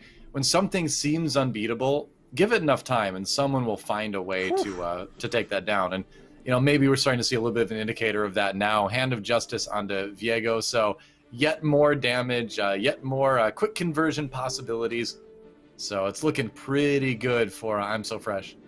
Yeah, I mean, we could talk about the Nocturne all day, but there's two other things to call out here. One is that he has that Frozen Heart Diana we've seen a lot today. Frozen Heart Diana slowing down the backline attack speed, providing that big AoE disruption. And then again, the Viego. Watch the Viego in this fight. It's going to jump back. And Ivern, you're mine. Just like that. Although Revenant protecting it. On to the next target. Right. That's pretty good to put the Ivern in front. Yep. Took him a little bit longer, but it did come through. Happy celebration penguin, apparently, as the round, of course, goes I'm So Fresh's way. Did grab the karma in the end there. Oh, not it yet. Not it yet. Close. So KC double this comp has 9. a lot of strong elements to it, though. And to top it all off, he's also got a Shroud. So the Shroud to slow down any backline. That Karma ramping, for example, gets hit by that pretty hard. A later Volibear cast, a later Mordekaiser cast. Like, this is just one of the strongest variations of the 6 Assassin comp you can see. And then, of course, the golden top off, the golden cherry on top. That big old Blender. Welcome back, Blender. Yep, you were missed. Were you? I missed it. I think it was fun. Now he's back and he attacks quick anyway. And just the utilization of shadow items, especially the Shadow Zeeks, giving him that tons of extra attack speed starting off. Just definitely the right items on the Nocturne as well. Now, I did want to call out, and it's looking like it's going to play out, KC Double's positioning here was really good to move the Karma to the front line, but it's not quite enough. And with that, I'm So Fresh is your tournament winner. Right, KC Double out in third. Looks like we got one more round to go, but it's kind of a victory lap for I'm So Fresh at this point as he's secured second place, avoids the tiebreaker with Kiyun, and, redemption on the Nexus minion item, and perhaps some redemption for the EU region after being defeated in Set 4 Worlds. Nice. And I'm So Fresh definitely did play the Zoo comp once or twice, but clearly showing that he's got some other things in his arsenal. Isn't just a one trick. And so definitely showing he's earned it here. Probably going to level up. He's still got that Nico as well, so. Yep, exactly. Could find another 2-star, 5. He's still got 60-something gold because he hasn't even hit level 9 yet. So what do you want to do? That's the question. I suppose you kind of hit 9 and throw something in. Yep. Try to find another Volibear, maybe. Dragon Slayer. I mean, I do like this play. He's really just trying to seal the deal here. He sells the Katarina to allow himself to move the Shroud. Just one little extra notch to just make sure to really seal it. Go out with a first place. You're going to see a perfect Shroud here. Hit that entire group. Tries to put it on Wolf. Wolf can't hold it. He doesn't have any hands. Awkward. That's just perfect. Trying to complement the brilliant play of itemizing Wolf. Well, we maybe Caster curse him a little bit. At least Mordekaiser is going to be joining the assassin team here in a moment, and yep. Well, GA, he'll join soon. Trust me. That Aphelios. Oh no. Yeah. Oh no. It turns out when you try to give Wolf an item, it doesn't quite go well. And he can't do that again. He's gonna win the tournament, sure, but Emily could still take this game. Yeah. If the Shroud does not go well next time. If he tries to put it on the baby dragon or something, maybe. Finds a Volibear too. That helps a bit. Yep. There was a bit of unfortunate pathing there. His Nocturne ended up going as far away from the Aphelios as possible. So that is true. Let's see Shroud go on the right thing this time. All right, here we go. If you're putting on the Wolf, don't do it. Okay. Oh, you got it. All right. Heimerdinger is the Shroud carrier this time. It was close. Looks like a better situation here. We will see. The Nocturne, though, getting stuck on the Mordekaiser for a long time before Mort is converted. Big Diana ultimate, though. Ooh. That was spicy. Yep. The GA preventing the first grab, but yeah, this is looking a lot better. Here it comes towards the Aphelios. Ooh. Though. Oh, wow. Emily coming back with the first. Oh, no. Yeah. Emily Wang takes the first place in the final game. but I'm so fresh, able to get enough points to win the tournament overall. But that was a fun ending. And the funny thing is, it was kind of his assassins working against him in the end, because the Diana ult bounced the Aphelios out to where he was safer and could keep firing. The Nocturne got stuck on the Mordekaiser for a long time. So credit to Emily for a great positioning to cause that position and win the game. And I think the Shroud the round before certainly made a difference too. But, you know, pretty hilarious ending to that tournament. But I think that's a pretty hilarious ending. I think Emily's got to feel good about the first place. You know, going from 8th to not 8th, that's got to feel good. And I think I'm so fresh. You could see a little bit of panic there on his face, where he's like, "Oh, did I just caught?" But thankfully, with that performance, 1 point is going to take it, and so I think he'll be feeling pretty good about that. We'll see how the standings shake out. But again, everyone gets paid today, which is nice. So everyone, I think, has got to be pretty proud. But yeah, that was definitely a good end. Yeah, that's right. That's what you're looking for in TFT is the surprises, the insanity, and the good plays. A late game 1v1 positioning is definitely a lot of fun to watch. And hey, I mean, who would have guessed for the second time in a row we get to look at a different comp for our winning comp at the end of the day? Not going to be the Draconic Abomination. So, you know, you kind of figure pretend this tournament would have gone like another day or two.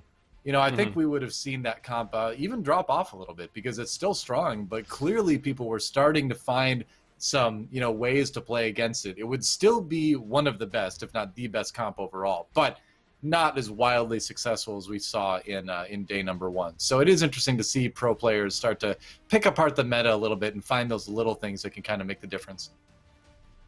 Yeah, I think, you know, I don't know if I agree that it would fall off, because again, I think one of the things that was causing its weakness, in the back half was the fact that like 5 or 6 people were trying to play it, and they were all kind of eating each other, you know, and so that left kind of like the Aphelios and the Assassin comps to do really well, which again is one of the things we really like about TFT, is that it allows that to happen. But, you know, again, we're still kind of seeing a clear pecking order, at least on PBE, right? Where it's like, you know, the Zoo comp, the Aphelios comp, and then there's kind of a tier below that with things like the Karma comp, maybe the Vayne. Vayne struggled a little bit more, but again, I think props to the competitors here. And again, you know, Emily coming out with that final first place here, really showing she can be just as competitive as everybody else. Not that there was ever a doubt. And again, everyone here, you know, if you manage to first place one of these lobbies, these are tough competitors. So I think you got to feel real good about that. Yeah, for sure. And we'll hopefully get our winner interview here. But first, let's check out the winning composition. It was fun to see the Nocturne 3 in action. But like you called out during the game, Mort, there's a lot of other smaller bits of this that help out. And it's actually not the Nocturne at all. I even forgot that it was actually the other comp that won. It was the Aphelios comp, just living long enough, bunching things up in the corner and putting that tanky Mord in the right place that helped Emily get the win. Yeah, the big key thing to call out here is GA has always been a very powerful item, but it's also one of the items that does really well into Viego, because if he tries to capture you and the GA procs, he doesn't get you. And so we saw in that last fight, that Mordekaiser tanked a long time, allowing the Aphelios to ramp up with that Ginsu's. And we did see a bit of unfortunate situation here, where the Diana put Aphelios in a safe position, allowing that Aphelios to ramp up and do tons of damage. Also got a lot of value with the 2 Thieves Gloves, so there's a lot of just inherent value in these items, and a Force of Nature. So this was a very powerful version of the comp. And to top it all off, running 3 Ironclad makes it very difficult for that Nocturne running up against people with another 90 armor to chew through with no Last Whisper. So really just a good variation to deal with the Assassin comp here. Absolutely. Let's check out our final scores here at the end of the tournament and see how everything stacked up. We know that I'm So Fresh manages to take it by just 1 point, avoiding the tie with Kyun by taking a second place. Kyun with a solid second place, and GV8, ignoring the Abominations and the Draconic all weekend long, still manages to sneak a third place in there, which is pretty solid. And it was close, honestly, from like, you know, well, the top 4 anyway were fairly close. And then Kurum in a close 5th after a strong performance in the last 2 games of the day. But everybody gets paid at the end of the day with this one, and it's just fun to kind of see these players tackle the PBE meta. Yeah, I think props to Kurimex, Double, and Emily Wang for going into those game 4 and 5 knowing they were a bit behind, and still managing to come out with strong performances and kind of shake things up, play a bit of spoiler. I always really like to see competitors that don't, you know, necessarily close out on an 8th place when they're already out. So really good shout out to them, and Kurimex especially, almost getting into the top 4 there with that performance. Yep, that's right. So we are going to take a quick break, and when we come back, an interview with I'm So Fresh, our tournament champion. So don't go anywhere. Mortdog Madness Reckoning will wrap things up when we come back.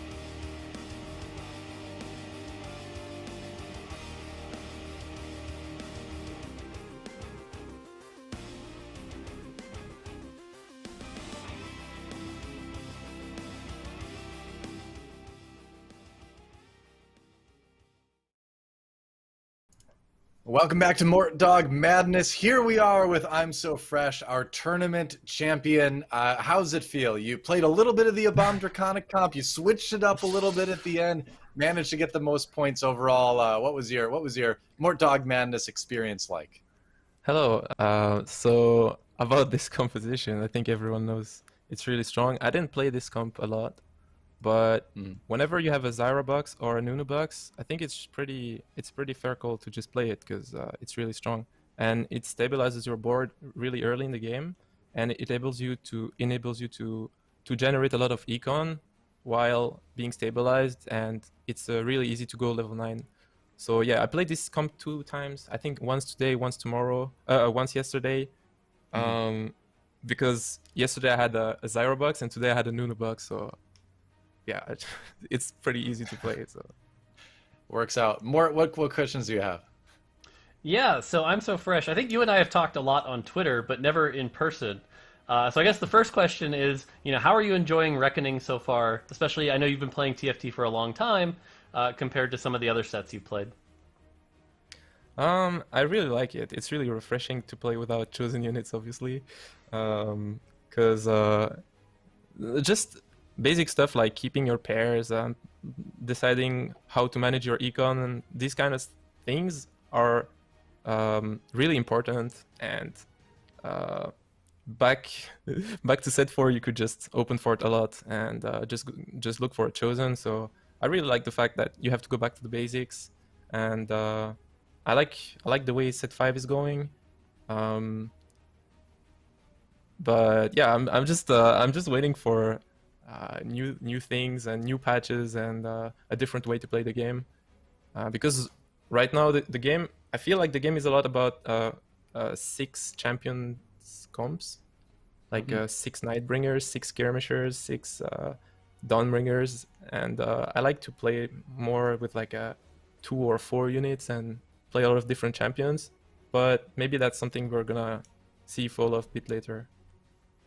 Okay. If you had to kind of make any predictions, what sort of traits and compositions do you think are going to sort of rise up as the balance kind of brings the Abomination comp down a little bit? What do you think benefits the most from that?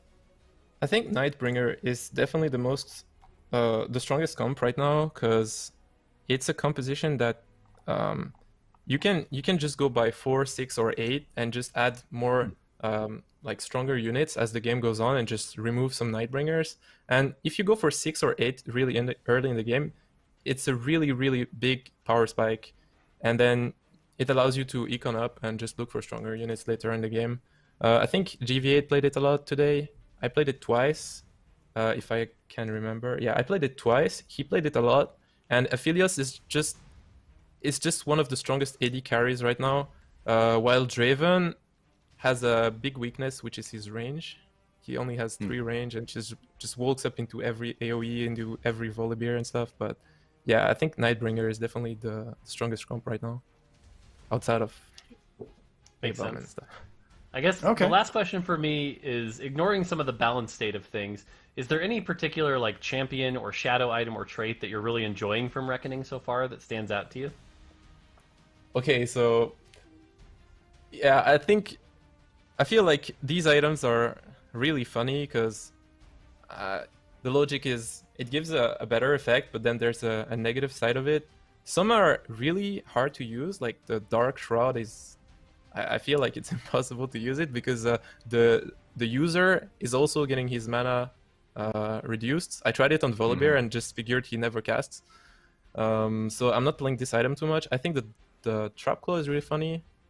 The way it works, I can't really figure how to play it. I think it's good on like some melees that are basically carries, so it can jump on whatever carry, I mean backline carry the enemy has.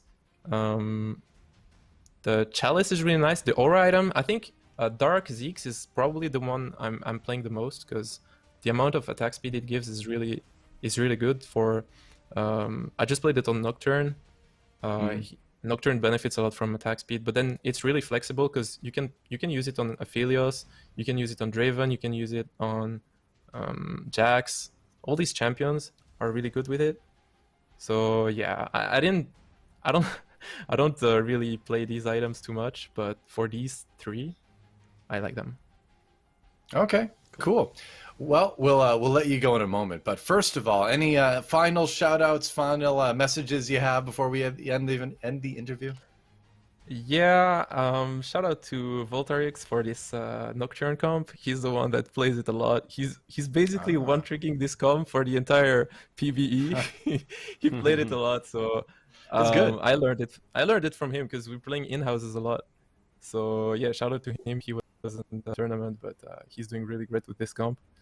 And yeah, anyway, thanks for everyone that just followed me on stream for this tournament, and thanks for the organization, because it was really fun, especially the fact we're playing with NA players. It's like the NA versus EU. It was really funny. Outside of this unfortunate event of that one comp, but yeah, we already know about it. Thanks for organizing this event, and that's it. Cool. All right, shout out to Draconic Abomination, shout out to Volterix for bringing the Nocturne comp in, bring the blender back, and shout out to you, I'm So Fresh, for winning Mortdog Madness Reckoning. It was a ton of fun watching you play, and best of luck in all the competitive stuff coming in set 5. Thank you very much. Good luck. Have a good one. All right, so there you have it. That was I'm So Fresh from France, winning the tournament, winning another one for EU. NA, come on, NA. Like, I mean, I'm more of a, I admit I'm more of a KR region, favoring person. We didn't have any representatives from there too, but if we don't, then NA, come on. But anyway, we'll move on. What were you gonna say, Mort? I mean, you got at least it was 2 NA, 2 EU, top 4, so like it wasn't that bad. And if you look at the points distribution, it wasn't that bad. Cough 8th, cough. So I think it did good, and EU showed a good performance today for sure. Still more to go, but we'll have to see. Certainly, EU has a longer track record for sure, so props to them. Hey, the best NA results we've really seen in competitive Riot IP situations in years. So, shout out to NA and TFT at least. But that's going to about do it for the tournament. Speaking of shout outs, shout out to you, Mort, for helping put this on, for supporting some of the prize pool. Shout out to Mobalytics as well for really making a great resource to learn about Set 5. Remember, exclamation point set in chat will take you to a page where you can find champions, traits, items, all that good stuff, and then exclamation point builder will take you to a page where you can experiment and build your own comps and kind of see how things work together. Really great resources, and glad to have them on board as a partner for Mortdog Madness Reckoning. But that will about do it, I believe. Mort, any final thoughts before we end it here this weekend? Just want to say thank you to all 16 players who came out to play and have fun. You guys are all important members of the TFT community, so just wanted to thank you for being a part of it. Shout out to Giant Slayer for helping put this together. Couldn't do it without you. Super thankful for that. Shout out to the entire TFT team who helps put this team together. Everyone works hard. I think we all looked at this tournament and went, whew, no balance changes to make. Our job's done. Oh, wait, the opposite. But, I think we're all looking forward to that. And so just thank you to everybody who watched and played and enjoys TFT. So a lot of thank yous. Thank you, everybody. Hope you enjoyed the show, and that's it from me. All right. Well, I had a ton of fun casting it, as always. I think Reckoning is going to be a really fun set. A lot of fun champions, a lot of fun traits, a lot of interesting things to break things down with the shadow items. So thank you to all of you out there for watching. Thanks again to the TFT team for putting this game together. It's a pretty great game. We like it. I know you already said that, Mort, but I want to say it from the from the community side, kind of. We'll hit it from both sides. It's fun times. Thanks to Giant Slayer again and Wisdom for as always running a very smooth production. Pleasure to work with them. And we will see you next time on either more Mortdog Madness, maybe in the future, more events here and there. We're just getting started with Set 5. It's been a great opening weekend. Go hit the PBE. Don't play the Abomination comp because you're not going to learn anything, but enjoy some other stuff. Enjoy the exploration. Until then, take care, stay safe. We'll see you guys next time.